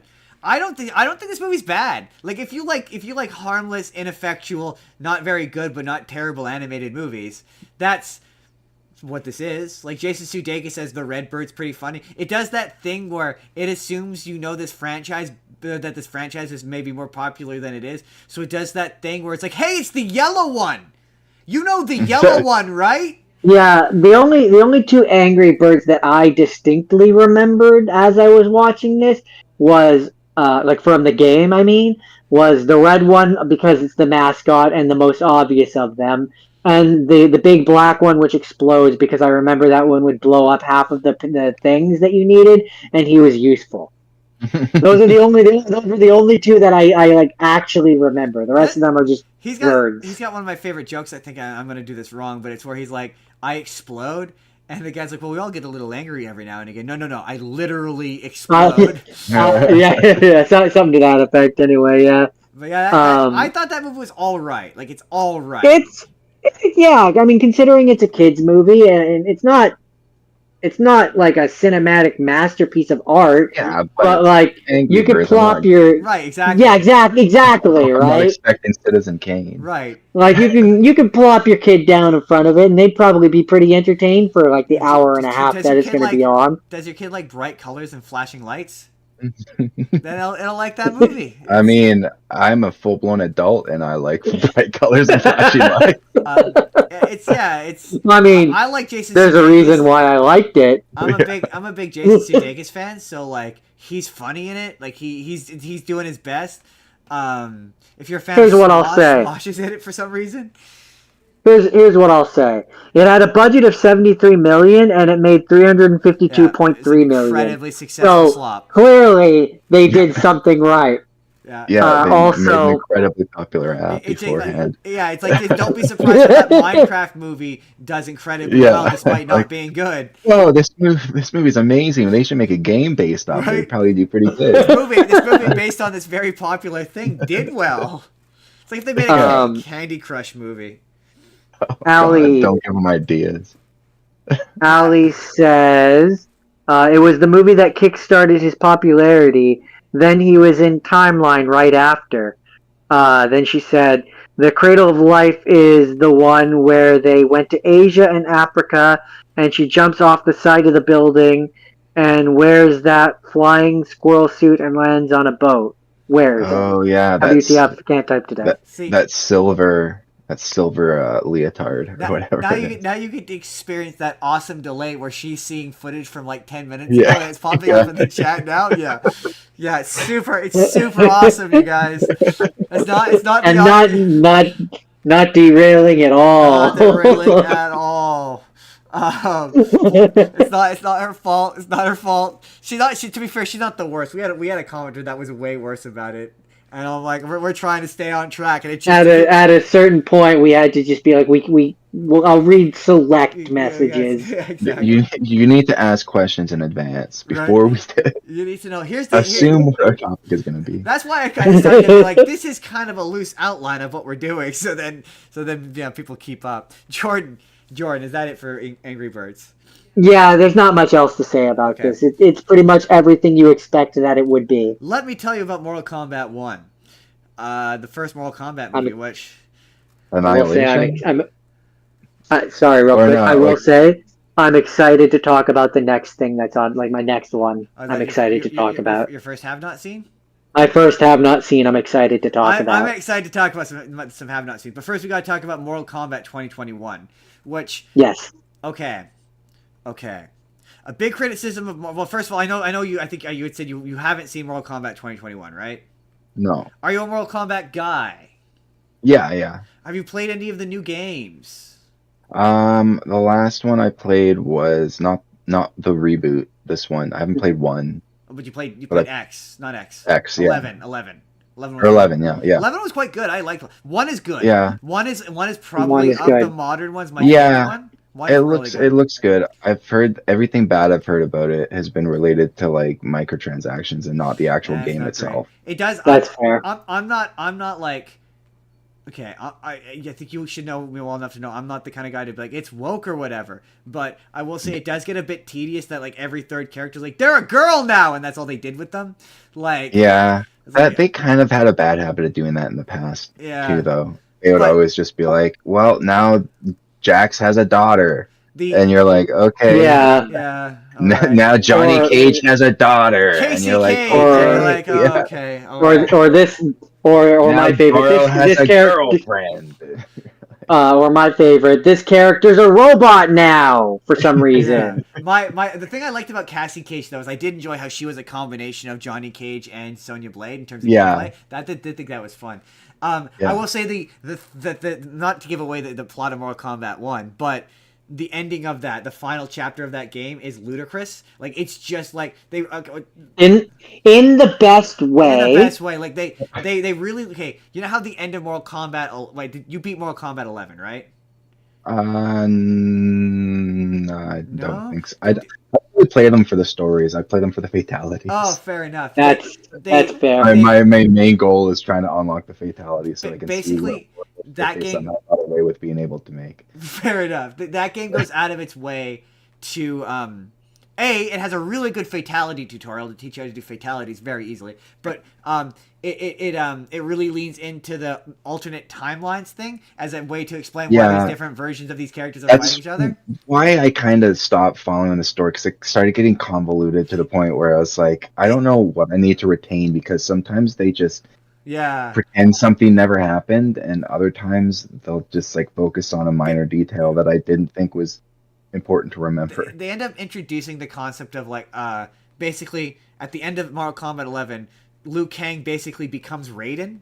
He takes over. Okay, yeah, I remember that. Yeah. I remember that. And he becomes like Fire Lord. Yeah. Yeah. So you find out Mortal Kombat 1 that there's basically every time there's a bunch of timelines where every one of the characters basically became the new Time Lord or whatever, and they all team up together, and there's just a slew including the bad guys too. So there's just the final chapters. You pick a character and you just fight a bunch of different variations of the characters. So like there's one point you fight Girl, like they're all there's a bunch of variations of Scorpion. So like at one point you're fighting Girl Scorpion, and like it's very funny. There's just some of the variations of the characters are really absurd. Weird. Is really the word absurd. But anyway, the reason why that got away from the reason why a big complaint about Mortal Kombat 2021 is that they don't do a Mortal Kombat. By the end of that movie, they don't do. Basically, the plot of that movie is Shang Tsung is trying to prevent Earthrealm from doing a Mortal Kombat. Basically, the movie serves to explain why all of the characters in Mortal Kombat have superpowers, and that's its entire purpose. So the reason why all of the characters have superpowers is because they all have, the dragon, the logo? Mm-hmm. They all have a dragon tattoo that gives them powers. And that dragon tattoo can be passed from person to person if you manage to kill the person with the dragon tattoo. So Kano, Kano, the guy with the robot eye, the guy who shoots lasers, the reason why he can shoot lasers is because he was accidentally in the room when they killed the guy who had the dragon symbol. So he got the dragon symbol instead of Sonya Blade, who wants the dragon symbol to have superpowers. That is weird. And like it's another one of those movies though where like, do you want it to look like the Thing? Because a lot of the characters look like Kung Lao. That's why it appealed to me. Kung Lao looks like Kung Lao, and like they do fatalities. There's a scene where like he's fighting. I don't know if she's a character from the game, but she's like a bat chick, and like he has his hat, and he just like runs her through it like it's a buzzsaw, and it's super gory and it's awesome. And you're like, this looks like the game. This is what I want. I want it to do the thing. And like, I did see a clip where it was like, I think it was like Sub-Zero like stabbed someone and blood shot out, and then he froze the blood into a knife and then stabbed them with their own blood. It's like, that is what I want to see from a Mortal Kombat movie. Creative ways to kill people. And when it's doing, and like the guys they have, like Scorpion is also phenomenal. Like there's a really long opening sequence where you obviously Scorpion's backstory is the original Sub-Zero kills his family, right? Well, that you see that scene in its entirety. He shows up, he kills the family. And there's a big, long, protracted fight scene between Sub-Zero and where he's using his powers, and Sub-Zero or Scorpion, he takes the knife and he rewraps a rope around it, and he's tucking it like he does in the games, and it's super super tight hand-to-hand combat, and it's super clean, super focused. It looks really good. And then the movie starts. And like you're like, oh man, this movie's gonna be fucking sick. This fighting is awesome. And then the movie starts and it introduces the main character, who is a self-insert character named Cole Young, who is this random guy who is the descendant of Scorpion. And the entire bit is Sub-Zero and Shang Tsung is trying to get him because there's a prophecy about how the descendant of his name, they call him Hanzo, but the descendant of Scorpion will basically allow Earthrealm to take over the Outrealm. And so it's all about getting him and saving him from his family, and he's just there, and he eventually gets powers. He has the symbol as well, but he didn't get it from another person. He was born with it because he's Sub-Zero or Scorpion's grandson. Because he's the chosen one. Yeah, he's the chosen one, and his powers is he gets armor. That's his power, and it's really stupid looking. And he gets this really lame armor, and he like can like shoot or I can't think of a good compare, but he has like blades that shoot out of his arm. He kind of looks like Baraka, but shitty. It's kind of how I would describe it. Sorry, real quick. Ali said, I played the old school Tomb Raider games 1 to 4, Angel of Darkness, Anniversary, and Legend that I can remember. To answer Adam's question. So you play Anniversary is the remake of the first one, I believe. I've heard that one's good. Anniversary? Yeah. It is. I've never beaten it though. I've heard it's good. I have it on PC.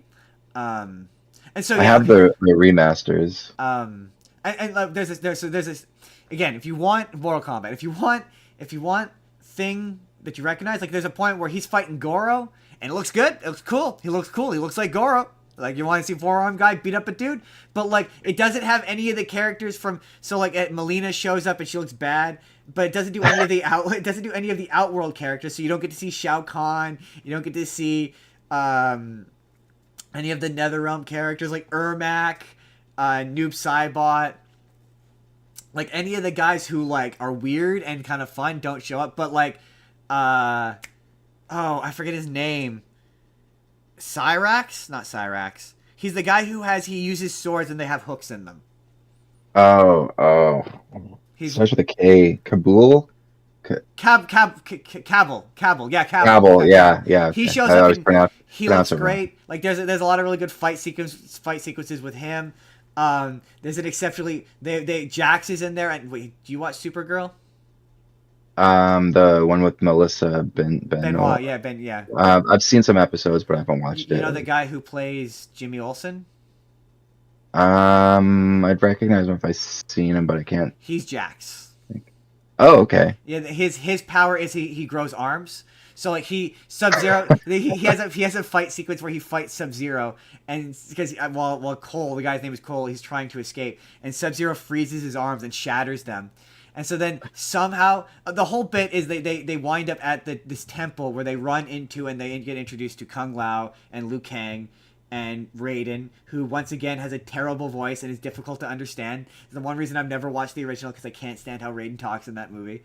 But they show up and there's much of the movie is them hanging out at this temple training and doing pretty all right looking fight sequences. There's one really funny scene where Kano, phenomenal. He's super funny. I think the actor who plays him is Josh Lawson. He's so funny. Like, he's hilarious. He's got a lot of really fun, like, there's a really funny bit where he's getting pissed off because he can't figure out his powers, and Kung Lao's, like, denying him these buns. And he's like, give me a fucking roll or whatever. And Kung Lao's keeping it away from him. He shoots the laser beam.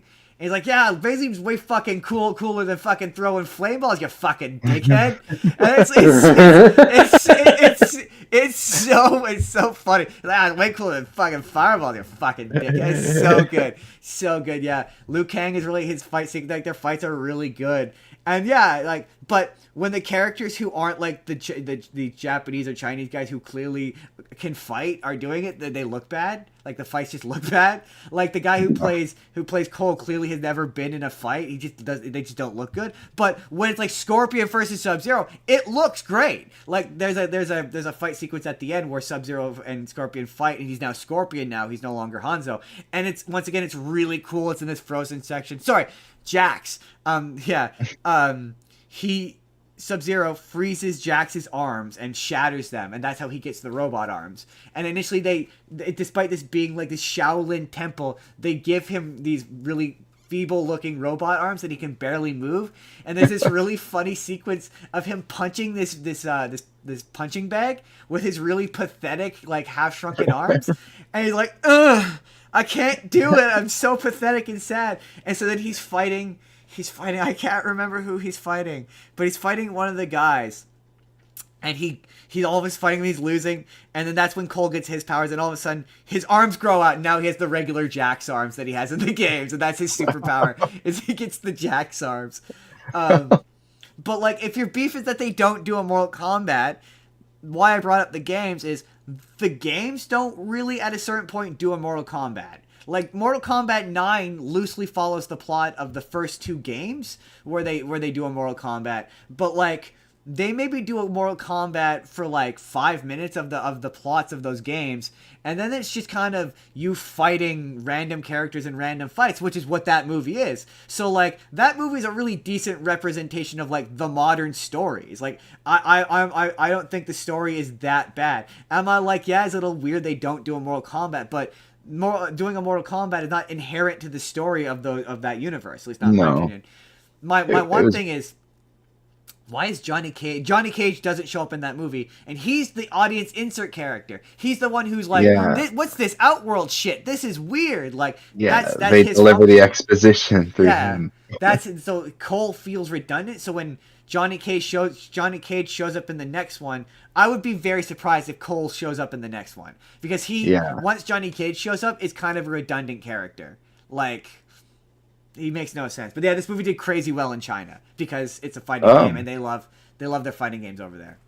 Yeah, I heard the choreography was really. That's like half the reason I wanted to see it was because I heard the choreography was like incredible. I almost watched it last week from martial arts movies because I remember that. Yeah, again, the fight sequences between Scorpion and Sub-Zero are legit good.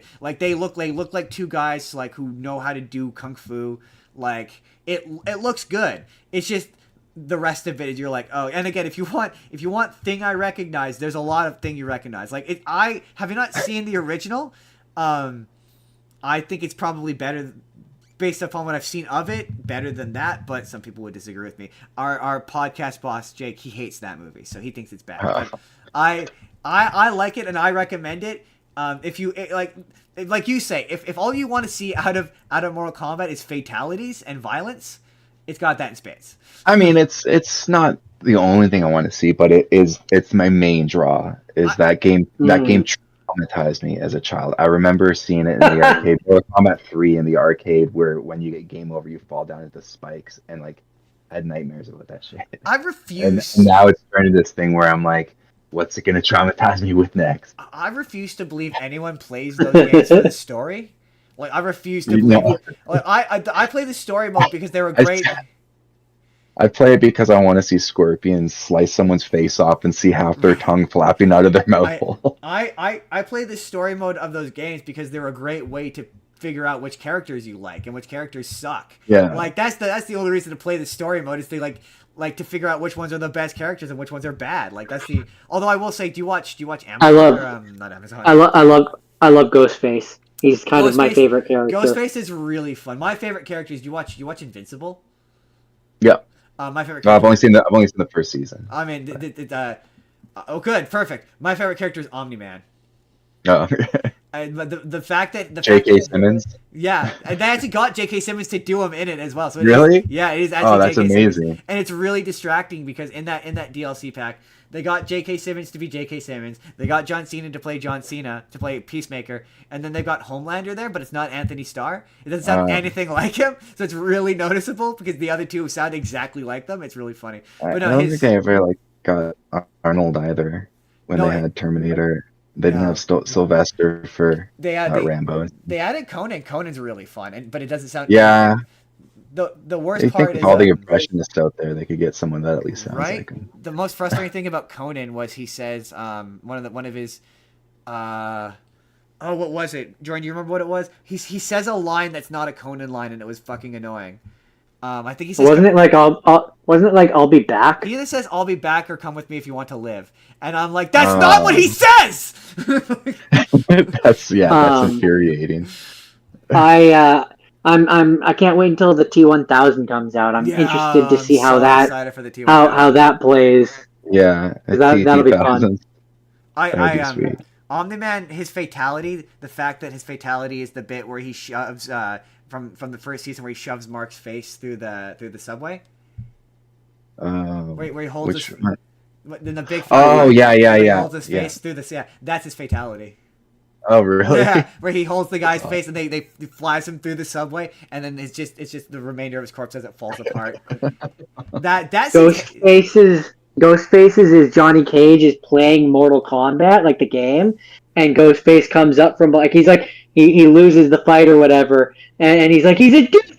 Hey, what the hell? Ghostface comes up from behind him and like stabs him and kills. It's so funny. The cool It's thing so about, good. The cool thing about Ghostface is how Ghostface is it's all the ghost faces. It's not just one Ghostface. So like as a gameplay mechanic, you swap between the ghost faces. That's cool. Yeah. Yeah. If you down back X, I believe it is, and he'll run backwards, and another Ghostface will come out from behind the other character. And when like if you have two Ghostfaces versing each other, the one Ghostface, one of the openers will be like, "Stu, is that you?" And the other Ghostface will be like, "Of course, who else?" So like the two, it's a great way of having multiples of the same. I love Omni-Man super cheap. If you down, I think it was down back X, he does that bit where he floats up, and then you can just hit any of the face buttons, and he'll zoom forward and grab you and like throw you around and toss you around like you're a ragdoll. It's super fun. He's a super fun character to play. That's it for Mortal Kombat though. I enjoy that movie. I think I'm probably like one of 5. That movie did the thing about that movie that's incredible is that movie did well in theaters, in spite of the fact that it was during the time of life that we don't talk about. It was during that, and it was day and date release, and it was like one of the most pirated movies of all time, and it still managed to make enough money to get a sequel. So like, that is incredible. I'm super stoked for the sequel. I'm so stoked for fucking Carl Urban as Johnny Cage. I just want to see him punch dudes in the dick. That's all I want. All day long. Just punching dudes in the dick. And I really hope they don't. The thing I love about Johnny Cage in those games, especially in the modern ones, how they don't explain where his powers come from. He just has powers, and the games never explain why he does. Yeah, that's true. I actually never really thought of that. I just kind of accepted it because it's a Mortal Kombat game. He just inexplicably has Green Lantern powers, and it's never explained why. Which is funny because they explain every other character's power set in those games. My favorite one is Mortal Kombat 9, where they took every character and made him into a robot. Every ninja, they're like, "Yeah, a robot now!" I remember that. Anyway, that's Mortal Kombat. Jordan, first I have not seen. My first have not seen. So before I jump into it, are you big on The Witcher, Adam? Yeah, I own all of them, but I only beaten the third one. The first one I've never played the second one because I don't want to play the second one until I beat the first one, but I've never been able to beat the first one because it's not aged gracefully. That's fair. I have a very limited experience with The Witcher. I played the third one, but I never beat it because it was hard and I gave up. Game. I just beat it a couple months ago on hard difficulty, but not deathmatch.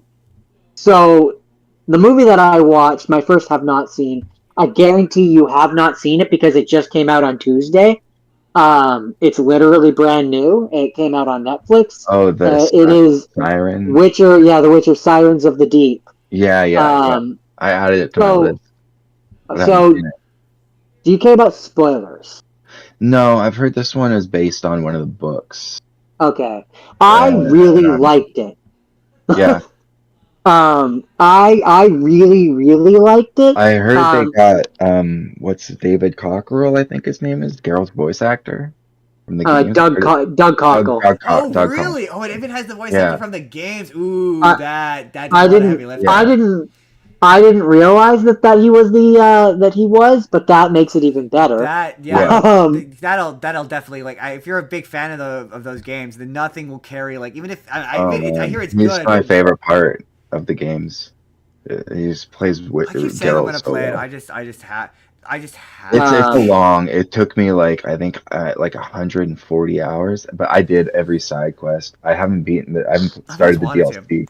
I was burnt out, so I did every single side quest. When Jordan's like it's hard, and I gave up on it, that is usually pretty discouraging to me. It depends. I mean, normal difficulty, I didn't find it that hard because I did all the side quests, so I was over leveled. But I mean, there's story mode difficulty. I played it on hard mode, and I did all the side quests, and I had level scaling on, and I found it to be pretty easy. I would play it on Death March because I was surprised at how easy Blood and Broken Bones was. I think I played it when I did it. this was years ago, but I think it was on the normal difficulty. But I'm also not a big Dark Souls guy.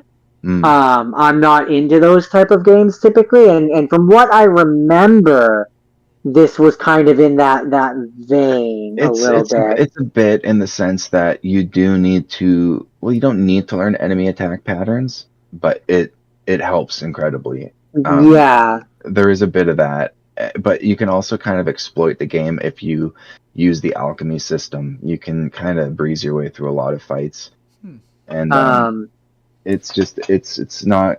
You can play it like hack and slash, but you would lower the difficulty. But I've played it on and like hack and slash difficulty. I find it gets kind of boring. The combat's one of my favorite parts about that game, and the gore. Yeah. I like that you can literally like chop a guy up from his stomach up to his shoulder, and it's just ridiculous. So but Jordan, I need you to describe to Adam the way you described the movie to me in our voice chat last night, because I need you to understand. I looked at my phone and you were like, "This Witcher movie's like The Little Mermaid," and I'm like, isn't this a movie, a game series about hunting witches? How did we get to Little Mermaid? Not specifically witches. The Witcher. Not about witches. No, Witcher is the male form of witch. That's how the author. That's how the author came. He was like, what would be the male version of a witch? Wait, so Because he's I don't want to use. I don't know. He's not. It's just that's where the word comes from. Is the author was like, I don't want to use warlock. What would the male version of a witch? Yeah. Be? And then he's like, what he is just. There are witches, but they're more like sorceresses, and it's. What Geralt is basically a monster hunter.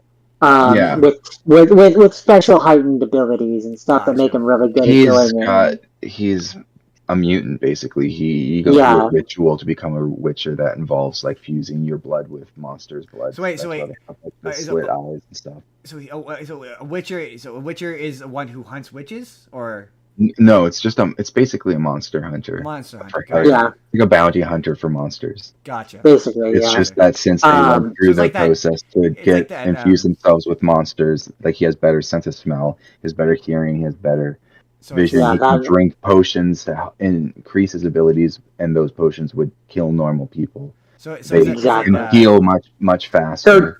So, Justin, for your benefit, you remember, because I think you were there for that game, that campaign rather, when I played a blood hunter in Michael's. That was a Witcher. I was gonna say though, so is this like that Vin Diesel movie? There's a Vin Diesel movie where he played a witch hunter. Was that not a I remember that one. No. This movie's actually good. This movie was very good. I had quite a good time with this movie. To get back on the rails a little bit. I described it last night when I watched it. Last night. What day is it today? Saturday. Yeah, last night. I've lost all sense of time, everyone. I no longer remember what day it is. As I was watching it last night, I sent Justin a voice memo because I was like, this movie is basically The Little Mermaid, but like intensely violent and amazing. That is a hard sell, man. I'm just saying. It is. There's so much of it that reminds. So, okay. Things that make you have a kingdom of humans where the prince has fallen in love with the mermaid princess from the kingdom of the mer people, and instead of having Ursula, although she still ends up being like Ursula, instead of there being Ursula, it's the queen's sister is Ursula, to the point where like she does magic. And at a point in the movie, she turns into a kraken. So, like, she's kind of literally Ursula. Jordan, I'm just going to put it out there. I've never watched The Little Mermaid and said to myself, this would be better if it were violent. I gotta say, and yet it is. I was like, I've never thought that either, but I could see how it would work. It absolutely is. I guess I can't say how it would enhance the overall experience. That is fair, not unfair. And so yeah, like there's literally, and oh man, I think this is the best movie I watched this week. It's certainly, I think, my favorite. Um, because like, so there's a point where over the course of the movie, Geralt is trying to stop a war between the Mer people and the king. I'm gonna give away some of it, but I'm gonna try and not give away all of it, because I actually genuinely recommend watching it. It's on my list. But there's literally a part where one of the characters, Ursula, not Ursula, but Ursula stand-in, if you will, has turned herself into a kraken, and she has the character like in her tentacle, and rips him in half. Geralt? Literally, not Geralt. No, okay. Another character. Another character who I'm. Another How's he character gonna who come back from this one? Another character who I'm trying not to give away, so that when you watch the movie, you won't be like, "Oh, well, that one's destined for death." I'll know as soon as someone's in the Kraken's grip. I'm like, it ain't gonna end well. You'll know what's coming. I don't think but literally rips the character in half, and I'm like, if I wasn't already sold on this movie, I am definitely sold on this movie. That sounds this is great. Extreme violence always makes a movie better. I'm just like That's true. I don't know what it is. It's the primal maleness in my mind. Especially when it's animated. For some reason, just when it's animated, it's violent. It's and I think I think the animation is very pretty. And like there's certain parts where it does that like 2D, 3D style, which it gets a little bit like for me. But is it? Sorry, it's an anime, right? This is an anime. Yeah, it's like 2D animation, anime style. Yeah. And again, without fully giving away the ending, you know how in The Little Mermaid, Ariel ends up on the land and living with the humans? I'm guessing she does. This kind of goes the opposite route. Oh, so it's like the original story. And the prince ends up becoming a merman. Oh, interesting. Well, that's interesting. That's an interesting subversion to this.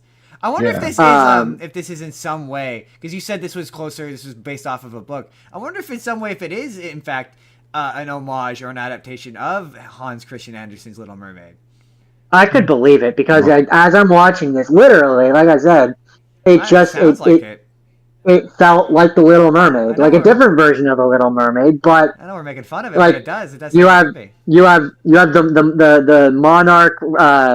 monarch mermaids who have the person who they don't trust, who is trying to do bad things. You have prince and princess from different kingdoms wanting to like. It also, in some ways, I guess, is Romeo and Juliet. Yeah, I mean everything in some ways Romeo and Juliet.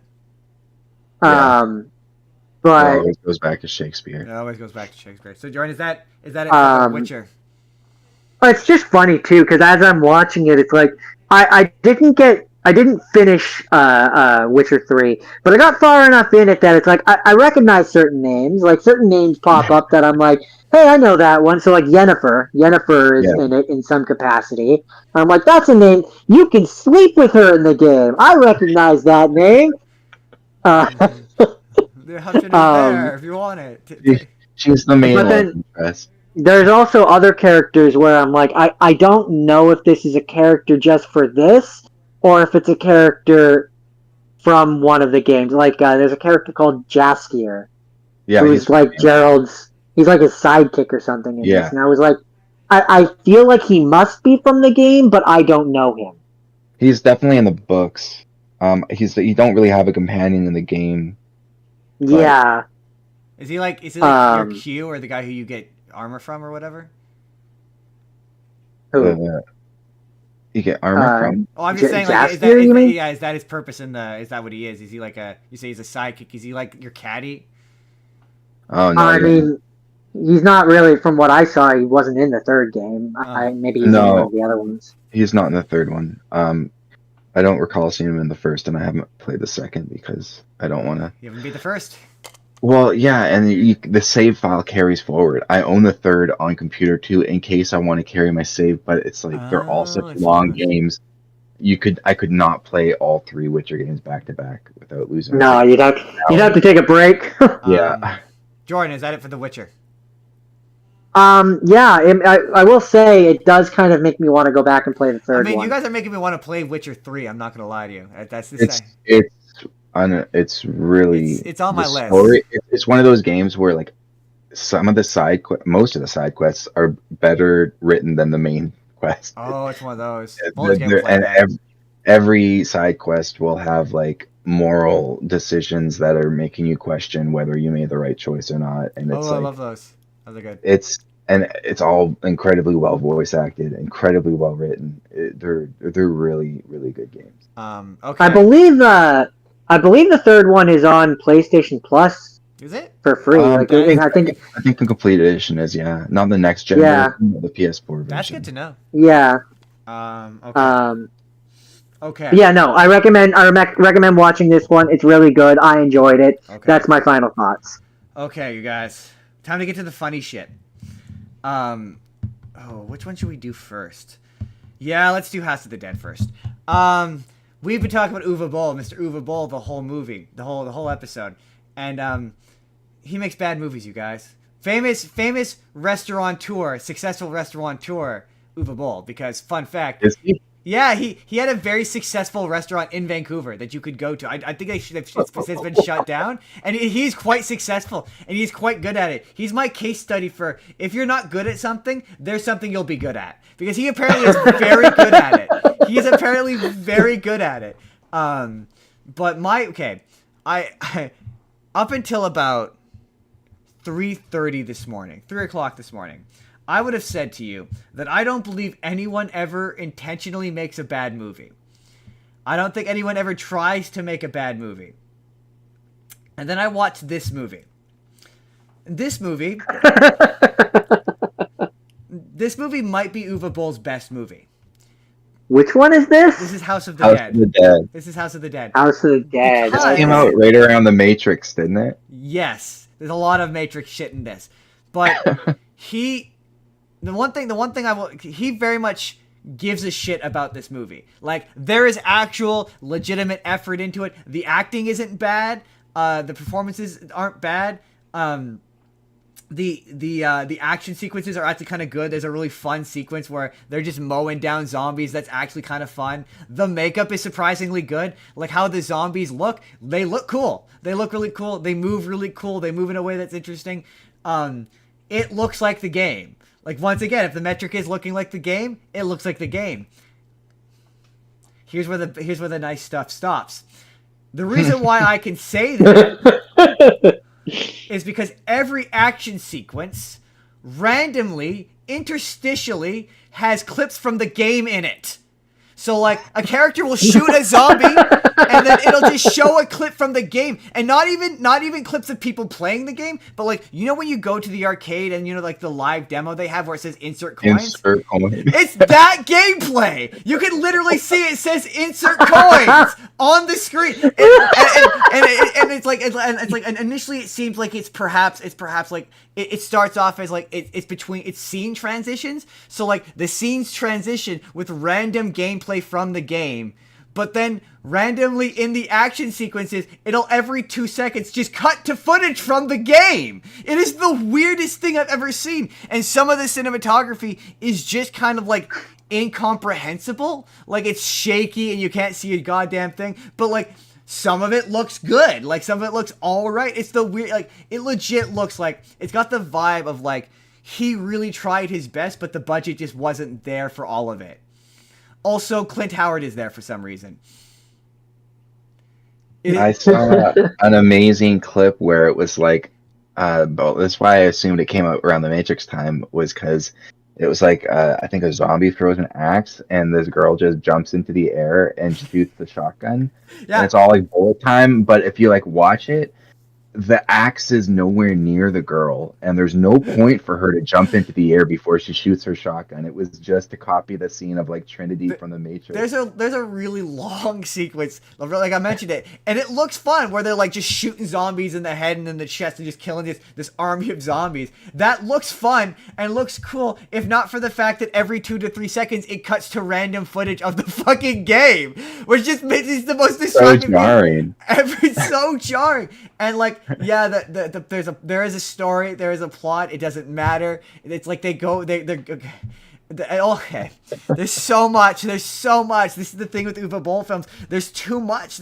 So the movie starts with him being with there's a main character, and the movie starts with him being like, this is the day of he does this really weird narration, and then out of nowhere credits are happening. And then there's a really, really long opening credit sequence. And then he spends 5 to 10 minutes. He's like, this is Jerry. Jerry is my best friend. And like, and this is Jerry's girlfriend, Susan. And this, and it just goes down the list, introducing you to every single character in an agonizingly long scene that goes on for fucking ever. And yeah, so they go to this island where it turns out that there's an evil scientist who basically wants to, like, he's an evil scientist from, like, Conquistador Spain, that he discovered that he could take people's bodies, or he could, like, use their blood to, like, inject into himself to live forever. It's really dumb. It doesn't really matter. But you're like, okay, what does this have to do with the game? Because you mentioned Alone in the Dark, which isn't connected to the game.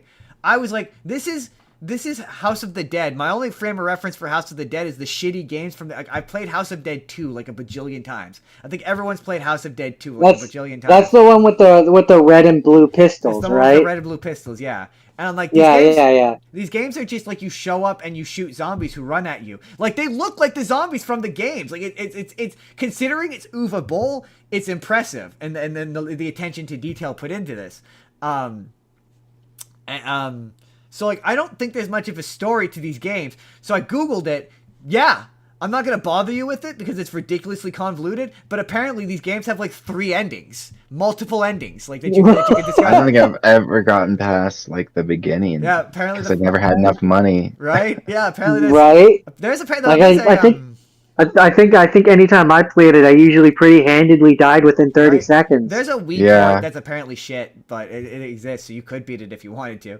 But so my theory about Uwe Boll is, I think this movie came out, he earnestly tried to make the best movie he possibly could, and it got lambasted critically, and he's a sensitive little boy.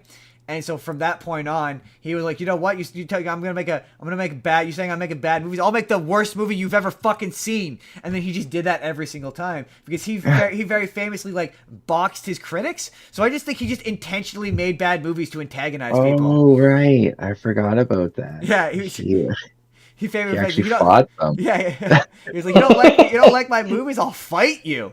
And so it's my theory that all of the movies that people think are like notoriously bad are intentionally bad because this one got lambasted. So it was like, oh, you think I make bad movies? I'll make the worst movie you've ever fucking seen. So that makes me think of BoJack Horseman with the underwater guy when they're making the movie. He's like, oh, you think it's a piece of shit? No, we'll get 5 or 6 more takes, you know, we'll really work this one out. That's what that makes me think of. Like, he's sensitive and he goes after him for it. It's one of his weirder ones because the humans talk like they're humans. Like, I don't know if you know how like his movies, all of his characters, M. Night Shyamalan's kind of like this too, where all of his characters talk like aliens. Like it's like an alien saw humanity and went, I can do a human movie. Like that's what his movie. This is like they talk like regular people, although every character at one point almost has sex, or they make a sex joke that's not very funny. It's a truly bizarre movie, man. It's very bizarre. It's worth checking out just to get to the action sequence where just interstitial. Just Google the action sequence to see the interstitial clips of the fucking game in the movie. Like, I'm like, yeah, it looks like the game, because you're showing me the game. Because the game's right there. The Yeah. game's right there. So yeah, side by side, it does. Like again, if that's the metric, if that's the low bar we're clearing here, yeah, that he did that. Like as compared to his other movies, which have nothing to do with the games that they're based on. This does. Yeah, that's it. But he couldn't even have been bothered to insert a coin. Right. It's right. And you think like at one point I'm like, wait, is that actual? No, you can literally see insert coins just flat. I don't know if it's a stylistic choice. When I was reading about it, there's no explanation for it given in the production notes for why it's like that. It's the most recognizable because more people would have seen it with the insert coin flashing than would not have. I don't fucking know. It's so weird. It was so or maybe weird. Couldn't even be bothered to put it wasn't authorized. Right? It wasn't authorized, so he just went to the arcade and recorded the screen. So he maintains, and then got permission after the fact. he maintains that it is a prequel to that first game, but I don't know. How they get footage from the future? Right? If it's a prequel, then how do we have footage from the game? Oh my god. Oh my. Anyway, that's House of the Dead. It's not the worst Uwe Boll film. I truly do think it's his best movie. Like I think I don't know. I think Alone in the Dark might probably be the worst one. That's one that I remember being horrible. Depends on your. I guess depending on your tolerance for bad racism and Islamophobia, Hostel's probably honestly the worst one. Postal? Yeah, it's bad. I will go back and watch that video to see what I said about those movies just to remind myself. I think Alone in the Dark was filmed around here. Yeah, I'm pretty sure you're like not wrong. A lot of there's like a city scene at the end. It's Vancouver, and I had specific those movies. There's certain ones where it's like I usually have like specific complaints about them that evaporate immediately, and that one I remember. I just remember that Christian Slater is in it. Like those are I think the big thing with his movies as they go on is I don't understand how he gets famous people in them. Yeah. Like money, but where's he get the funding? Where's he getting the money? Where's this guy getting funding? Well, to get not only the IP license to film it, but then someone like Christian Slater, who's not a lot amazing, of them, but he's not cheap, I'm sure. Well, I mean, the Johnson Cheese has both Jason Statham. I think it was Jason Statham, Jonathan Rhys Davis, and Matthew Lillard. And I'm like, surely these people. And I'm like, I'm looking at it. I'm like, that movie, Alone in the Dark. This came out like he's a known director. People know who he is. How do you not know? Like, you're flying up to Germany to, like, that's where or not Germany, I think it was, like, Norway or something, to film that, and did you not read the script? Like, but I know a lot of his movies were funded by, I have... staple to the front of the script. I guess, yeah. I have seen actors and stuff who were in bad movies who, like, afterwards, like, they, in interviews and stuff, they're like, well, like, when you're going to be working on a movie, you never go into it going like this is going to be a bad movie. No, but at a certain point, you always go into it with the attempt and the goal to elevate it and make it the best movie that you possibly can. So, like Matthew Lillard in particular strikes me as the type who he's very, very like eager to make something work. He would go even knowing he would go in and give the best that he could. And you can tell that he did because, as you said, he's the best part of that movie. The reason how he financed I know one of the ways he financed his a lot of his movies was there. I don't think it exists anymore, but at one point there was a German tax loophole where you get a bunch of funding for a movie and then you declare it and then you get it all back. What a sneaky bugger! Yeah, so he funded almost a lot of his movies that way. Anyway. That's House of the Dead. Jordan, what's your final movie of the week? My final movie of the week is so here's what I'm gonna say before I get to it. All the nice things that I had to say about the previous movie, I don't have nearly as many of those for this one. I watched Doom. It was fine. The best part of it is that first person shooter scene where it's just like the game. That like I got to that part and I was like, This is a delight. Like, this is fun. The rest of it's just kind of. I don't recall it being all that. Yeah. I mean, I like I'm one of those rare guys who I like most things The Rock is in, so that does a lot of heavy lifting for me. And I seem to recall. I don't really remember him much in that movie though. I remember him on the front cover, but I don't recall his character as much as I recall the lead? Carl Urban. Yeah, He's I mean one of the Carl Urban. leads. Carl Urban's the lead, I think. Is he? Carl Urban, I Carl believe, is the Urban one who the main becomes Doom Guy. Yeah. Wait, so Doom Guy has a mask, right? Like that's his whole deal. He's like Master Chief. In the game, I think he wears yeah. a helmet in the game, yeah, but not in this. Not Not in the doesn't movie, wear- no. I think The Rock he winds up being the bad guy. Does he? Well, kind of. The point of one of the points of this movie is that the demons are like you get bitten or scratched or whatever, and then you turn into one of them. Okay. So, as I understand it, because it didn't. So, fun fact: there's something that we refer to as the phone test, which if you lose attention and find yourself going to your phone because the movie is boring you, it does not pass the phone test. This did not. This on multiple counts. Yeah. Did not pass the phone test. If TikTok is more interesting than the movie, it did not pass the phone test. Yeah. So I all I know is that at a certain point I look up and Doom Guy is fighting The Rock, and The Rock seems to be demonic. So I think he got scratched or something, or possessed, or something. He becomes a bad guy.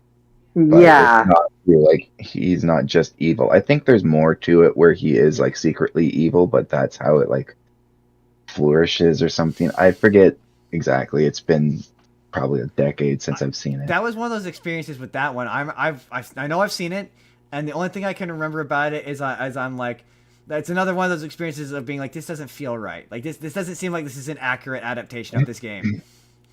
Yeah, I know. The game didn't really have a story, so they kind of just they made one for it. It kind of just it harkens me back to like it's a predator, it's a alien, it's one of those. It followed like the tropes of the game where it was a military base on Mars where they're like researching portals to hell, and then somehow they find the portal to hell and it like leaks through, and then Doom Guy is just some dude who's good at shooting. Yeah. So like in terms of that, it's accurate to the game. The but Pinky, I remember the guy that in the wheelchair ends up turning into the Pinky, which I thought was a pretty cool way to kind of get one of the monsters from the game into the movie. I don't actually remember enough about the original game to really have felt strongly about it. But the movie was more based on Doom 3, I felt. Like, it was around the time, I'm going to look it up. I know Doom 3, I think, because Doom 3 tried to reboot the series with, like, better graphics, and I think the movie came out around the same time. Really? Yeah. All I know is that as I was watching it, it kind of just... Same year. Oh, interesting. Okay, interesting. 2004, so I think they might have been like not quite, because the Pinky in the movie, it looks like the Pinky from the reboot, not the Pinky from the originals. I see. I don't know. I don't know enough about it for it to be thing I recognize. Pinky, but in terms of like the pink things on the two legs and the horns, they freaked out as a kid. In terms of it being a movie, that's I mean. Yeah, I was gonna say, it's pretty forgettable. I remember that one from younger years as well, being one that was that Prince of Persia. Yeah, Prince of Persia. Round the world in 80 days. Prince of Persia, way too young. Should not have played that. Way too young. Way too gory. I did not let this kid guy hang from spikes or get sliced in half. Yeah. Ooh. They're not even that violent nowadays. No. Good times. Good times. Barney Rampage. Barney Carnage. Barney Carnage. That was it. Sorry. Yeah. I think my sister might have found that on like a ROM or something. Oh yeah. I think she has it. That's hilarious. That's funny. That's so funny. But this movie very much, like I said, it reminds me of like a Predator or an Alien versus Predator, or just a generic, like, you have monsters and the guys are trying to stop the monsters, and it was me. Okay. Fine. That's it. There's not really anything. What else can you say about this, really? It's fine. Yeah. It's fine. So to wrap up this, I have I have what I'm gonna refer to as a series of questions about Silent Hill, because I watched Silent Hill, and beyond the fact that okay, how do I want to do this? I have questions about the game because I've never played a Silent Hill game, and I'd like to ask questions about the game based upon about what I gleaned from this movie, and I want to know if the gameplay is like this. So, is the Silent Hill gameplay you walk around a lot of empty spaces with a flashlight, and occasionally scary shit jumps out at you? Essentially, yes. Because that's the as vibe. bare bones. It's very much, yeah. Because a lot of more being afraid that something's going to happen, and then something doesn't happen, and then you get comfortable being like, it's just trying to scare me, and then when you don't think anything's going to happen, that's when something happens, and then you're like, oh god. Because that's the vibe. They're my favorite games. Yeah, the movie is pretty accurate to the game. There's as a movie, things they changed up until the last 15-20 minutes. I was bored shitless. And it was just a lot of people walking around. Empty rooms, shining flashlights, and occasionally a pyramid head guy jumps out. And I'm like, this is not really doing anything for me. And then they did the big... Okay, so unfortunately, Jordan, in order to explain why this movie's so fucking weird, I need to give away the end of this movie. And I'm really curious. Okay. Before I do that, I probably would never have watched it, so that's fine. Before I do that, I need to ask, how close is so the plot of this movie is close to the plot of the games? I wouldn't go. I mean, pretty much they changed the the character is a girl in the movie. Who do you play as? It's a guy. In the game, you would be playing as Sean Bean, and they would be reversed. Except the girl Rose would be like Sean Bean. Well, Harry is Sean Bean's character, and Harry is the guy you play as in the first game. Okay. But Rose is a made-up character. Harry's wife is dead in the game, and he picked up the same idea where Alessa is not their kid. They found her on the side of the road. And then they raised her, and then she starts in the movie having nightmares about Silent Hill, which I'm sorry, but that girl, her acting is just I know she's a kid, but I've seen good kid actors, and this kid is not. So you know how we referenced the phone test? I looked down, and then they were talking about how this town was abandoned, and there was this mine explosion. And then I looked up, and there was a church cult, and there was people in this town. And I have no idea when that happened. I was just like, when did that happen? And so, there's a cult in the game. Yeah. Okay. Are they the bad? Like, so is it like the random monsters that show up in that movie? Are they what you're killing in the game? Yes, they would be what you're killing. So in the game, I mean, the first game doesn't have like the thing that is tied up and shoots acid out of its chest. That's not in the first game. That's in the second game. Okay. They took a lot of the second game is widely regarded to be the most popular. That's why they remade the second one instead of the first. So this movie kind of took the story from the first one, but took monsters from the second one. It's all the deal with Pyramid Head? The movie does not explain what the deal. Pyramid Head is one of the biggest gripes that the fans have with it, because he shouldn't be in the movie, because he has nothing to do with Harry. He has to do with the second game's main protagonist. Interesting. Pyramid Head is part of the cult. He was a symbol in the cult, or a person in the cult that would execute people and stuff. He was the executioner.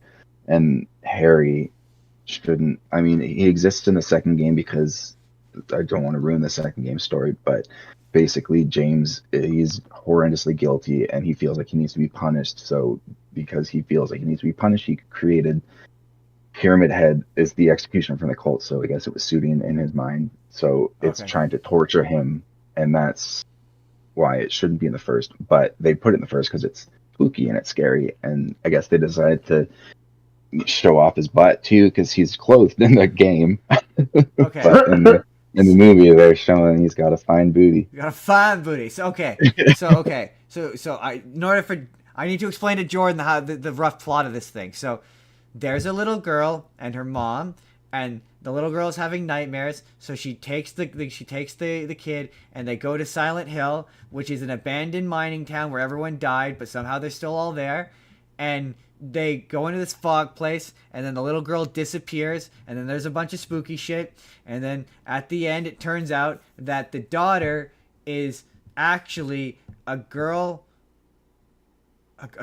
from the town who was born out of wedlock and was assaulted by a janitor in a bathroom, and as a result the evil leader of the cult wants to burn her. And so she does burn her, but it goes wrong. Burning her causes the mind to explode, so she gets disfigured, and then she gets possessed by a demon who like takes over the town, and the daughter is actually the good version. I was unclear as to if she's the good side of the girl or if she's the baby of the girl who is pregnant from her assailant. I wasn't sure. That was unclear to me. And it turns out sounds convoluted. It turns out that the evil cult is dead. Has actually been dead the whole time. Yeah, now that you're explaining it, it's very different from the game. A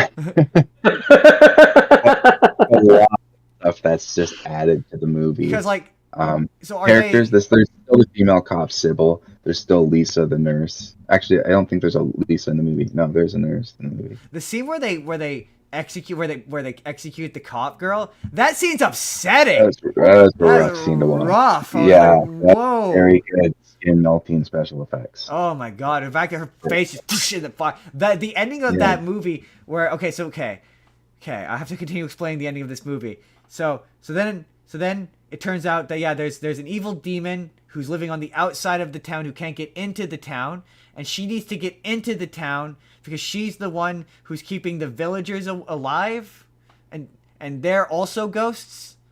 So they're not also ghosts in the game? There's not, like, the cult isn't in the game. It exists in the game, but there's no ghost of the cult in the game. So Alyssa wasn't like their victim or whatever, and like she's not haunting the town creating monsters? No, she wasn't assaulted in the game. There's no janitor in the game. The janitor is a character that created specifically for the movie. In the game, Alyssa is like, I forget. No, I'm trying to dance around the thing that the janitor does, but okay, because we're on YouTube. Yeah. Let me try. Allie says, "Why is Pyramid Head there?" That's my question. Oh, I already answered that. He shouldn't be. He shouldn't be. Because he's recognizable, and they wanted to pull people in. They wanted merchandising. They wanted to put him in the trailer. Yeah, exactly. Yeah, because he looks cool as hell. So Alyssa, those little baby things that grab onto her, though, those are in the game. So is the whole bit like evil, dark Alyssa, as they refer to her in the Wikipedia articles? I had to read the Wikipedia article in order to understand what I just watched. Is she's a character in the game? Yes, I believe so. Because the girl that they find on the side of the road is, I'm pretty sure in the game, she is like the good part of Alyssa. Just like in the movie. I mean, they didn't really explain it a lot in the first game because they didn't expect to wind up having movies and stuff.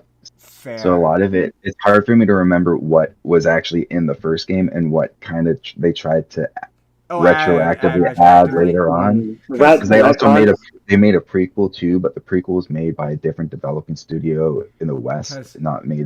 Only Silent Hill 1 through 4 was made by the same team, and then every other Silent Hill game since then. Oh, interesting. Okay, so Allie says, one of the rare instances Sean Bean isn't the one who dies. That is true. He does not die. As long as you don't watch the sequel. Okay. You also shouldn't, because the sequel is not. Not good. So the Rose, the mom, she, and I kind of missed this part too, somehow runs into the demon, who it turns out, you get the whole backstory. She's Alyssa. She got like split into two people, and now there's an evil version of her, and she wants to get into the church to cause the apocalypse, which is basically she like the woman goes in and reveals that all the village people have been dead the whole time, and that they actually did die in that fire explosion, and it was all the head of the cult's fault. It's all her fault, and the head of the cult person, who is presently trying to burn a child alive at the stake, stabs her in the chest, and the evil demon chick pops out of her chest in blood and is like attached to a bed and uses a bunch of barbed wire and tears apart the cult in one of the most graphically violent scenes I've ever seen in my life. She at one point sticks barbed wire up the middle of her. I don't know if we can talk about that on and YouTube. Then like rips her apart. Yeah. But not before the barbed wire comes out of her mouth. And then she proceeds to slaughter every single person in that cult. But it's weird because like one guy that she just wraps up in barbed wire and then just like mists them. It's wild. It's gnarly. And that's where I was like, I was so bored, and then she started to brutally kill these cultists, and I was like, you know what? This is actually kind of entertaining now. But like they're all terrible people, so it is satisfying. Yeah. Well, okay, so like, it's framed as though like it's her closing up shop, basically. Like she's the one who created this, and it's her putting away all the toys so she can finally leave. Like it's like her ending this, basically her ending the world because she created the world. Is that what it's like in the game? Like, does she show up at the end and kill all these people? No, the people aren't in the game. In the game, you're Harry and you're trying to find your daughter, and then I think like Alessa, the bad Alessa, is trying to keep the good part of Alessa there because she's trying to like become whole again or something. The game also has like a bunch of different endings. So there's some endings where you get Alessa in the game is called Cheryl because he changed her name, but her name when she was in Silent Hill was Alessa. But there's an ending where like you get Alessa back and it's all good and you leave town with her. There's an ending where the car accident in the beginning that killed Harry, and he's been dead the whole time, and this is just him stuck in hell. Oh, so Allie says Dark Alessa in the movie is based off the boss fight Memory of Alessa in the third game. FYI. Oh. I knew she'd come in clutch because she's got a Silent Hill tattoo. Oh. Okay, because that was my big thing, especially when I got to the last third of this, where I'm like, okay, most of it, okay, I get it. This is very clearly slow-paced game where you're exploring. It was giving me very Resident in terms of like, it's the game, like Resident Evil vibes. Very atmospheric, not so much less like Resident Evil is even more action-oriented. Silent Hill is very slow burn, like a heavy industrial soundtrack that's constantly putting you on unease and making you uncomfortable. And that's what the movie definitely gave me that vibe. It's like a suffocating atmosphere. Atmospheric. And then she it definitely sounds more atmospheric. Akira Yamaoka makes the soundtracks, and they're some of the soundscapes that he can make are like genuinely. I don't want to listen to them outside of the game. I don't even want to listen in the game because they just make me uncomfortable. And then unsettling. I'm getting what the gameplay of this probably is, and then like I say, she popped up out of the ground in that bed and tore apart those cultists, and I was like, so is this the final boss of this game? Just this mess of her tearing people apart? Like, what is this game? Like, who's the final boss? Is the final boss you fight the evil cultist lady? It's Harry shooting. It's Harry shooting. I think the dark part of Alessa. Forget. So she is the bad guy. A decade since I played the first. So she's the bad guy in the game. In the game, yeah. Because in the movie, she's not the bad guy. She's part of the bad guy. In the movie, she's like split into these. Because the one that Rose finds in the hospital bed that she like pulls into her, that's the bad part of Alessa. Okay. But the one that she takes to town, the one that she raised, that's the good part of Alessa. That's the good part. So because if I were to base my assumptions of the game based on the movie, I would have assumed that the evil cult lady was the main bad guy and Alyssa was good guy, because that's how the movie kind of presents itself. Misunderstood. Yeah, it is. The cultists pretty much created the bad part of Alyssa. They basically, they tortured her. So is her backstory similar in the game? Minus the child raping? It's not as fleshed out in the game. A lot of the fleshing out of her story is from the movie. I'm sure there's I only played the games. I haven't read any supplemental material. why child rape? Like why? Like her being born out of wedlock and the town hating her was already enough. I It just don't feels know. like an unnecessary addition to an already tragic backstory. Yeah. Yeah, that Pretty was fucked up. a movie. That was a movie edition. Yeah, I don't get that. I otherwise, like I say, I was pretty bored the whole time. It's just not my kind of thing. I'm not. Yeah, I get that. Um, I liked it because it was. I didn't like it that much when it first came out because I remember like they didn't need to change so much. But Yeah, fair enough. I look if it's this is what I saw. I in another video someone said this and I totally agree. Where they say if you're gonna when you're doing an adaptation, you need to be as interesting as the original or more interesting. yeah, And I'm like that I agree with. This does not. I've never had an interest in playing these games, and this doesn't make me want to play them. no, it's a certain kind of game for a certain kind of person where you want to play through the same game a few different times to get different endings, and it's very ambiguous in the games. It does not explain things as much as the movie, and it leaves a lot up to you to decide or to figure out. There's a lot of back and forth between fans trying to believe what's canon and what's not. Translating that to movie, that I will say, on the scale of 1 to Uwe Boll, it was not Uwe Boll. Like it definitely felt like this is a movie that's all right. The director does care. They're making a new one actually right now about the second game for the remake, and it's the same director for the one that you watched. Yeah, Christopher Gans. I saw that he I think he petitioned Konami or he really wanted to make this movie. Like really, he's got it. He's got a passion for it, so I do. Yeah, he seems to appreciate it, and this time around, he's saying he's listening to the fans and he wants to make the movie like the game. He's not going to change things, so he at least listened to the feedback too, and he's like, okay, I hear you. I'll tell the story you want to hear instead of trying to change it. No more weird traumatic backstory for the young girl. She's too young for that kind of. Anyway. Yeah. That's it. That's Silent Hill. Wow, that's pretty sufficiently answered all my questions. I love Silent Hill. I'll always talk about it. Oh yeah, we made it to the end. We made it to the end. So now it's time to talk about next week. What we do next week. And when I have people on, I've discovered I like including the people we have on in the decision making process for next week. So when your sister was on, I offered a choice.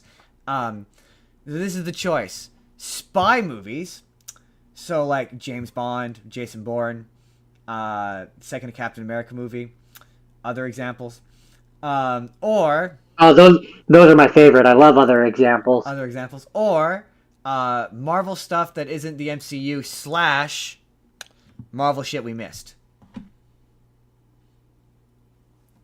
What sounds more appealing to you? To Jordan, both you and Jordan get a vote, and I will tie break. Well, okay, Justin, you decide which of us goes first.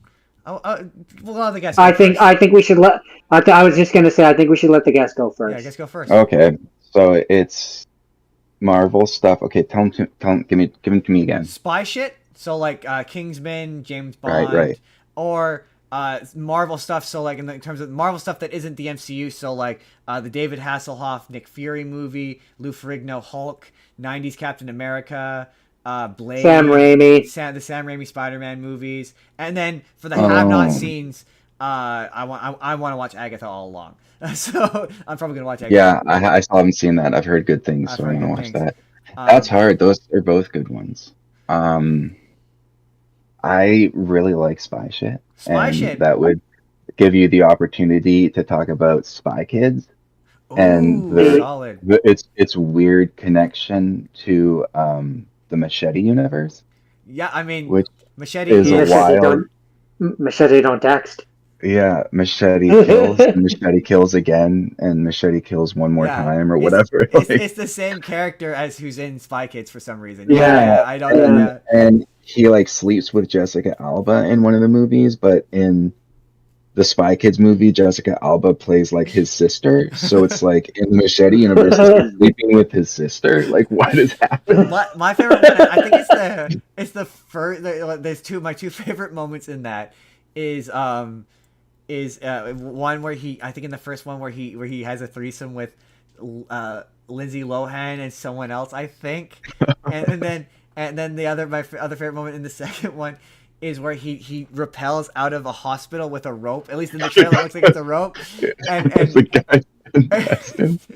my favorite thing is the running gag of Machete don't text, and then by like I think it's the third one or something, he's like Machete occasionally texts. Occasionally text. From time to time he texts. The funny bit about that bit with the rope though is a review I saw where that movie was like, oh, there's a sweet moment where he rappels out a window with a rope, and it is not a rope. Okay, so Adam's vote is for spy shit. Jordan, what is your vote? So it's this is just the sign that there we are on a similar wavelength, because I also was gonna vote for the spy shit, because I can think of just dozens of things that I could pick for that. It's very funny that you both said spy shit, because if you had picked the other option, I would have tied Brooke for spy shit, because I honestly just really wanted spy shit. Right? It just there's so many options. James Bond. The reason being is because we're gonna for the audience. We're going to do a week late review, or we're going to try to go see the new Captain America. And that's being pitched as a, quote, espionage movie. So I want to talk about how that movie's not very good, apparently. We can talk about I'm not caught up. I haven't watched the show yet. Still, like 5 years later. The only reason why I want to watch it is because... The main reason I want to watch it is because Harrison Ford is Red Hulk. Oh, yeah. That would be cool. I think the fact that Harrison Ford as Red Hulk, it looks like Harrison Ford, is the stupidest thing ever. Like I think it is the silliest and dumbest. I hate the fact that the Hulk looks like Mark Ruffalo. I can't stand it. It looks dumb. It looks silly and it looks dumb, and it's so uncanny valley. I hate it because I love it because it's stupid, and and just the fact that he's clearly only in one scene of that movie, and it makes dumb people mad. Is just, I'm a troll at heart. It makes me laugh. He apparently said he got paid to just show up and act like an idiot. Pretty much, yeah. I love Harrison Ford. Sounds about right. I was like, just how many, like, he's like, Harrison Ford is doing, there's all, when they announced that he was in that movie, people were like, how many movies is Harrison Ford going to do? He's going to do the one movie, and then Red Hulk will show up, and he'll just have to do a voiceover booth for like an hour. Like, he's never doing another one of these. One of my favorites, though, was, I saw an interview where, this guy was talking to Harrison Ford about the behind the scenes of the Red Hulk, and he's like, so, like, you have to dress up like an idiot. I've heard that, like, you looked like an idiot, or you might have felt like an idiot doing the Red Hulk scenes, like, behind the scenes. And Harrison Ford leads in, and he's like, Bud, they pay a lot of money to make me not look like an idiot by the end of this. That's where the budget goes. Like, that's what you people will see. Yeah. I'm just like, my thing with Marvel news people, or Marvel people who are engaged with Marvel news, is they're always stupid, and it's always or they're naive, or like, how many of these is Harrison Ford doing? He's doing the one, and that's it. Like, he'll do one. He'll do one, and then he'll show up in the Infinity War as a voice. Right. That's what he'll do. Yeah. Or my other favorite is he's doing it for the paycheck. Yeah. Yeah. Have you ever? I mean, most people are. Yeah. That's what capitalism is. They're in it for the paycheck. Look, he's like 80-something years old. If he wants to do a movie for the paycheck, fuck, like, being creative. If he wants to, like, show up and do a voiceover for Red Hulk for an hour, let him. Just let him. I'm not gonna chastise him hit that for doing point. something that I would also do. Right. That's right. And whenever anyone's like, "Oh, he took the role for the money," I was like, "I would also take the role for the money." I'm not gonna chastise him for doing something I would also do for like a quarter of the money. Right. I would do it for like 5% of the money that he's making. He did it for $50 million. I do it. Nobody will pay me. Right. He did it for 50. I do it for 1. That's all I'm saying. Yeah. Yeah. So okay, great. Next week, spy shit. Yeah, that's fun. Spy shit. We're gonna have to watch at least some of the goofy James Bond movies. At least one of the goofy James Bond movies. I feel like has to happen. I'm excited for that. I'm gonna have to talk about how bad Jason Bourne is. That's fun. Jordan, let's do. This has been a very long episode of the show. I'm so excited. Good times. Thank you for joining us, Adam. Thank you for coming along on this exceptionally long journey. It's gotten dark. Yeah, it's gotten dark here too. Yeah, we're gonna have to get you a video game podcast where we talk about video games. Yeah, hell yeah. I want to do this more often. This is fun. I'll pitch it to Jacob. Like, hey, I maybe have another In fact, I'm probably gonna text him after this, and I'm gonna be like, "Hey, I maybe have another prospect for you." We don't have to struggle with chemistry because we've had it our whole lives. Yeah. Right. Yeah, I know, right? Ah, man. It really does make things easier. You and your sister just like fit. She sent us a bunch of like pre stuff of like, am I going too far? Am I doing too much? And you did a similar thing, and we were just both kind of like, they're gonna fit right in, Right? they're gonna match the vibe. It's gonna be good. It's gonna be fine. It's actually nice when person puts in a lot of effort. Like, it's nice having someone care. Yeah, Joking aside, aside, you're raising the bar for the other. We love everyone who comes to the show. We love all of you, but you're definitely raising the bar. Jake, you gotta watch 3 movies next time. I'm totally kidding. Jake doesn't have the time to watch 3 movies. Jake has like 15 podcasts. Yeah. Jake doesn't have time for that. The fact that he makes time to come on our podcast when he's got like four other podcasts plus a personal life, I'm always like, you know what, respect. The fact that he makes time to do Star Trek with me is admirable enough. So yeah, we can't find Adam anywhere on the internet until he has his own podcast. Eventually, we'll be able to find him on his own podcast. But Jordan, where can we find Jordan? Jordan does Minecraft Monday on Twitch, Zethgore187. I do that every Monday. I'm here on currently Saturday, sometimes Sunday. It depends on Justin. And other than that, that's about it. Don't ask him to give you the tour. It takes yeah.